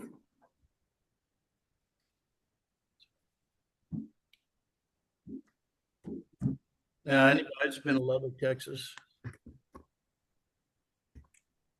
knows that we're a whole lot prettier here in South Texas and Nueces County in Corpus Christi than we are in Lubbock, Texas. I lived there for 3 years when I went to law school, so I can testify. But folks, that's our presentation. Any questions that you have, we're happy to answer. I didn't realize you were a Red Raider. I am. I like you better now. And what's the starting salary for a lawyer in your office? I couldn't, and I'm sorry, I was trying to look back. Right now, the $67,000. 67 is a starting now. Yes. And like I said, and this young man was not even, he hadn't passed the bar yet, but they're offering, I looked another rural county up, again, they're getting the benefit of that money. And they're starting young lawyers at $87,000 with up to 100 and say, apply straight out of law school, we'll consider you. I mean, people are desperate to get prosecutors. And so, it's just time, folks. It's just time. Whatever can be done needs to be done.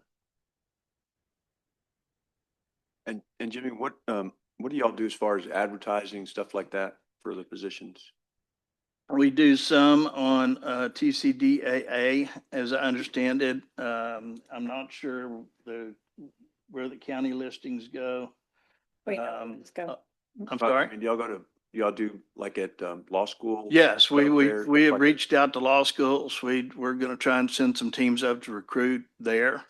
But they're walking out of here, Judge, making, or Commissioner, they're making, I mean, I know kids that are walking out making 100 grand with BA degrees or BS degrees in computer science. I mean, it's hard to compete with them when they're doing that. My stepson walked out of the University of North Carolina and took $100,000 gig as a data scientist.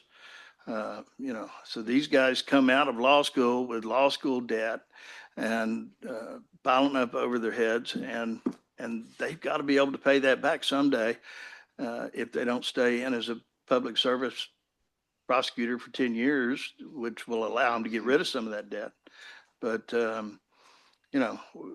it's just tough, and it's tough all over, unfortunately, because greatest experience of my life was to be a prosecutor, a line prosecutor. It's not near as much fun as it used to be, but as a line prosecutor, it's a lot of fun because you're up there doing the Lord's work. You own the courtroom. You learn your trade. You learn how to deal with obstinate judges and kind judges, and you get used to all of them. And it's the best training a young lawyer can have. The problem is you don't want to leave. And I'd like to be able to say you don't have to leave. You can stay here and make this your career.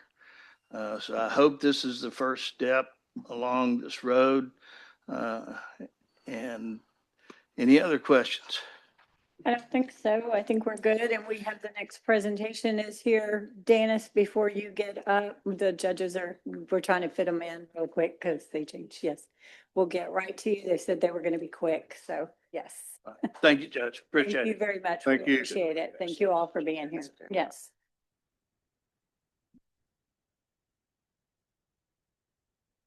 And I want to thank our judges for being here in support.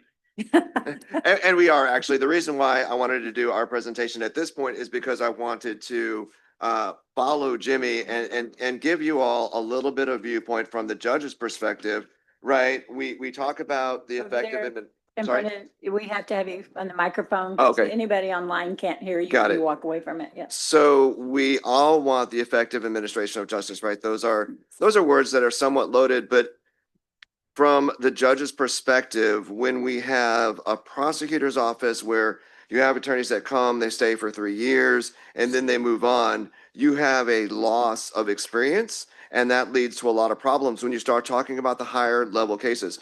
There used to be specialized caseloads, specialized prosecution divisions. Those are now gone, and the line prosecutor handling anything from, an ag robbery to an unauthorized use to a sexual assault to a murder. And when you have prosecutors that don't have a lot of experience in those areas, it can create a lot of hardships for victims as well as for us to administer justice effectively. So I wanted to very strenuously echo what Jamie has told you in regards to needing more money for the DA's office. That is a must. That really is a must. And along with that, before I go into our presentation, I want to say this. First off, you are a wonderful group of people. I'm so excited that I'm here in front of you. You look great, wonderful, wonderful people. Now, having said that, I am strongly urging everyone to make sure we go as to not only have the 3.5%, but also all the unused increments. It is imperative for this county that we have enough money to keep the county going. All right. If this was a talk about roads, we would have potholes all over the place. right? And it just so happens when you're talking about justice, it's not as easily visible as it is when we talk about roads. Having said that, if you would open up your folders, I just wanted to put a few things down for y'all to look at. And I want to go through them relatively quickly, and then I'll move on. The first is court reporters. I'm asking the Commissioners Court to equal the pay between the court reporters from the county to the district court reporters. There may be a one-level difference, but I know that Grayson can address that. And that's important, and I'll get to why here in just a second. We are asking, or we have made a resolution in favor of increasing the salary of court reporters to 2% per year. Right now, it's 5% every 5 years. That is not enough to retain court reporters. And I'll talk about that in just a second. Also, we're asking that the cap for the court reporters be raised $5,000. There are 2 court reporters that are at the ceiling, and we don't want to lose them. I'm not asking for it at this time, but right now I think our pay for a court reporter to come in is if we need to have somebody come in, a court reporter isn't available. I believe it's $291 roughly. That is not enough to get court reporters to come down to Nueces County for the day. Not enough. They won't come here. So what that means, what does this really mean? If let's say again that nothing happens and we lose a court reporter, that court is shut down. That's all there is to it. What does that mean for the commissioners? That means the jail starts filling up. That means you are now paying money to another jail to house inmates. That's the realistic end if we don't address this situation now, right? And so we do have one floater, but if we lose one more, we're going to have problems in Nueces County. That's why we're trying to do this now, so that we don't have problems. We don't come up to you when it's not budget session and say, hey, we have to have an increase. So we're addressing that now. For court managers and bailiffs, we're asking for a 10% increase. Let me give you an example for the bailiffs. And I know I have it there for many weeks. That's not correct. It's actually our last court that is looking for a court bailiff. It was open for 3 months, no applicants. Finally had one person they were going to interview. That person went to another job for twice the money. Guys, we have to have staff to man the courts. When you can't fill a position for months, that means the Commissioner's Court has to increase the salary so we can do that. Again, effective administration of justice. I'm not throwing that word around randomly. I would love to address more problems that I see coming, but I'm waiting for when it really has to be addressed. And these so far have to be addressed now. So those 2 parts, the court reporters, the court managers, bailiffs, is a now issue. We are asking for the magistrate judges. I think they're at 25 hours. We're asking for a couple more hours for them. That won't affect benefits, and that's just the increased workload working at the jail and covering for us as well. The next one is e-service for the courts and the district clerk. This is a really interesting program. I thought it was going to be more. You can look behind it. It is a total of about $60,000, and it allows the courts to serve documents as well as the clerks when they serve judgments and such. Right now, if we have to do a drop docket, we have to prepare 200 letters, fold them, envelopes, and send them out with all the postage. This allows to do away with that. We can go right through Tyler, right through Odyssey, send out the notices through electronic means, and it's going to save a lot of time and money. So I would strongly ask for that again. All of you are in, everyone is okay with utilizing this? Yes. We're gonna have the same problem we had before. Yes. So for all of the things I'm talking about, I've talked to IT, and I've talked to the Board of Judges, and I've talked to the district clerks. I haven't talked to the county clerk, but I've been dealing, I know we do have a person from the district clerk's office to address it as well. Okay. So I have done the background on all of this. Also, another interesting program that I think is already budgeted through the district clerk's office, but I wanted to make you guys aware of it, is e-pay for the jurors. So jurors come in and they're going to get a certain amount of money. We are doing it by checks. This new process is going to allow that to be done through electronic means, PayPal, Zelle, direct deposit. Again, save on the issue of checks and postage and all that other stuff. I'm going to let you talk about that, Lil, if you don't mind. I know the amount, I'm trying to remember what the amount is, but you all already have it budgeted.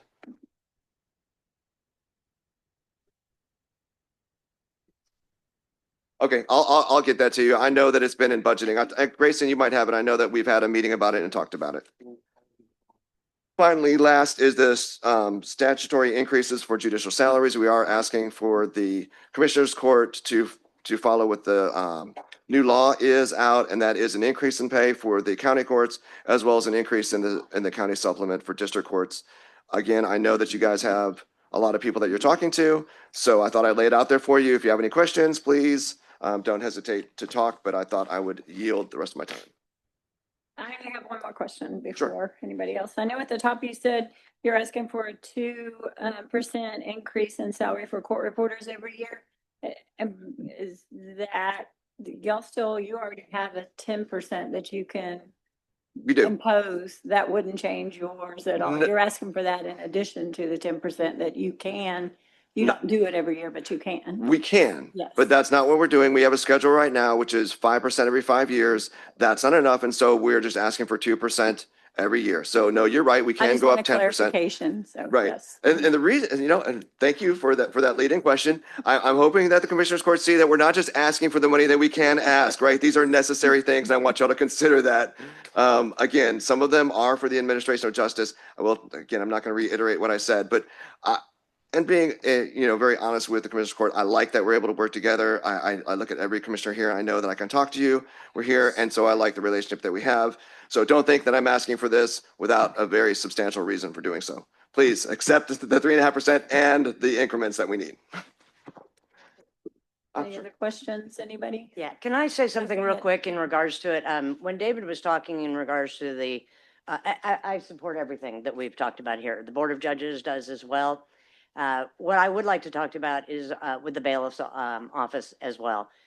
The last part to that story that he just said is not only are we waiting 3 months for someone to apply, my court is now without a bailiff, right? And we had one individual that met the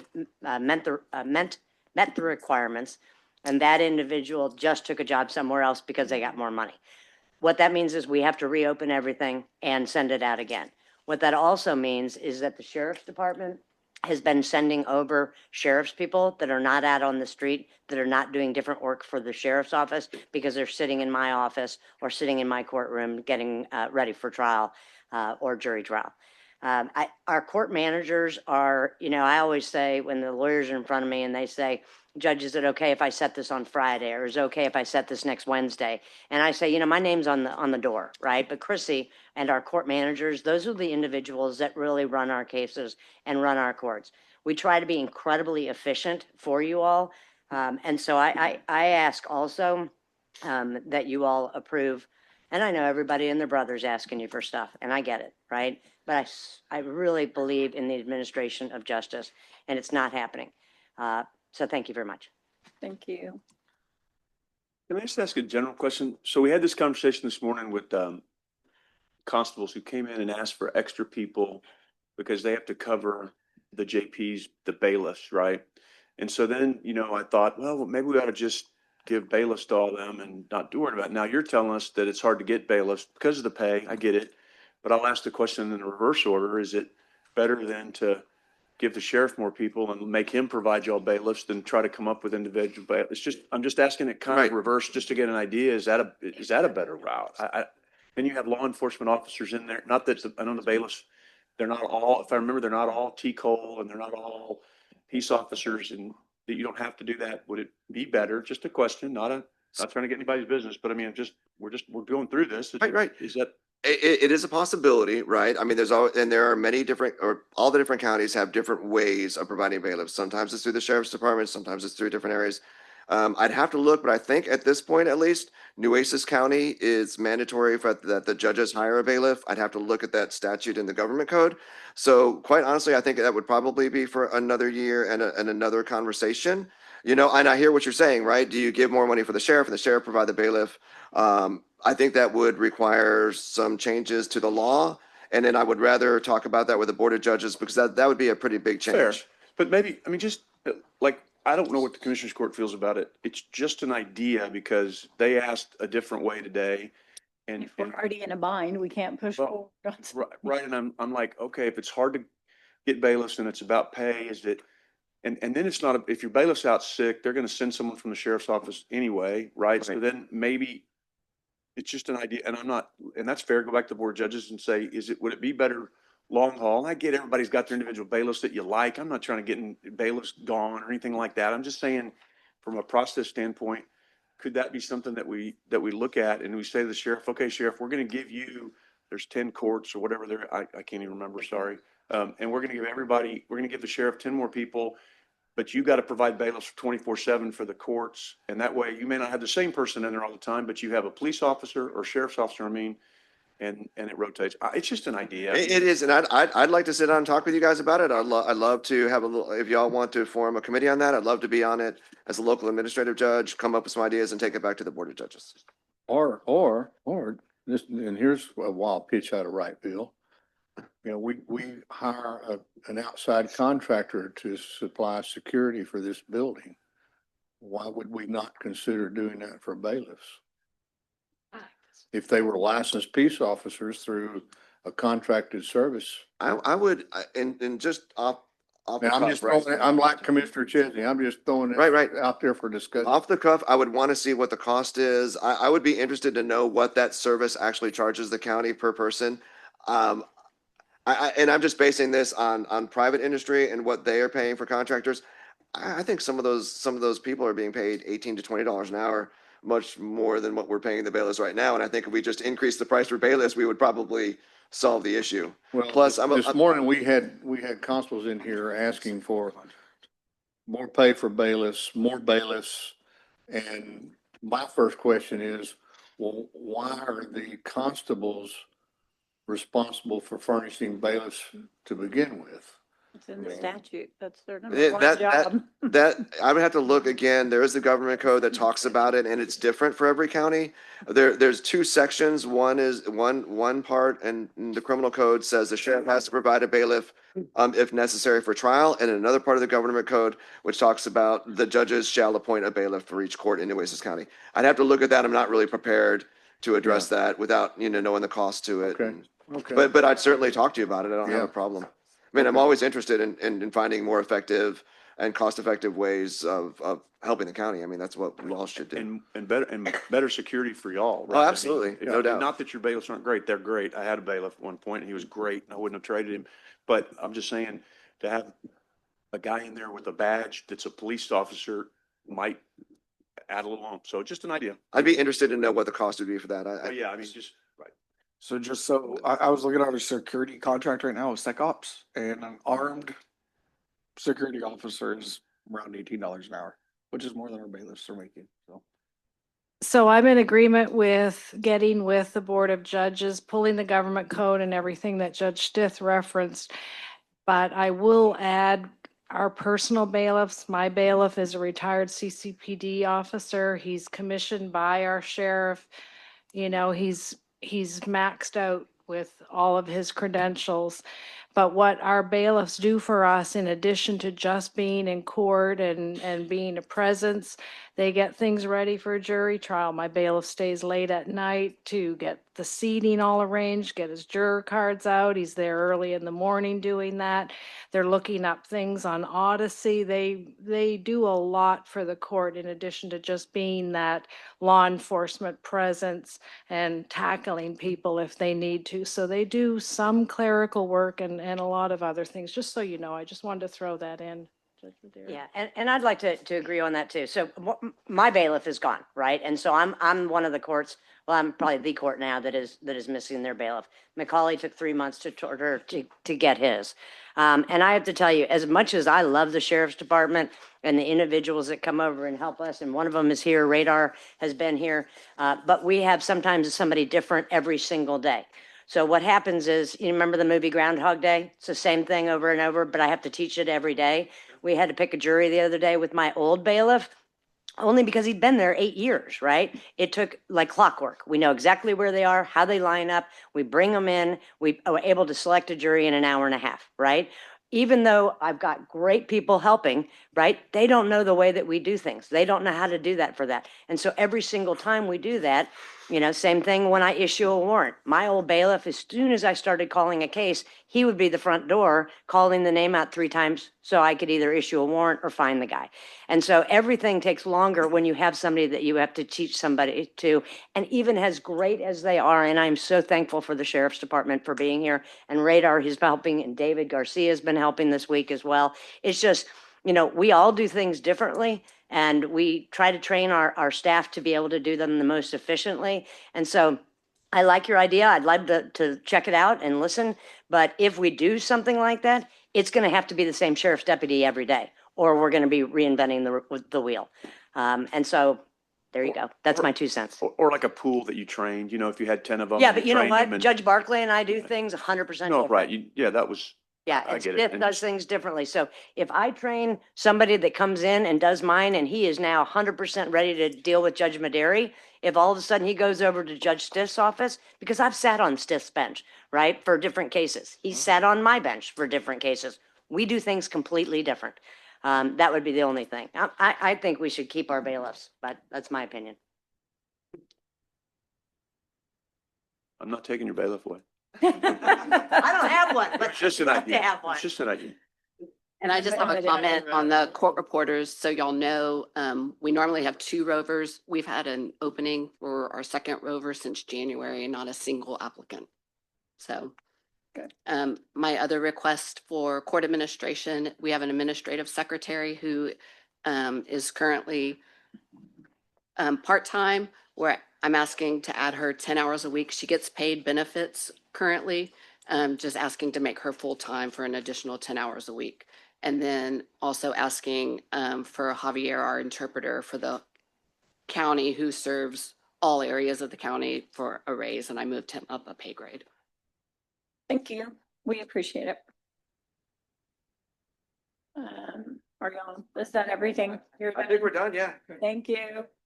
Thank you, Judge. Appreciate you all being here and staying. And yes, sir. I just wanted to add something to the bailiff issue. And I got the impression this morning, and I'm not sure of the law because I just returned back from another career recently. But I got the impression that constables were supplying to the JPs, and the district courts got theirs from elsewhere, their bailiffs from elsewhere. So I don't know if that distinction was something to account for the No, difference. They do come from the 2 different, All right. yes, and we look them up before the constables. Their number 1 duty is to provide the JP court. JP court, not the Yes. district courts. No, All right. there's the courts, yes. Thank you. Thank you. We've I'm had just that helping question Dennis set up. Before. You're gonna help Dennis out. Yeah. You're up next. He's my IT guy. Very Hope good. he does better. Uh-oh. I'm in trouble later.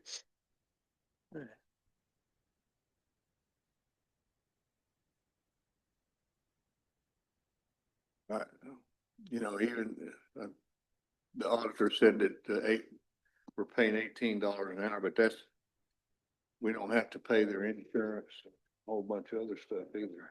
Oh, that's a good thing to compare, yeah.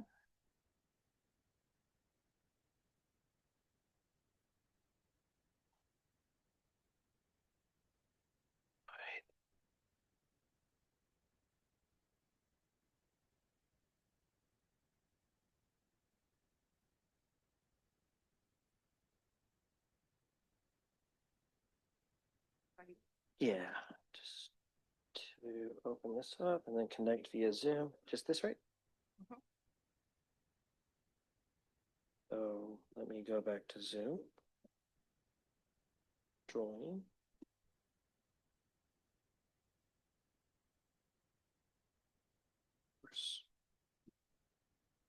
Just gotta go back to the website there again.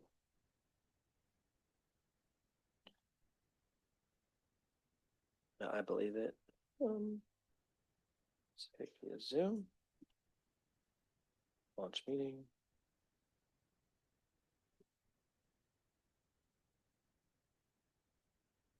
Okay. Join. So then I'm the one that clicks it. Yeah, you're gonna click, and then I'm gonna adjust it because last time so you're going to share Just gonna share the whole screen. A lot easier doing it this way. I'm going to maximize this. That. And then try to move this out of the, that's kind of there. I can't get rid of that. It's space bar to go. That's all right. And I do just enter to go to the next page. I mean, Space bar to go forward, backspace to go back. oh gosh. Should hopefully work. And then backspace to go back. Space and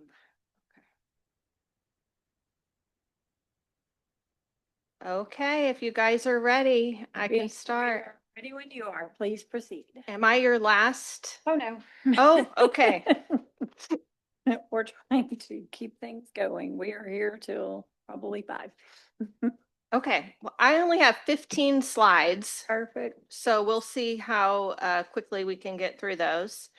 This is my first budget workshop, as you know. We've been around, or I've been around for almost 3 years, but because of the fully funded nature of the first part of the grant, I haven't had to come do this. So I hope I do okay, but you'll let me know what questions you have that I don't answer. And then procedurally, just so you know, the TIDC will have to create another resolution and grant paperwork like we did last summer.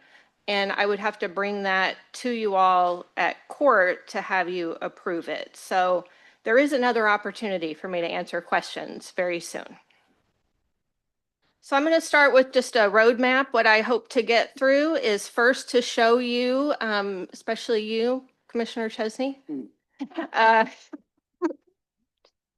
the value to date that we have been able to bring by virtue of the cases that we have worked on, then our potential for the 2026 value, then a brief grant update just in what it was designed, the way it was designed and how that's working out.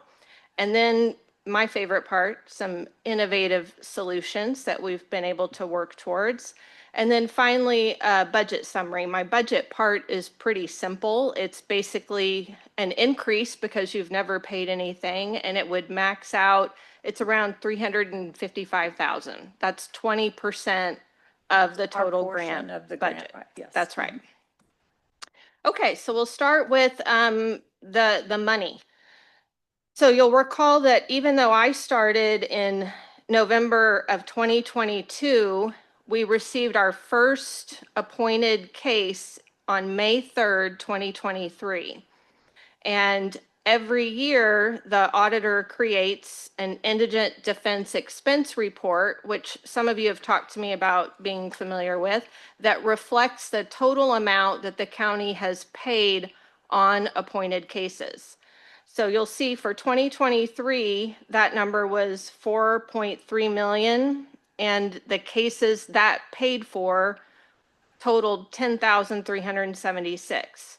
So that comes out to an average of $422 per case, which is terrible, by the way, having done court-appointed work.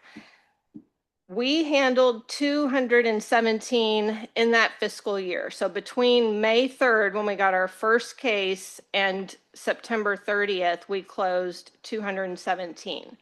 So that is a value right there of 91,574 that you all did not have to pay private attorneys for handling court-appointed cases. In 2024, we had a full fiscal year. We were obviously still getting ramped up, and I would suggest that we are always growing and improving, but for that year, we handled 1,429 cases, and your fees went down a bit, but your case count went up. So I can't really explain that to you because that's all driven by what the judges pay on each case. But nonetheless, it brought the average down to $382. So that means that the value that we saved the county that year was $545,878. And you know I'm going to ask, so can you show me in 24 where we actually saved that in attorney's fees from the district and county courts? Do you have that statistic? That would be the next column. Recent should have that. Well, no, I mean, Say it again. I'm sorry. So if you're doing this analysis fully and you're articulating that we're saving 545,000, then we should see that in another line item, i.e. from the attorney's fees, we should have reduced 545,878 from the district courts, county courts to truly show a savings. Do you mean like from their budget or? Right. So in other words, if you're saying it's a savings, right, then their fees would have gone down because that was the whole pitch on this back when we started this was that if we do this, then our attorney's fees, ours being the judges, those attorney's fees, you're going to see a great reduction in attorney's fees because the public defender's office is going to be taking care of so many more of these and we won't be paying it out. So that would be my That's what question. they'll get. Well, that's what this is. But This was- Grayson does a book at the end of the year, the auditor's office does on But the this- court-appointed attorneys, and this deduction should come off of that. This would be Well, where I'm you would asking. see that. As in, we'd have to look at the historicals for what the court appointed fees have been over time. I'll do that and I'll get you We something. get an annual thing every year. No, I get it, but I'm saying, so that hadn't been done is the answer. Well, it's really like proving a negative is what you're saying, because you can't predict the number of total cases from year to year. As you see there, it went up for 24. We don't know yet how many there will be in 25. That's your cases. In other words, No, the total paid as well. So like in 23, there were 10,376 cases paid. Our number is not included in that. So you would add that to the 217 to get the total number that needed appointed cases. And the next year that went way up because it's 10,844 plus our 1429. And historically, I have those numbers that I can get to you, but I didn't bring them today. I have the numbers going back from 2013, I think, and there are some years where it goes down, so it goes up. So if you're not having to pay for the attorney fees on a particular case, that's not reflected somewhere except in the numbers that we are closing. So we report with Grayson as well. We turn in the numbers of closed cases in each court right, in so October. let me ask it another way. Sure. The 4,147,000, that was the total attorney's fees that Nueces County paid? That's correct. Okay. So tell me how you, in 23, the total amount of fees in Nueces County was 4,373,544 Mhm. for less cases. That's right. Okay. So I'm trying to figure out how you're saying we saved 545,000, we Nueces County, because that's what the savings is. So I'm trying to figure out how I get the math. You're just taking 382 times 1429, but that doesn't mean we saved it because Well, you would have had to pay for those 1429. You would have paid a private lawyer like Mr. Boterry for those 1,429 cases if we weren't here. So your fees would not have been 4,147,000. I'm estimating they would have gone up by 545,000 because the average fee you did pay on the ones you paid was $382. So those 14, we didn't create the 1429 cases. Those came in like all the other court-appointed cases. We got appointed just like a private attorney does, but you're not paying us on a fee app per case. right. But eventually we're going to pay, what's your budget? That's right. What's your budget a year? 1.779. So in year 8, yes. Right. So eventually we're going to pay 1.8. It's going to go up because people are going to have raises and they're going to have whatever, because so we're going to have, it's still going to cost us $1.3 million more if we just stay on this track than if we had just kept it where it was. Maybe. You'll see. Be patient. Hold on. Okay. Okay, so this is the first analysis. And again, we don't know any 2025 numbers, but as of July 1st, we had closed 1,486 already for this year. And I just used last year's number because again, we don't know what is being paid out yet. So for fiscal year 25, we're at 567. which So- is a total that you have not had to pay private attorneys just since we started a little over 2 years ago of 1.2 million. So if you'll recall, when I was here with you 3 years ago talking about this, we talked about the sort of banking the savings, just to have an idea of what you would have had to pay if we weren't here. So, if I could, Your Honors, Okay. I just want to make a comment, and go back to your chart there. So I've been looking at this really closely, and you and I have met, and I'm hoping this program works. I really do, because right now it's not costing the county any money. It's being fully funded by a grant, other than we furnish you some office space. But what may be skewing your numbers, because what I did is I went back and started looking at how many court-appointed attorneys we were having. And initially, it looked like when this program started, the numbers went down somewhat, but now they've begun to drift back up a little bit. And I wonder if some of that is a result of the fact that we're short-handed in our DA's office, and so we're having to depend on hiring outside attorneys where ordinarily we might not have had to do that. So I don't know that answer yet. I haven't had a chance to. The DAs don't do anything on the court-appointed attorneys. I don't understand. No, they're the other side of the equation. They're the prosecutors, we're the defenders. Yeah, I didn't say that correctly. Yeah, that's what I thought. That was confusing. So the court-appointed attorneys that you would normally replace, right? The private practice on the wheel, yes. Yeah. Mhm. The judges appoint an attorney to represent somebody that, and if they don't have to, if they utilize your department and don't have to do that, then that's where the savings comes in. That's right. Okay. And so I'm curious as to why the numbers of court-appointed attorneys has begun to drift back up. Is it the fact that they're trying different cases and they think that they require a different kind of attorney, or? Do you mean the number? That's how I meant to say it. They're using a different kind of attorney than what you're able to furnish for these particular cases. Do you mean the cases paid are going? Maybe they're Up. more complex cases or something of that nature. It's the fact that He's just saying the overall attorney's fees are going up, right, Mike? Is that what yeah. that's what he's trying to ask you is why? I mean, I think that's like, why is everything going up? Yeah. Crime, you heard from the DA's office, increases. We have a very poor population here, which was all part of the planning study that went into the pitch for this office. It talked about the poverty. When you have a high level of poverty, you have a high level of crime. This is a 10-year grant? It really was supposed to be 6 and it's going to be 7 because we stretched the first 2 into 3. Well, So it would be year 8 that the grant Yeah. funding would stop.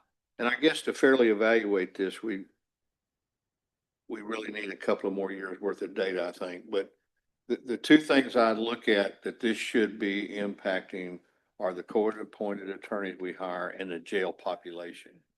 Both of those now have trended back up. Agreed. And Mike, the thing that too, this isn't fully funded. You may have, because you weren't here when we did this. Okay. We paid our chunk this year is 365,000 Okay. that we added. I thought it It's was, 2 years.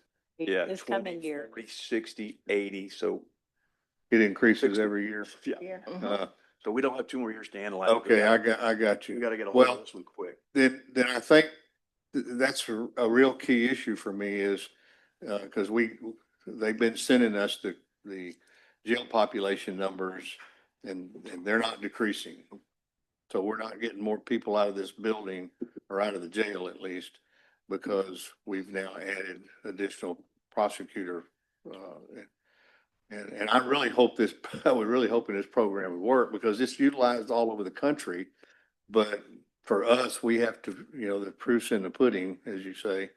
And the two numbers I think that should be impacted by this are now beginning to trend back up. I agree with you. I will point out that we have not had to outsource the jail yet. I know he gets dangerously close every now and then. But you should know that our staff is at the jail every single day. No, I understand. I don't doubt that you're making a stab at this. I just. Go back to your page Sorry. before, 1,400 cases, I believe, that y'all have cleared or something, 1,426. Maybe that's where we should focus. How many cases were tried and cleared by the other side or done? I mean, maybe those. Well, that's the number in the second column or third column, really. We just don't have that for 25 yet because the year's not over. Grayson might be able to tabulate it. Well, I was actually going to add a couple of things. So while I love the luxury for more time to analyze more years, it does look like we're saving year over year about $300,000 at this time. However, there's 2.5 more months to go. So, for instance, last year by the end of July, we had paid, by the end of July, we had paid 1.882 out, and this year we've only paid 1.553. So there is some savings there. The other thing that could be increasing cost and That factored in our cost that we're having to pay for the grant? No. Okay. No, that's just the cost of that's what the district courts paid out. Sorry, so when we talk about, you wanted to talk about the district court savings, that's what the district courts paid out Okay. at that time. The other thing that could be considered is that we've implemented perfect apps. So attorney fee vouchers are no longer paper. So we're speeding through them. We're processing them way quicker. And so that means instead of things trailing for months, we're getting them done 3 to 5 days after we receive them if they're all good. So that could be a factor in this. I'll have to look further into that though. It does look like we are saving. Commissioner Modis had pulled me aside for a question too. I think maybe we should get you to come up with some type of analysis on what this is costing us and maybe Yeah. if you can come up with something that shows the more detailed. I mean, I think it's a great thing. I think really when you started this and when I've met with you several times and just seeing the cases, I really think having someone there that is going to the jail every day and meeting with those people, not just someone getting assigned and not meeting with them, really think it ought to be a department that they do every day. That a court-appointed attorney comes from here and walks over and does that. But we need this data if we can get these two offices, and you may have to meet with them and with Emily upstairs too or something, but to see the cases and try to get us something that proves this theory before. Yes. And do you take just district court cases? No, we take misdemeanors and felonies. So did you add that on? I do not. Okay, and Right. Grayson, here, let me just. I would ask you not to shoot in the dark. We've had that problem in the past. If you've got a number that you're sure of, great, but don't spit it out if you don't know it. And I'd rather wait and you give me a better number later because then I'm gonna be really mad if you're way off on your numbers. So just because I don't want to get down that path like we had with our past auditor that really frustrated everybody. So if you know your numbers right, great, but don't just throw it out unless you darn sure know it's right because it's out in the public, then that's the number that I get in my head. And then you come back and tell me, oh, shoot, my bad. Then that's gonna, so just. So with these, they're cursory, but I feel pretty confident that that's ballpark-ish. So like that that's doesn't why I include like the a lot. county courts, right? That does not include the county courts. So We'll run those because we were just district courts. I'll pull those in as well. I'll send you a full report on it though. Yeah, that'd be great. And I agree. Okay, so looking forward to the rest of 25, based on just the average number of cases that we've been able to close per month, we're on track to reach 1,980 by the end of the fiscal year, which would raise that saved value to 756,000 for 25. So for 2026, down at the bottom, you see that at that same rate, we have the potential to clear more than 2,500 cases because we have not been fully staffed this entire year. So the amount that we've closed is being done with 2/3 of the number of attorneys that we are supposed to have. And we do expect 3 new lawyers to start within the next month. So I have a question about that. sure. You're fully staffed because I believe you are limited to how many cases you can take with this. What is your full potential? Of Fully staff or staffed, how many cases can you take? How many? Yeah. Well, TIDC has done a study and they have recommendations and it's divided by misdemeanor and felony cases. We do a mixture, so it's really more of a hybrid. And this number, I would say, is probably the most that we could close or that we should close. And we've been able to reach these numbers based on the economies of scale with the staff the support staff that we have. And quite frankly, the proximity. Being right here makes it easier for us to get to court, to get to the jail. So that's why we've been able to do more than most could in that span of a year. In addition to the case closures, other goals that we have are expand the data collection. That's what you guys are talking about. I agree. We have a case management system that helps us track not only what's happening in the cases, but the numbers and outcomes and all of that. But I would like to work more with that to show you, what the results are. And also, of course, what we're here for, maximize the effective client care that we're providing and to continue some system improvements, which I'll talk about in a second. So for the grant update, you all know that this was intended to have first 2 years fully funded, but we were able to extend that money through the 3rd year. So you should not have to pay anything this fiscal year we're in, even though last year we thought you might have to contribute about $80,000. But losing staff is not a great thing, but it did push off your contribution. The 4-year step down grant begins this coming fiscal year. And again, your maximum contribution based on whatever we spend, because it's a reimbursement. So your maximum would be $355,956 if we spend the whole $1,779,000. Down at the bottom, this is from the statement of the grant award. This was just what TIDC provided and the breakdown in the budget amounts that they gave me. So that's what I was following these last 3 years. Over to the right is again just an excerpt from the statement of grant award, which spells out the format we just talked about, the 2 years and then the 4-year step down.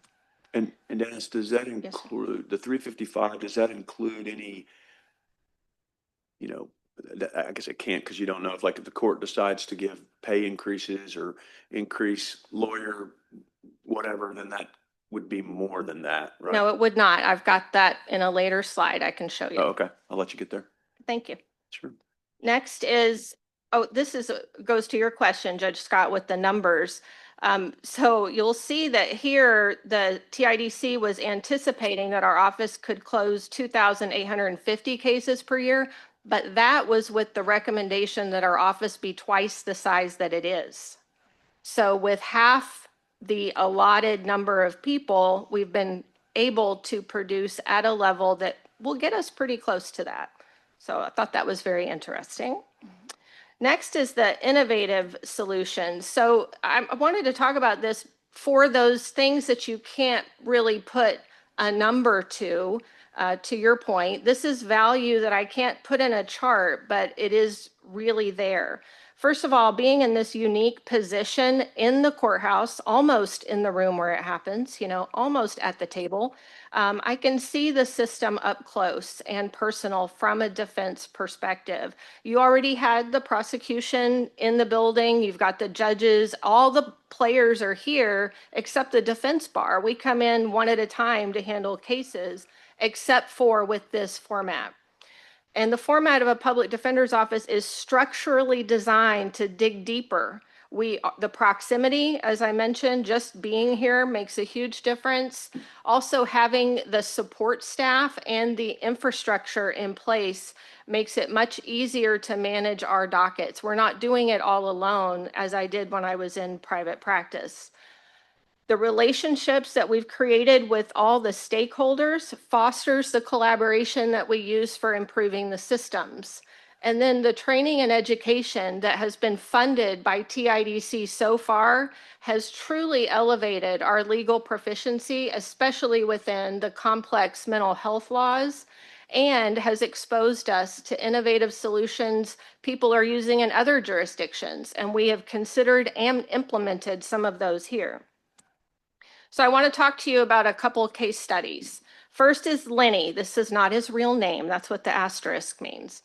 And I want to point out to you Lenny's story to show you that relationships, education, and time are what would have made a difference in Lenny's case had we been on the case from the get-go. So to begin with, Lenny was, oh, the first one disappeared. So sorry. Okay, I remember it was something like he was in jail for about 371 days. He was arrested, put in jail, court-appointed attorney the very next day. That attorney initiated competency proceedings pretty quickly, I think within a month or two of meeting Lenny, basically saying he's not legally competent, we can't move forward with his case. What that does is it puts a stay on the proceedings. You cannot have someone plead guilty, go to trial if they're not competent.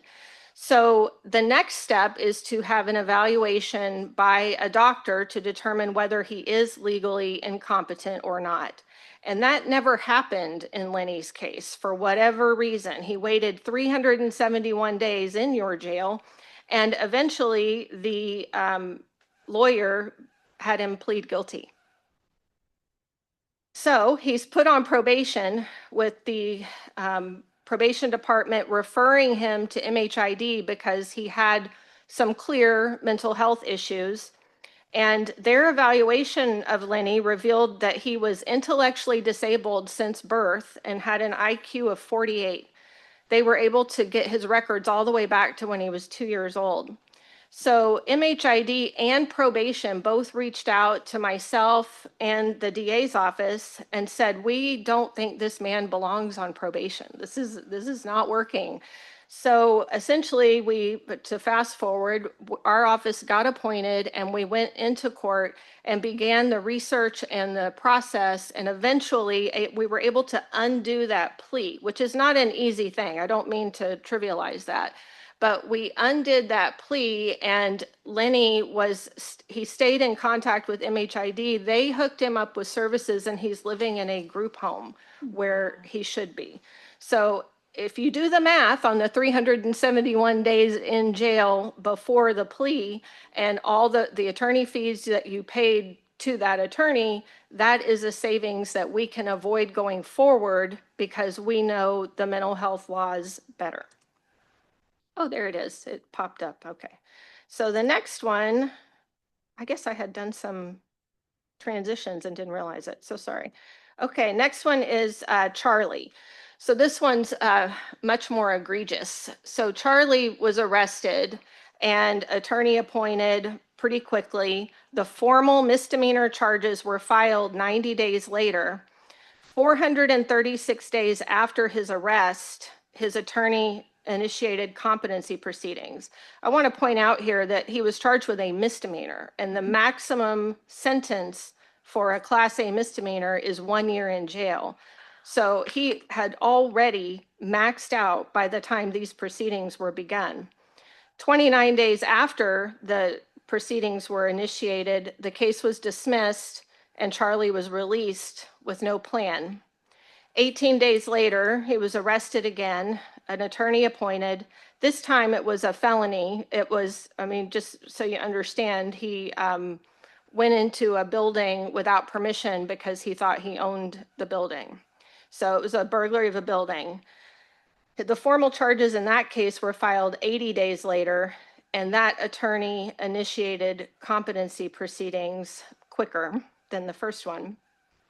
This time, he waited 491 days before being transferred to a state hospital for the competency restoration services, which is the normal procedure.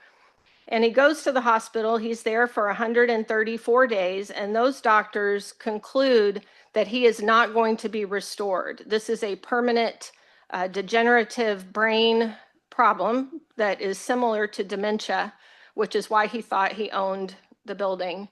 And he does not belong in jail. He is not he's not a risk. So they recommended sending him back to Nueces County.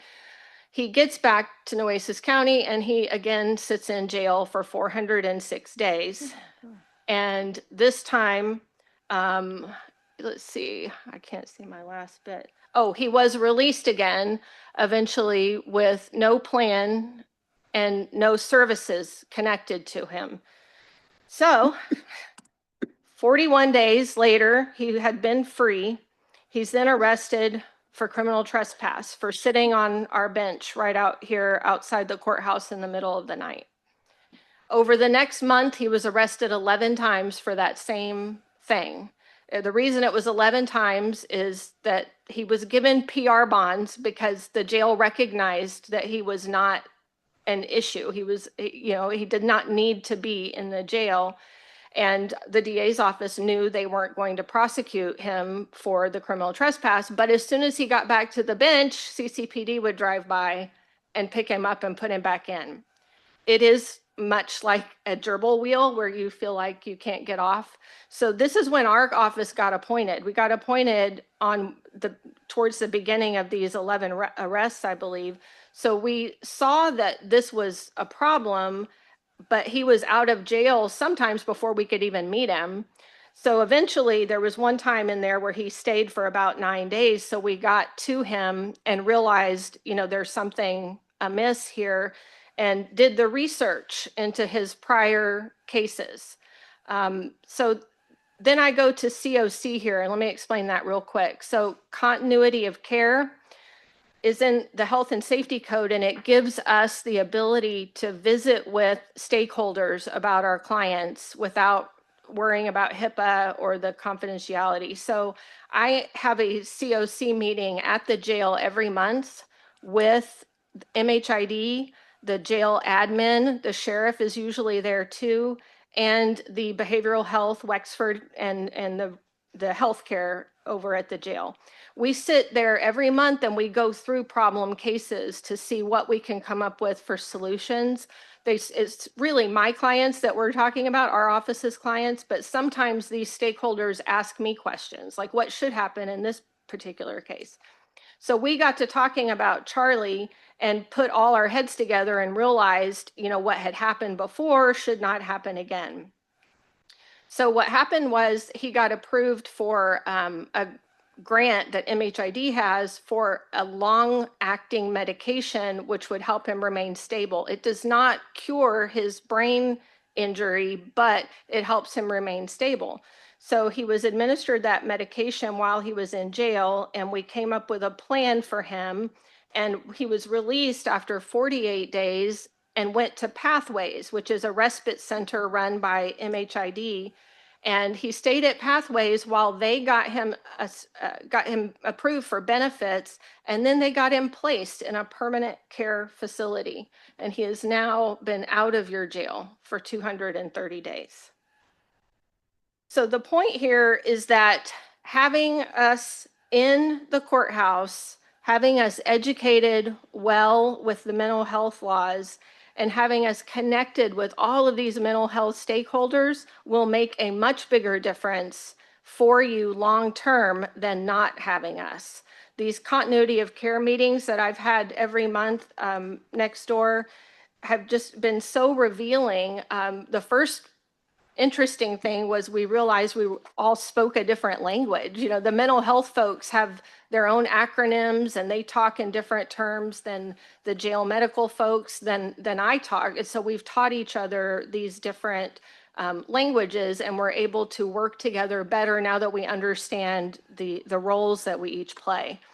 One of the other things, and Miss Dorsey was part of this creation. I don't know that we've been able to use it yet, but we've learned about a tool called court-ordered medication. And this specifically was something that I learned about at a training that I'd never heard of before, and came back and talked to Judge Hassett, and she said, "Oh, let me show you something."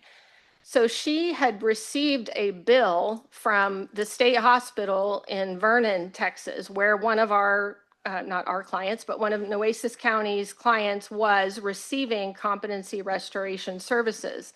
And that hospital was trying to give the client medicine because that's the first step in competency restoration, and the client refused. So the law allows a court to order the medicine to be forced if necessary, but it compels the person, they have to take it.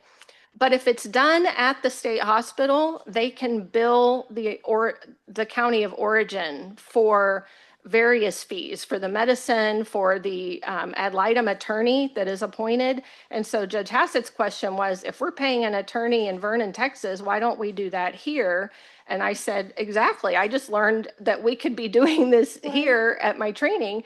And the bottom line is, you know, if I have a client, I have a number of them right now in the jail that that they're so psychotic that I cannot communicate with them, but they're so psychotic that they will not agree to take medicine. They're going to sit there waiting on a state hospital bed for 400 and some odd days because of that.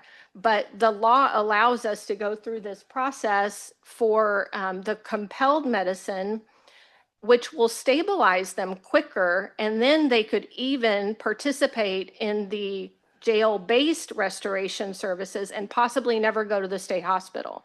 So we have seen some success with the jail-based competency, and it only works if people agree to the medicine. But now that we know how to do the court-ordered meds, we actually took a field trip to Galveston, the jail folks and Mr. Granberry and I, to see how they do this process. And it seems like it will be very beneficial. We're waiting on the doctor to identify people, and I actually won't be part of the process, but Jenny's office will be, and it could really help clear out some of these folks that are basically living there because they're waiting on a state bed. Perfect. And the last thing on this is the competency docket, and I'm really super excited about this. Again, at a training, I learned that you know, what we do right now is we have the 8 district courts that all have cases that people have been found incompetent and they're waiting on a bed, or they've come back like Charlie and nobody really knows what to do once they get back.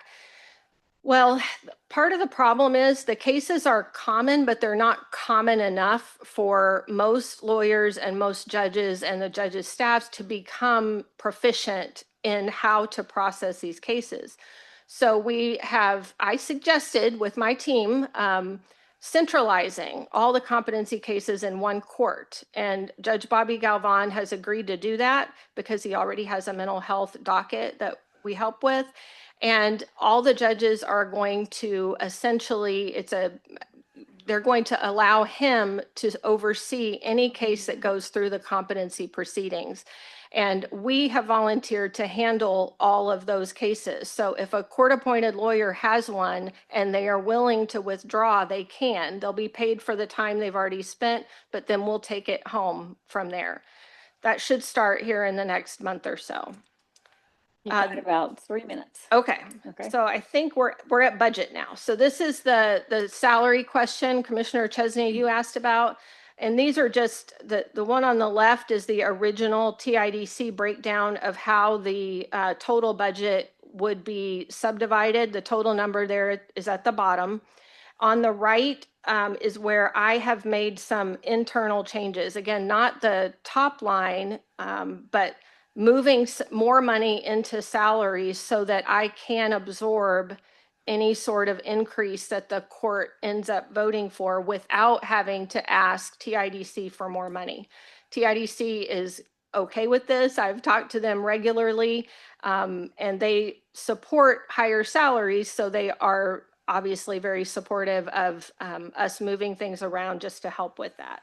So you see the numbers there. Also, their subject matters that they've divided things into are a little bit different than the counties. I can explain that to you at another time if you are interested, but for example, the contract services, the 30,000, that includes all those things under it, whereas the county has those things divided into separate categories. Okay. And then I will show you that TIDC actually did a salary study last year. They completed it. And this is where we fall currently in the statewide survey that they conducted. So we are 50th percentile and below. I've highlighted the trial defenders, the social service personnel we have, investigator, and our admin. And what TIDC recommends is that we be either at or between the 50th and 75th percentile. And you see that presumptively approved as reasonable. What that means is if, Commissioner Chesney, if y'all, gave a 5-step increase to every position, and I can't absorb that, then TIDC would presumptively approve an increase in our grant funding to help with that, because it's so important that we retain our current employees and that we're able to recruit with competitive salaries. So what they're recommending is looking between the 50th and 75th percentile. And because of that, I did work up different scenarios based on what you all may consider, and we can absorb an increase, including what the DA's office recommended. I would have to move a little bit more training money, but I'm okay with that. Otherwise, we could do the 1-step increase across the board. We have the rest, we have everything in our packets. I'm sorry, but No, we've that's got it. That's the last thing. presentations after. Got it. I know we started late and we added people in the middle of it, so this is on us, not you, and the questions, but thank you very much. Yes, we appreciate it. Crystal, you are going to be up next, so.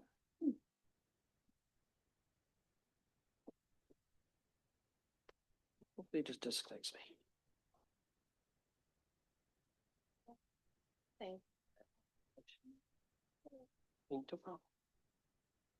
But we be excused, Your Honor.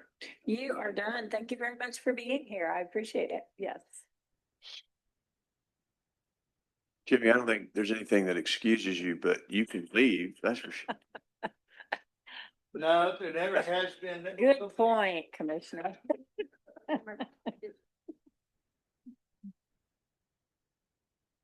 Funny.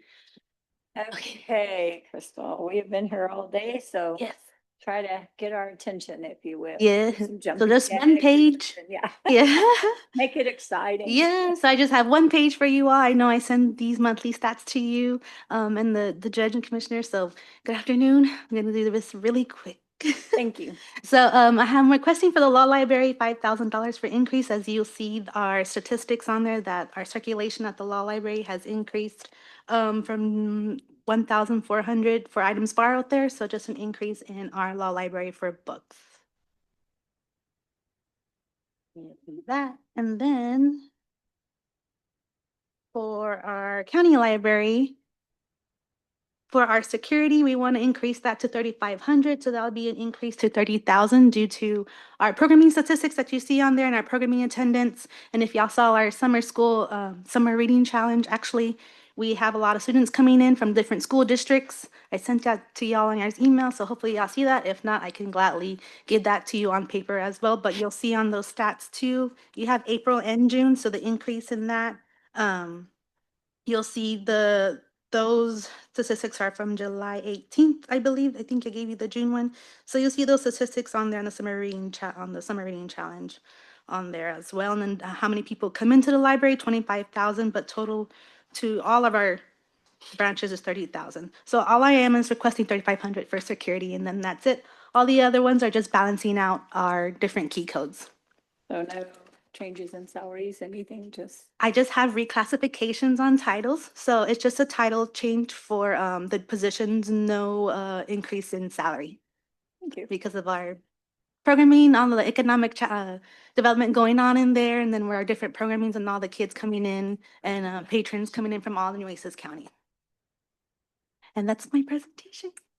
Oh, you are good. Thank you very much. Just yes. One question real quick. Quick So question. Sorry. I like how you show the registered card holders, the breakdowns per precinct, but looking at that out of the district, so that's 2,100. Yes. 2,156. So that's outside Nueces County? Yes. So that includes, off the top of my head, Kingsville, Mathis, Portland, Ingleside, that's as far as, so some of it will go, that those residents come in. Those are some of the homeschool families that use our facility as well. And also just people that come in to use Nueces County, because I guess as you can say, that area is the crossroads area within Robstown. And as it's growing more out there in the Calallen area, Driscoll, Banquete, Agua Dulce, and of course that area, I mean, Tesla's out there, so you'll see a lot of families coming in to come see And Nueces County. I know Robstown ISD is trying to engage more of a summer program. How big of an impact has that had on you? Do you see a decrease? Has it been overall a collective increase for everyone? 'Cause I know that they before didn't really necessarily have a summer program. It kind of more relied on you, I think, at some point. And now it seems like it's become Yeah. more robust.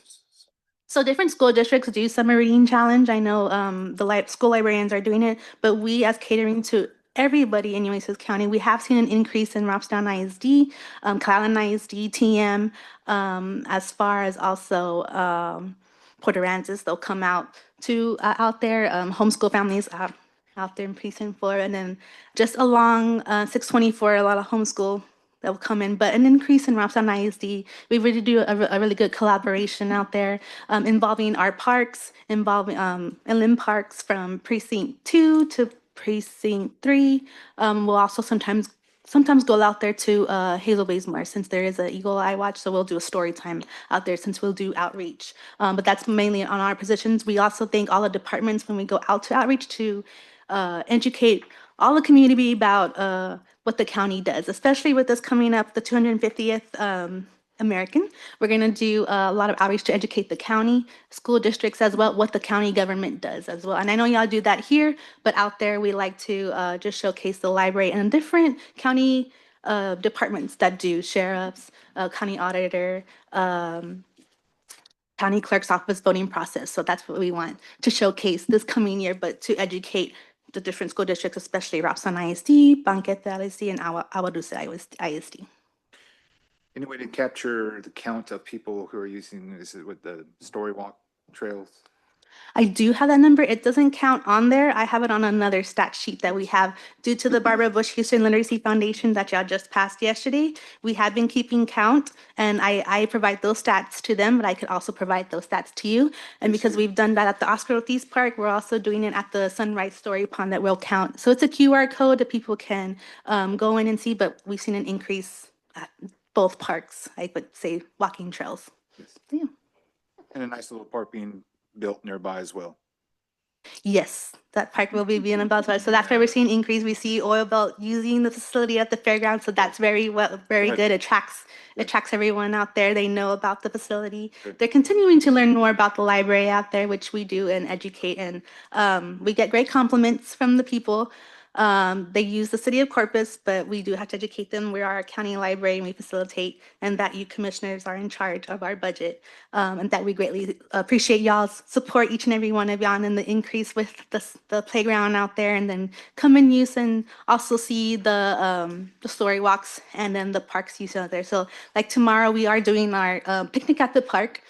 At Oscar Ortiz Park, so we'll be doing our summer reading challenge participants to invite them out there to join us from 10 to 12. So we'll do a celebration for them reading and encouraging their literacy components and increasing their education. Sounds like fun. Can we do that instead of a boring budget workshop Yes. tomorrow? You can join on Zoom. Thank you very much. Thank Kristen. you. We appreciate your work out there too. Thank you. Yes, thank you. And JJ De La Cerda, you are up next. We are at the almost end of our day. Yes, ma'am. Good afternoon, Judge and Commissioners. Thank you for allowing me the opportunity to speak to you on behalf of the budget. I'd like to talk about the Veteran Cemetery first, if that's okay. Sure. That's the Department 13970. Again, this is fully funded by the state of Texas, the General Land Office, Veterans Land Board. This particular year, we asked for an increase in budget. Normally, it's a $900,000 contract that we have with them as far as budget. This particular year, I talked to Dr. Kelly and the Veterans Land Board and requested more funding for salaries. That being, it's hard to retain employment out there, especially when the staff is being paid $15 an hour, our lowest levels. They can go to McDonald's and get paid just as much to be in the AC. But our boys are out there, setting headstones, doing burials, maintaining the cemetery. And so I felt that we needed to fight to keep them, keep quality workers out there. So they allowed us another $45,000 in budget this particular year, and it'll continue growing as we need. But we did get another $45,000 for the cemetery. So in Are you total, included in that? no, The ma'am, salary I'm fighting for the staff out there. Yeah. So, but again, they did allow that, another $45,000, a 5% increase, and they're fully on board. So we hope to get all the staff out there at the cemetery a 5% increase so we can retain them. But that's a good positive thing. We are working also on top of the budget because there's the money that comes from the state of Texas, the Veterans Land Board, through the form of the contract and the budget. But any big items like the expansion project that we just did, that was a $10 million project. That's outside of the funding that's provided to the county.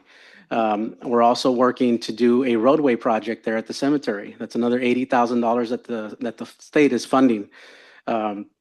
There's more projects that we have in line that do not affect county at all as far as the budget. So Y'all did the fencing, you did the trees, you'll do all kinds of, you've done all the monuments, the Yes, ma'am. things that, it's been very impressive. yes, ma'am. Thank you. Yes. Do you have a question, Commissioner? I'm sorry. No, just Gretchen, sorry. Yes, sir. So everything cemetery related is going very well as we've expanded our ceremonies as well. So everything is going really well. So I think we're good on the cemetery side for now. I did want to also discuss 1275, 12750. And so we're asking a little bit more in budget. And in fact, we didn't have a budget line item for food and kitchen expenses. We're asking for $1,000 this year in 5220. So that we can have some cushion there because we have the Texas Veterans Commission, the Funds for Veterans Assistance Grant, the veteran grant. And sometimes those vouchers, a veteran may go out to HEB and buy something that's not allowable. And that's something that we've kind of curtailed since we took over, since we did the merger in October. We've only had one instance where they didn't come through and the state would not reimburse. But we want to have insurance there. We want to make sure we have budget in order to cover those expenses if they come. But again, we've reduced that almost completely. We only had one Yes. case. Before it was happening a lot. Quite and often. We were stuck at the end where Yes. we have to pay for it. They've already picked it up and gone home. So Yes, ma'am. So like I said, we asked for $1,000 in food and kitchen expense. Just in case that comes up, at least we have some money in the budget to cover. Another thing we did ask for was telephone expenses and utilities. Again, that's under the Veterans Grant. If there's a utility that we cover or that we pay for and the state comes back and not wanting to cover it for whatever reason, at least we have that insurance in the budget. How much So is that? How much are you asking in that? $1,000, Judge. 1,000 also? Yes, ma'am. We did also add, of course, the pickup truck that we had donated by Mike Shaw, another donor that wishes to remain anonymous. We have that 2024 Toyota Tundra pickup truck. We did also get a 16-foot double tandem trailer donated to our department. And then we purchased a 53-foot semi-truck trailer with ARPA funding, thanks to Commissioner Chesney and Commissioner Mattis for the Wreaths Across America ceremony. So those are in fact, Nueces County items or capital equipment. We wanted to request an additional $600 just in case we have a flat tire. We know a semi-truck trailer tire, is expensive. So we wanted a little bit more cushion there to have $1,000 in total proposed budget. So we asked for an increase of $600 there. Professional services. So ever since the merger, we did actually incorporate or actually trained the social services staff to do veteran services now. So instead of having one veteran service officer, we now have 4 that are certified and accredited by the state of Texas and the Veterans Affairs, the feds.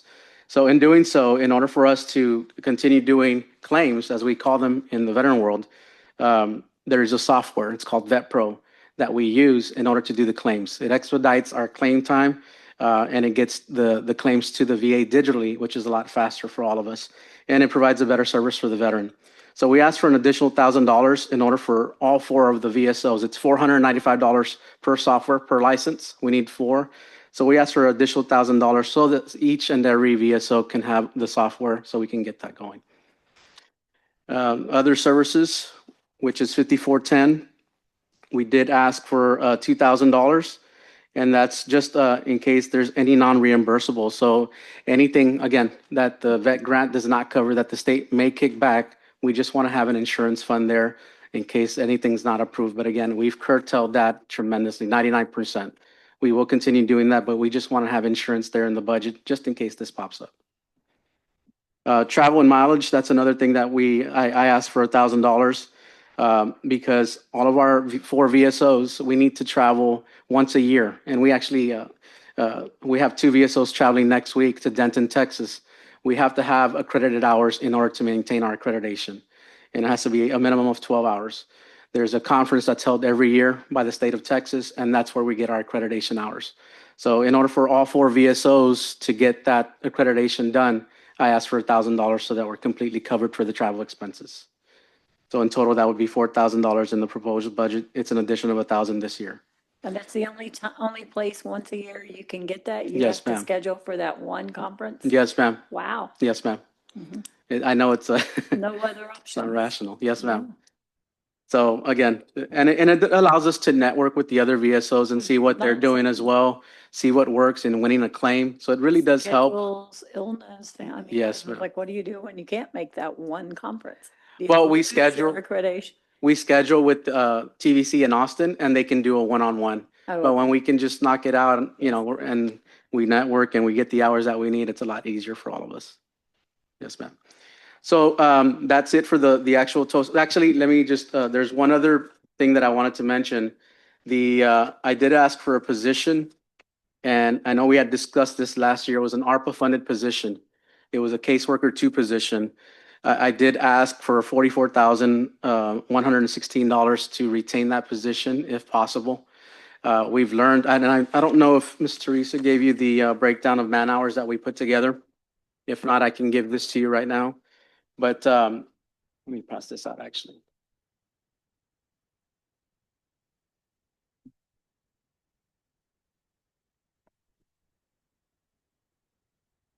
Thank you, sorry.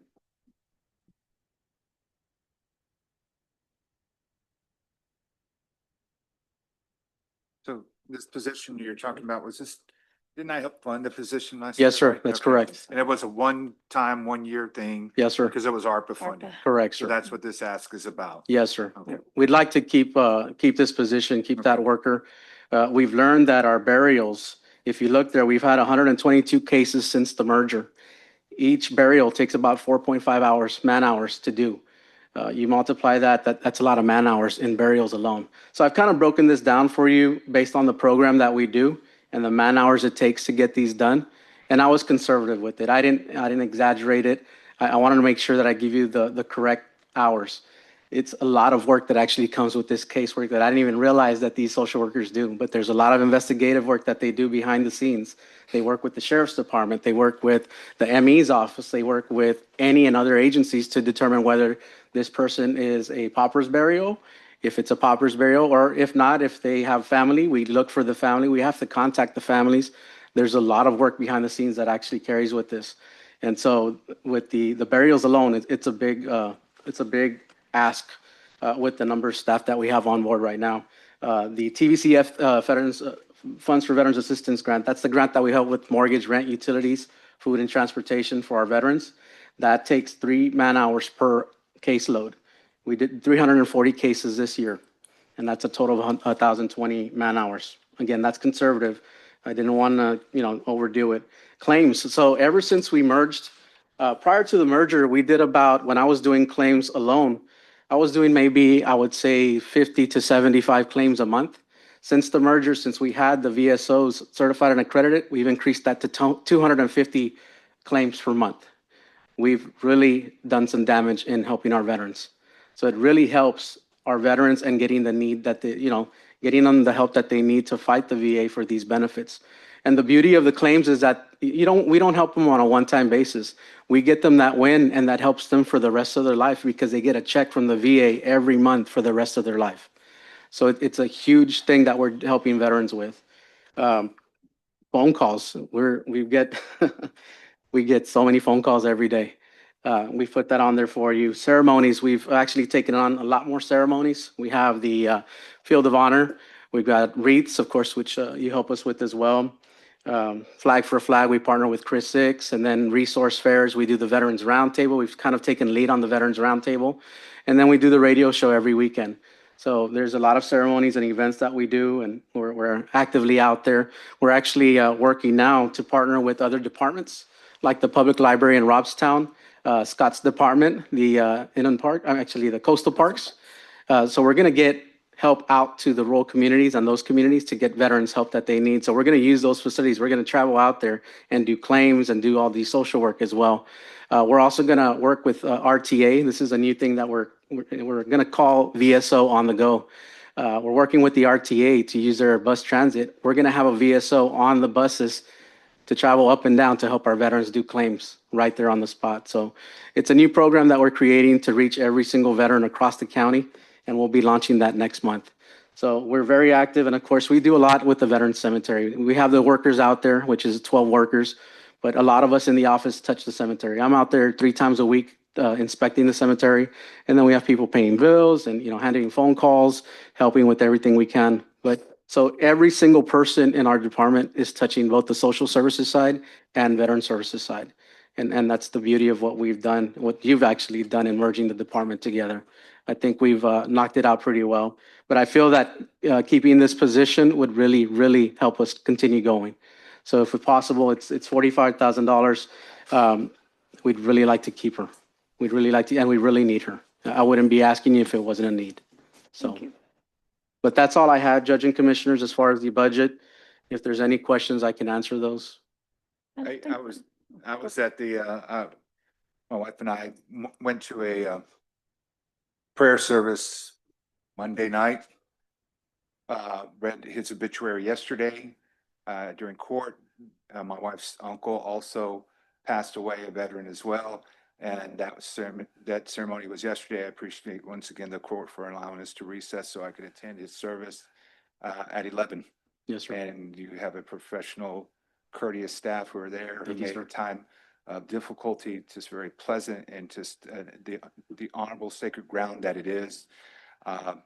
Just has me convinced that you are working as conservatively as you can with your budget, and that you are only asking for what you need. Yes, sir.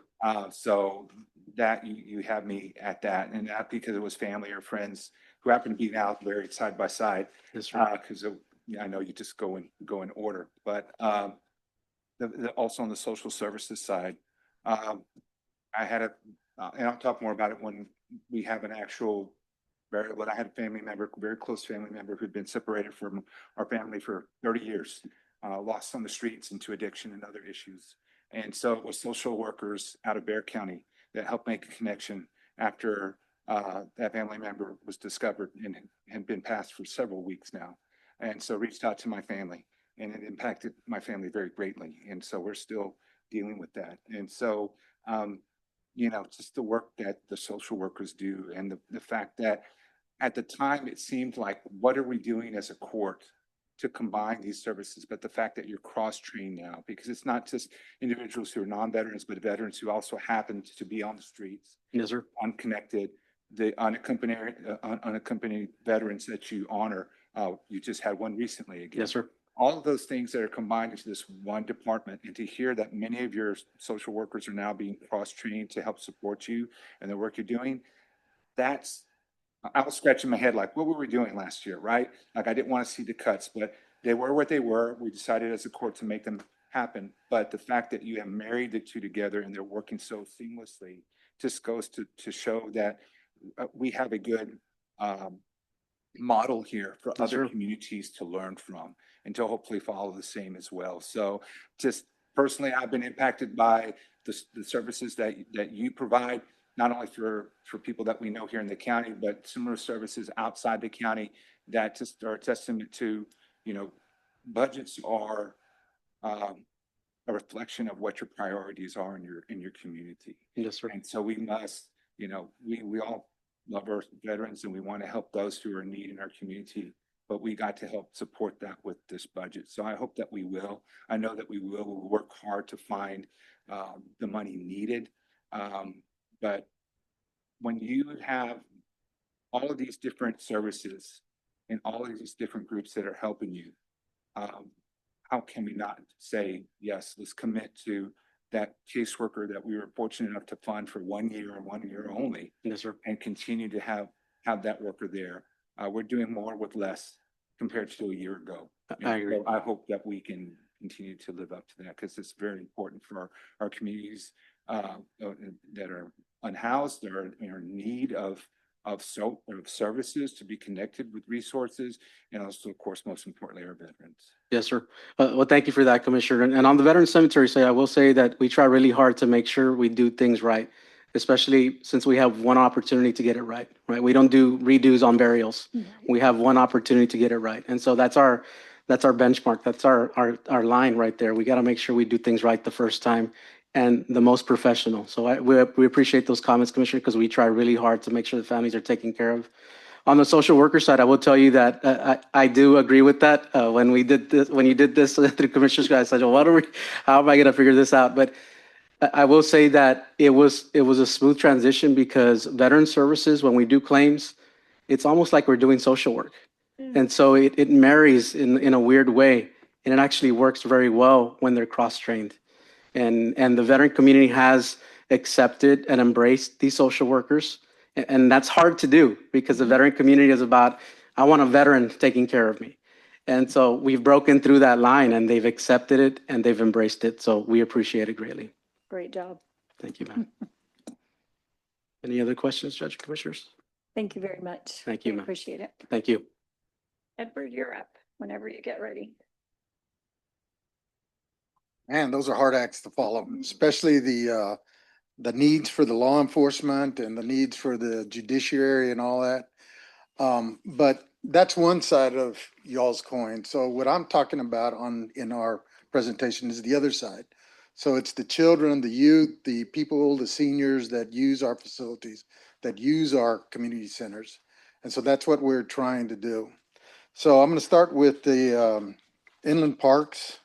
So we're trying to get back to the levels that we were when we had started back before we had to cut, because we had to cut.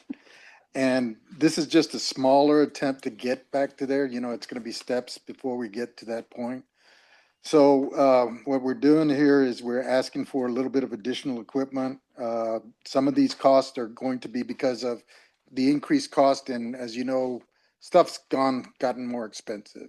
It's gotten, fuel's gotten more expensive, and the need for vehicles, or the maintenance on the vehicles, has gotten more expensive. So those are things that we're trying to address here. We're also trying to address the needs for our pools and our splash pads.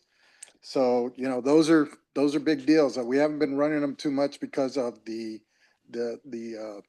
lack I of hope water. not. Yes, thank you. Doing really well at Parker Pool. It's a community staple out there. Our group, the Friends of Aquatics, have done us real well. The improvements we've made to the facility have cleaned up a lot of our problems. So we've got those needs, a lot of those needs taken care of. Did you But- find the staff last year that we gave you that was going to have to take care of it was a pretty specific person because there were reports that have to be maintained and stuff. So or state regulations. we've actually trained one gentleman. His name is Ben. He's Mhm. actually working right now at the airport. Oh, So he's going to be our guy once we going start. to be, he wasn't it before we No. borrowed him for a short time, sorry. Yeah, We'll so get him back hopefully. no. I mean, he's learning. Like I Okay. told Commissioner, it's a good opportunity for our staff to expand their knowledge base, to learn how to be, because I'm not going to be here forever. Sly and my You are. supervisor are not going to be here forever. So somebody needs to step up, and this is a good opportunity for him to step up. So excuse me, I need to take off my glasses because Are you getting emotional or are you gonna cry? You okay? no, my You said eyesight you has weren't gonna be gotten here. to What the are you point telling us, where man? my eyesight's gotten to the point checking. where Use so- glasses for far away. my glasses were far away, but I used to be able to see like right here without with my Don't say glasses we're on. And not I was, losing you. so we're looking for increase in fixtures, splash pads as the $15,000 base budget increase due to vehicle repairs, another 5,000. Base increase due to fuel cost is 6,000. We want to increase our supplies and materials cost at 25. That's in building maintenance and grounds, and this goes towards some of the things that we've got planned. We'd like to do some tire cleanups. We'd like to do some, and it's not just for our parks, but for our communities.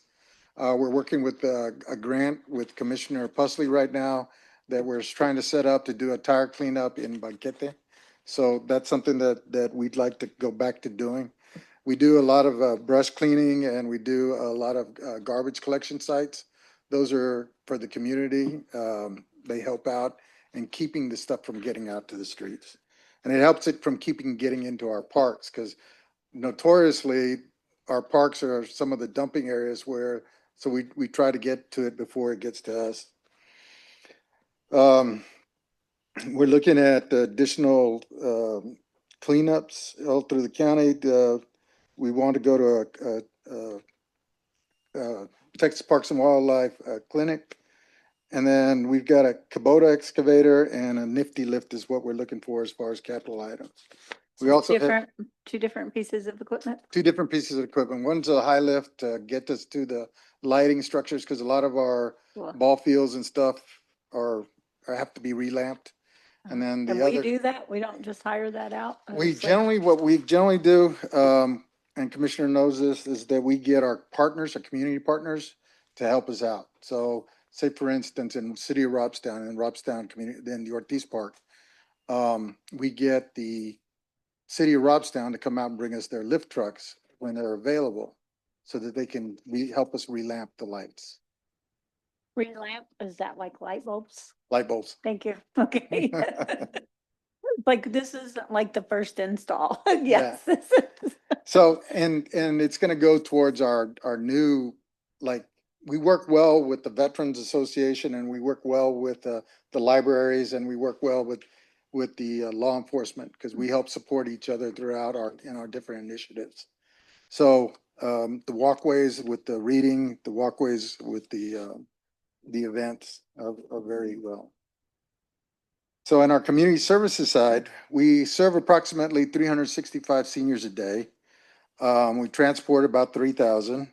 We serve about 75,000 meals a year. About 48,000 of those go to the homebound. This is in 1490. In both cases, we do emergency management. So we end up doing a lot of the heating shelters, the cooling shelters, emergency management, wherever we've come to take on that task. And the guys are all trained to do it. They've all taken their 100s to 300s, the basics at least. So they're all trained in the what we need for them to be able to do.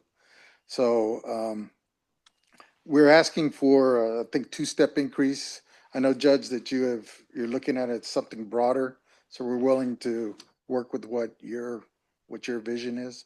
So we really appreciate. We have appreciated all of our departments and employees hanging with us the last 2 very difficult years. So we are hoping to be able to do something very different this year.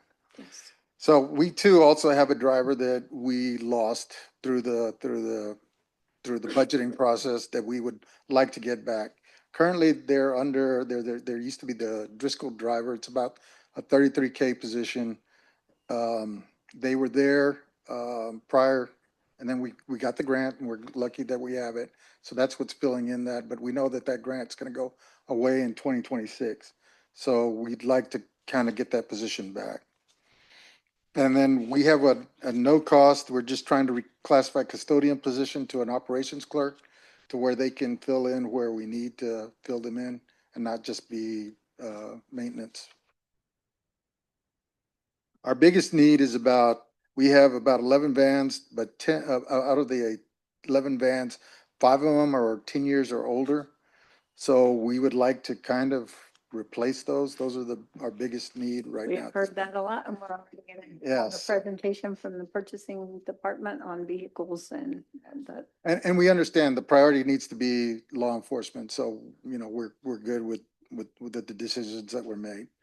But some of the improvements to the Joaquin Villarreal Center that's in Robstown, it's an old building. It's been there since I've been there, and I've been here about 37 years.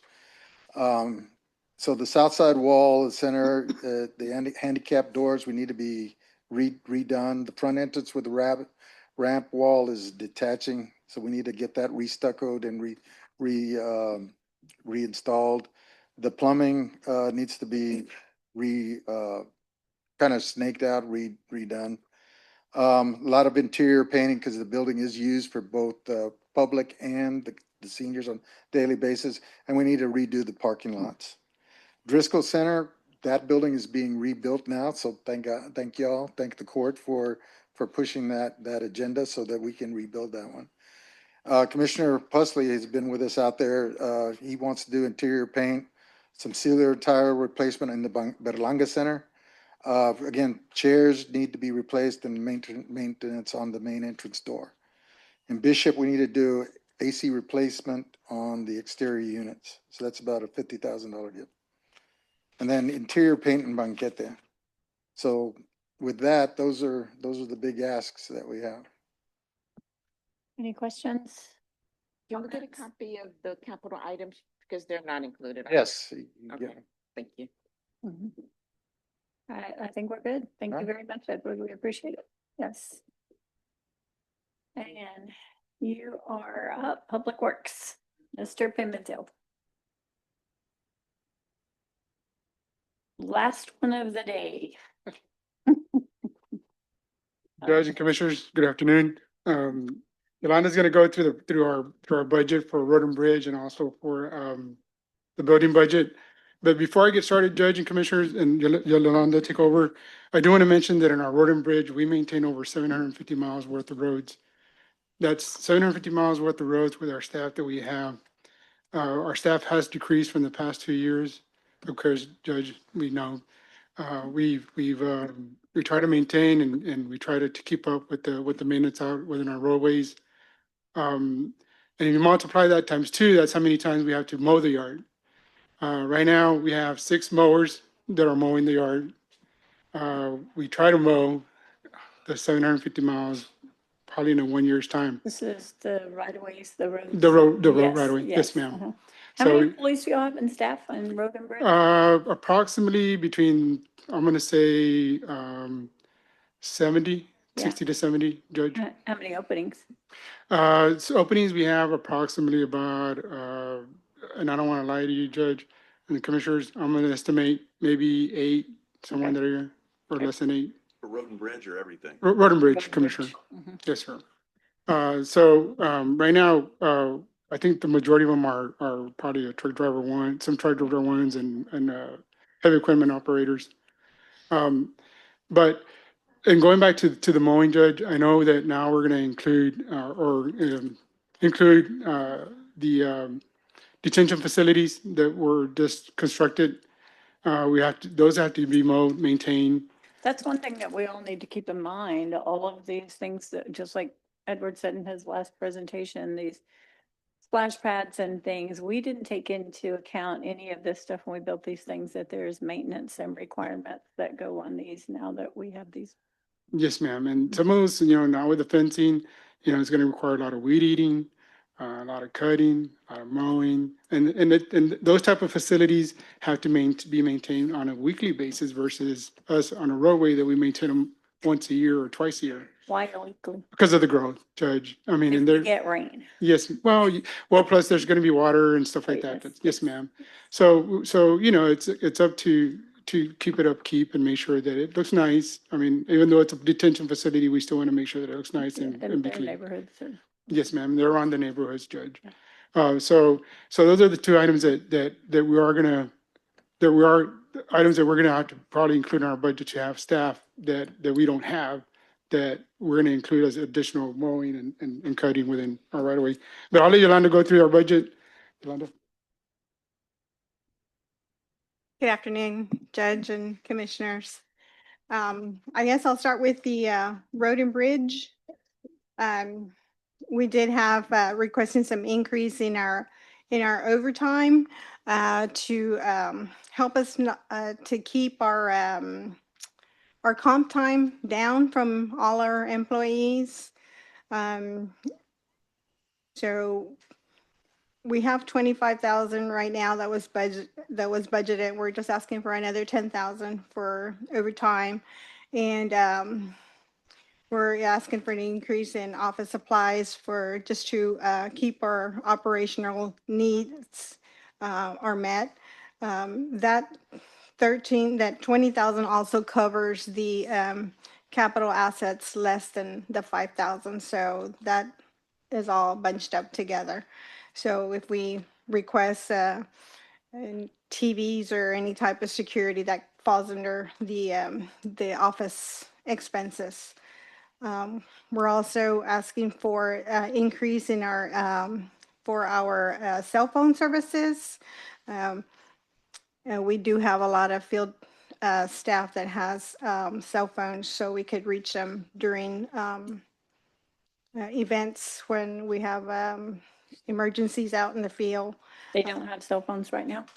Excuse So me? Some do. additional. I guess what we try to issue them to more like the foreman, the assistant foreman, the crew leaders, the people that we need to reach. So that kind of increased a little bit on the cell phone service. And we're also increasing at least 20,000 for maintenance of repairs and vehicles and tools. All that cost has gone up somewhat. In prior, we've done exceeded. We usually get about 395,000. We're just looking for 20,000 just to keep up with all the repairs of our, especially for our heavy equipment. The cost has really gone up in repairing our heavy equipment. And also we're asking for an increase in our materials. Our material costs, a lot of the new contracts are up for bids. The costs kind of stayed the same, but when we try to order our aggregate rock for the construction of roads and for the seal coating, that's usually like $90 or $92 a ton. And we order 10,000 tons. That pretty much takes up our whole budget. So we usually try to order all our materials at the beginning of the year. That way we know what we have for the rest of the year. And the materials, it includes all the rock, all the signs, any contract services that we do for the roads and the bridges. That 1.7 includes all that. And then we're asking for, I'm sorry. The capital outlay. Oh, and then I guess our main thing is our capital outlay. We're asking for your consideration for allocating some capital money this fiscal year. For the last 2 fiscal years, we haven't really had any capital. And we are in need to replace heavy equipment. These are not. Quite a bit of equipment with the ARPA money though. I mean, I know you said we didn't give it in That was- outlay, but we gave ARPA money. Yeah, that ARPA money was 2 years ago. We did get what we needed, the vacuum truck, we got the mowers and the great alls, and those are being used. And these are vehicles that are at least 14 years old. They've already exceeded their years, no, excuse me, the hours of service. These are not wants, they're actually needs. I gave Teresa a list of the priority. We are asking 1.1, but it is a priority list for you to review. Give us what you feel you can give us, just to replace. You know, we're needing dump trucks. We are needing a crack sealer. The crack sealer is like about 15 years old, and that crack sealer is. Water truck, weren't y'all needing? We did replace the water truck. The one that was in the accident, we did replace that, and that helped. But these are like for the tandem dump trucks, the crack sealer, and a backhoe, just brush grabber for the mowing crews. She has a list of how I have it in priority, so you can take a look and review it, and for your consideration to allocate some capital outlay money for us this year, if possible. Mark Duncan Road and Bridges, do you have any money allocated, or are there any grants that we can pursue for low-lying areas, flood-prone areas? Do you have anything like that? Commissioner, that I know of, I mean, I can get with GrantWorks, but not that I know of. I mean, I know a lot of the creeks that we have in the western part of the county especially are low-lying, depending on where you're at. And Yes, sir. I have been up to some of those roads when we've had torrential rains and it's stopped and you're traveling and there's this The water literally crossings. a creek, a dry creek that is now a running creek running Yes, sir. through the area. And that may be temporary, but after we saw what has happened and what our state is still experiencing in the aftermath, I think it'd be something worth looking at adding if you don't already have that on. You know, I know that the Drainage District, Nueces County District 2 has talked about that or allocated funding, but I don't know if they've ever installed anything. So I would suggest whatever we have for the county to come back and maybe give us an update during Commissioners Court on any areas that you recommend that are solely Nueces County, and then maybe break down what is state or what is particular city's responsibility, just so we can make that we have a concerted effort on that. 'Cause Yes, that's- yes, sir. We can prepare something like that, Okay, Commissioner. thank you.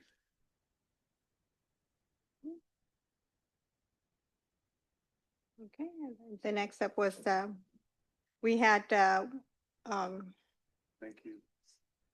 we're also oversee the road right away, but haven't foreseen any, additions. We haven't heard anything of any upcoming projects from TxDOT, so that's, a no change right now for the road right away. And for engineering is, I think the only increase we have is like in professional services. We do have a lot of our subscriptions that our engineers use, the AutoCAD, the Esri, and those renewals sometimes have a 3% increase. And this is just to meet that cost of those renewals.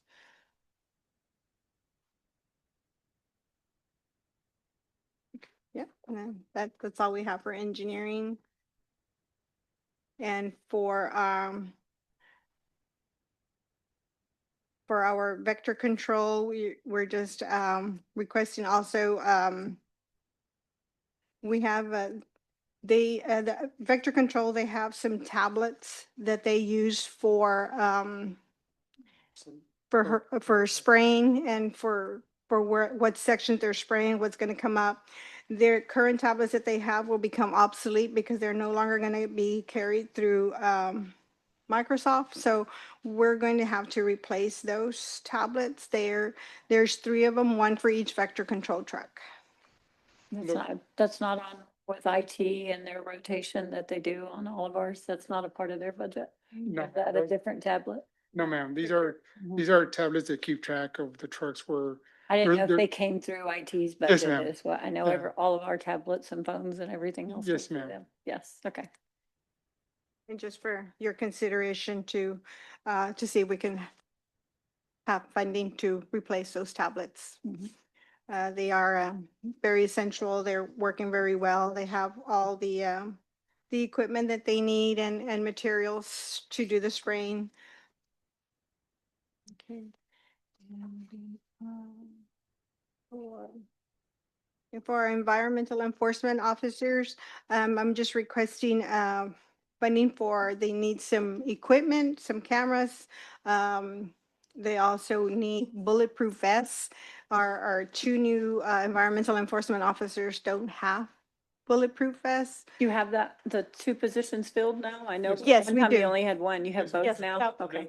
Okay. We have Officer Timmy and Officer Alanis, and they don't currently have any bulletproof vests. They're going to need new uniforms. They're new hires that came on to do our investigation for our illegal dumping.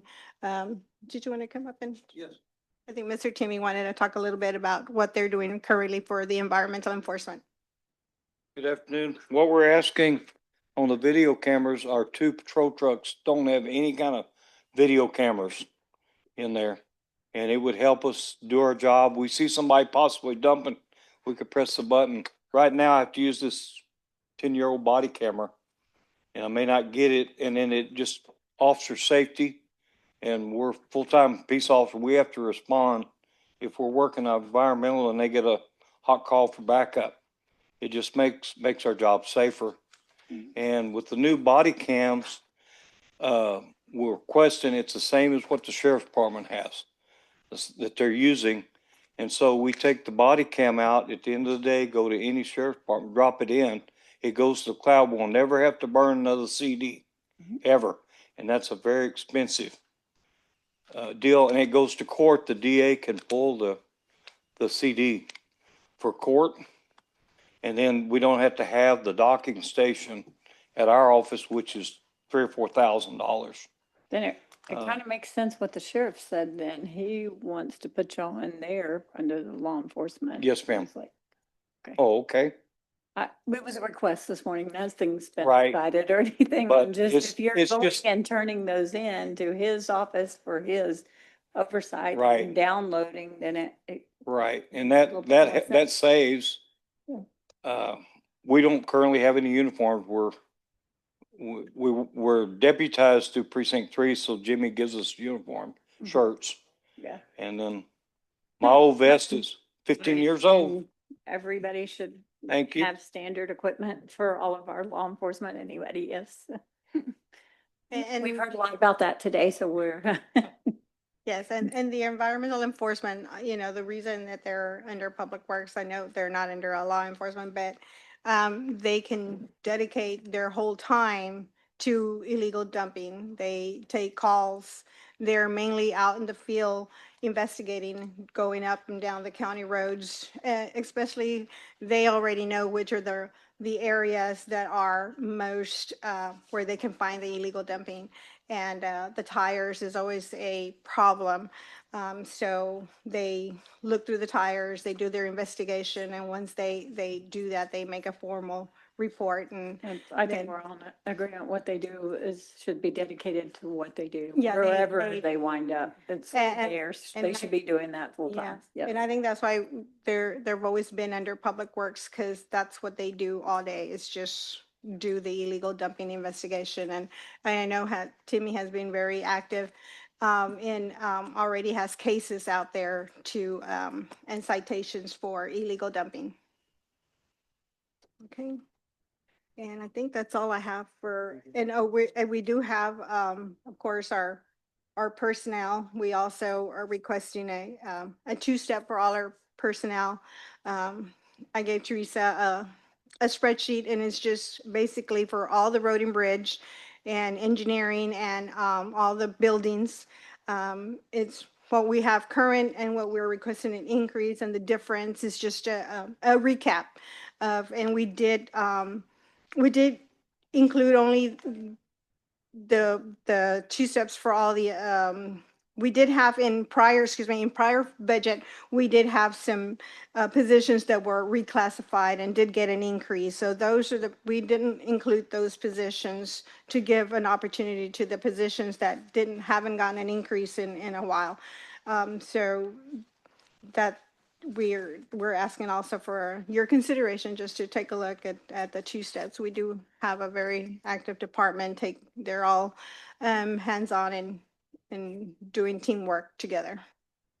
I assure you, we have heard that from every single department, and it is a big focus of ours. So I know, but we greatly appreciate everyone working with us the last 2 years. Yeah. and then just to recap for your review and your consideration. We appreciate it. Thank you very much. Okay, and I think that'll cover for road and bridge, right? Correct. All right, now we're gonna do Buildings. the building.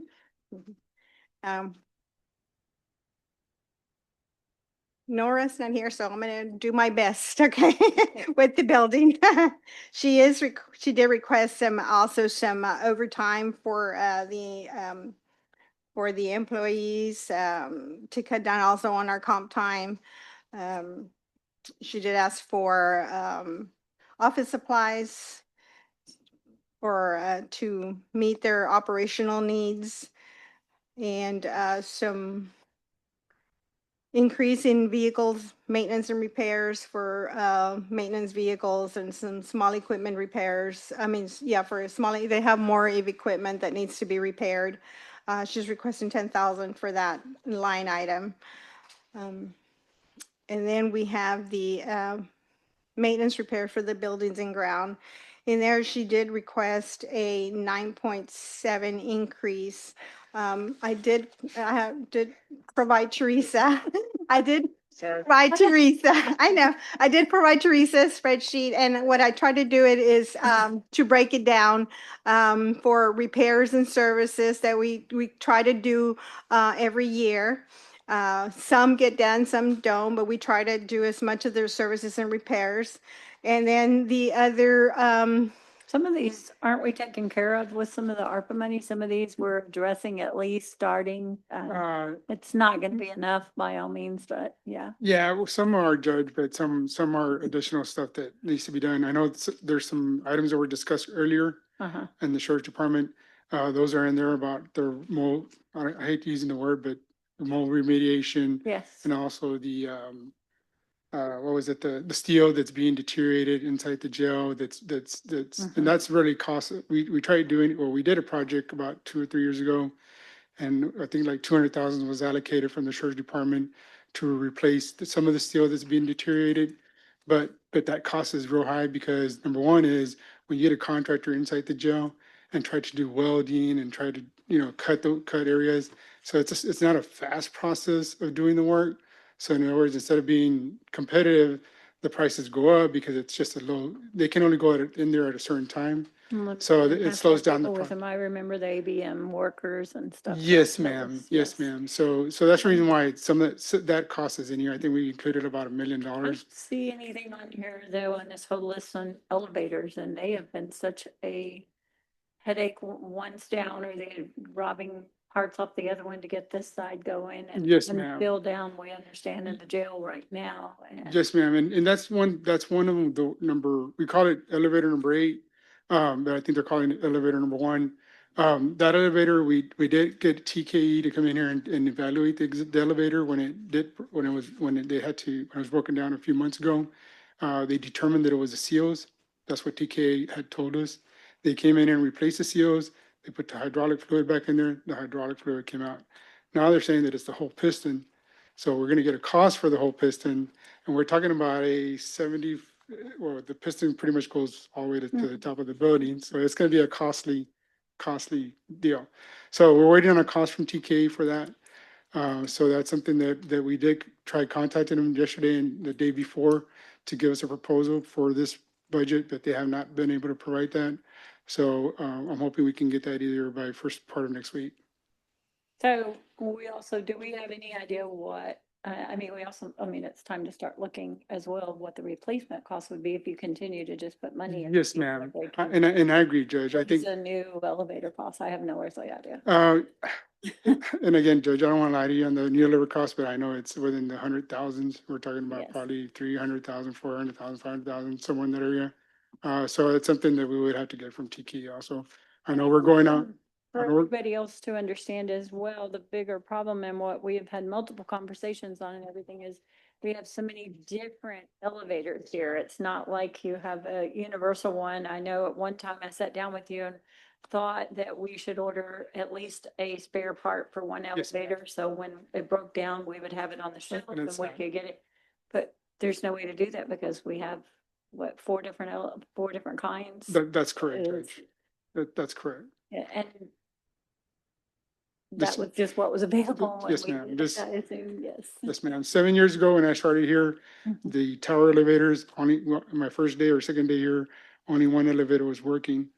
Yeah. So, yeah, and I'm glad that Commissioners Court at that time voted to replace the four brand new elevators inside the tower. So But those that are, was 7 years ago, the four. no, that was about 4 or 5 years ago, Judge, 5 years ago, somewhere in that time. Okay, The ones in the tower. and they all match. They're Yes, all the ma'am. same. Yes, Yes, okay, ma'am. good. Yes, ma'am. So, yeah, it's Not to get little bit by off on little a bit. rabbit hole, I just didn't see those on here, and I know we have already had conversations from other people about the issues.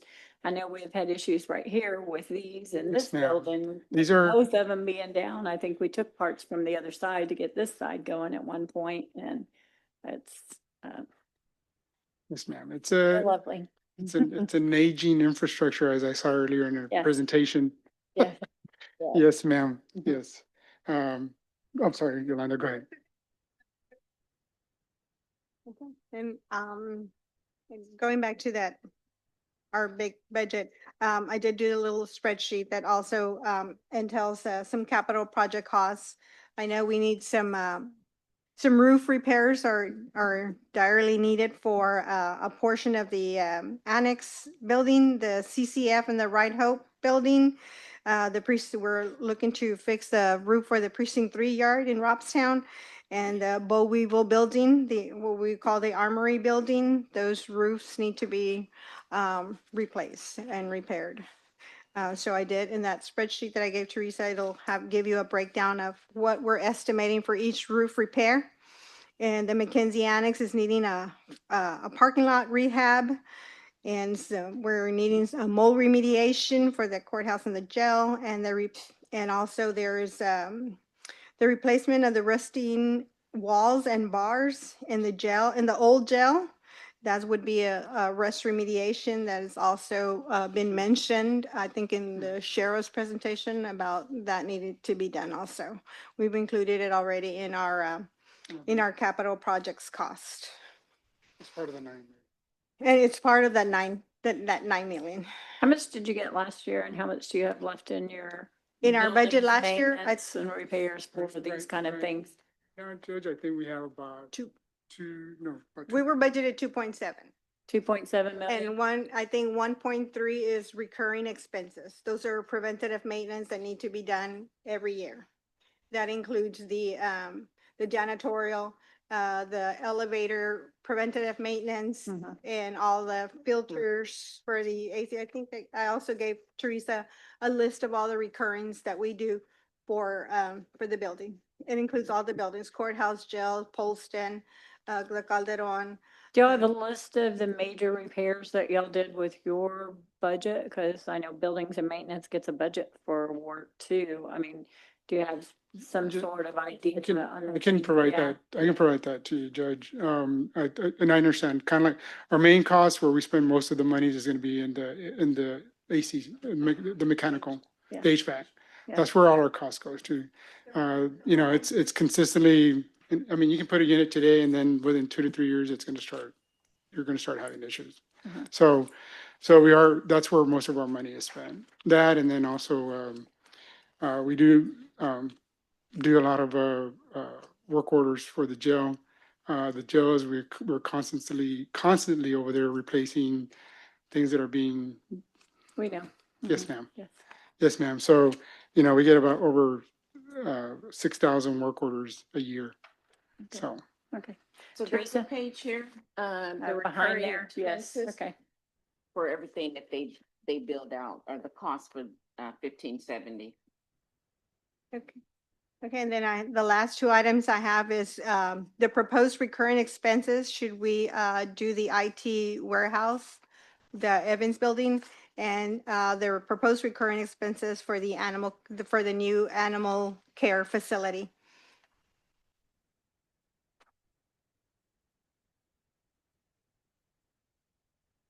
Okay. There any questions on the proposed recurring for the other buildings? I think the Evans building is going to have an elevator that we're going to have to do annual maintenance and repairs also. Animal control also. Yes, and there's the The animal care. facility, Judge, we also did a maintenance cost. There's also a maintenance. Yeah, but no elevator over there. No, It's no, like when no, you're- No elevator. Yes. No, no elevator. Also, I was like, let's be clear. No, that one is just gonna be Yes. simple, the fire alarms, any HVAC services, plumbing services, lawn services, janitorial services. If we're gonna do, include them in our AHI for janitorial services. It's our buildings if we have, I mean, that's Yes, ma'am. part of when you do these things, you have to add these services to them. Yes, ma'am. And right now, those two are not under Public Works. Yeah, they're not under public, but if, I know that They're not there's. under our budget, Judge. Those two are not- Because they're not being utilized yet, because we haven't. No, no, ma'am, right now, the records warehouse is under, IT. Oh, but Yes, we want to ma'am. transfer it to you, or are you asking for that? Well, Maintenance yes, ma'am, portion? we had talked to Teresa and she said we would come up with a budget for it. So we prepared that. It's okay. The same thing with the animal care facility, we don't maintain that, it's not under under Public Works. So we also prepared a budget for that so, If you whoever do. takes over. Who's The been building doing that, I facility guess, out there expenses. where you are, they maintain it, somebody out there? I cut it, no. I Yeah. Well, for the current That's a facility, I always thought it was thought it was them. it y'all to do it? Was it Sir, I anybody think from the it, crew? No? I think it was under, John, or I'm sorry, animal control. Animal control, okay. Yeah. They do their own? Yes, ma'am. We never kind of knew. Yes. They were in the precinct 3 yard, so like the maintenance of the yard and was done by. And the But- microphone, sorry, they can't hear I'm you. sorry, the animal care is in the precinct 3 yard. So any mowing and upkeep in the area would probably be done by, would probably be done by our maintenance people. Yeah, so they were a part of y'all's deal then, But- yes, But okay, now it's gonna be separated, so. Yeah, they're separated, yes. Okay. okay. All right, any other questions or anything, anybody? I'm Any sorry. questions?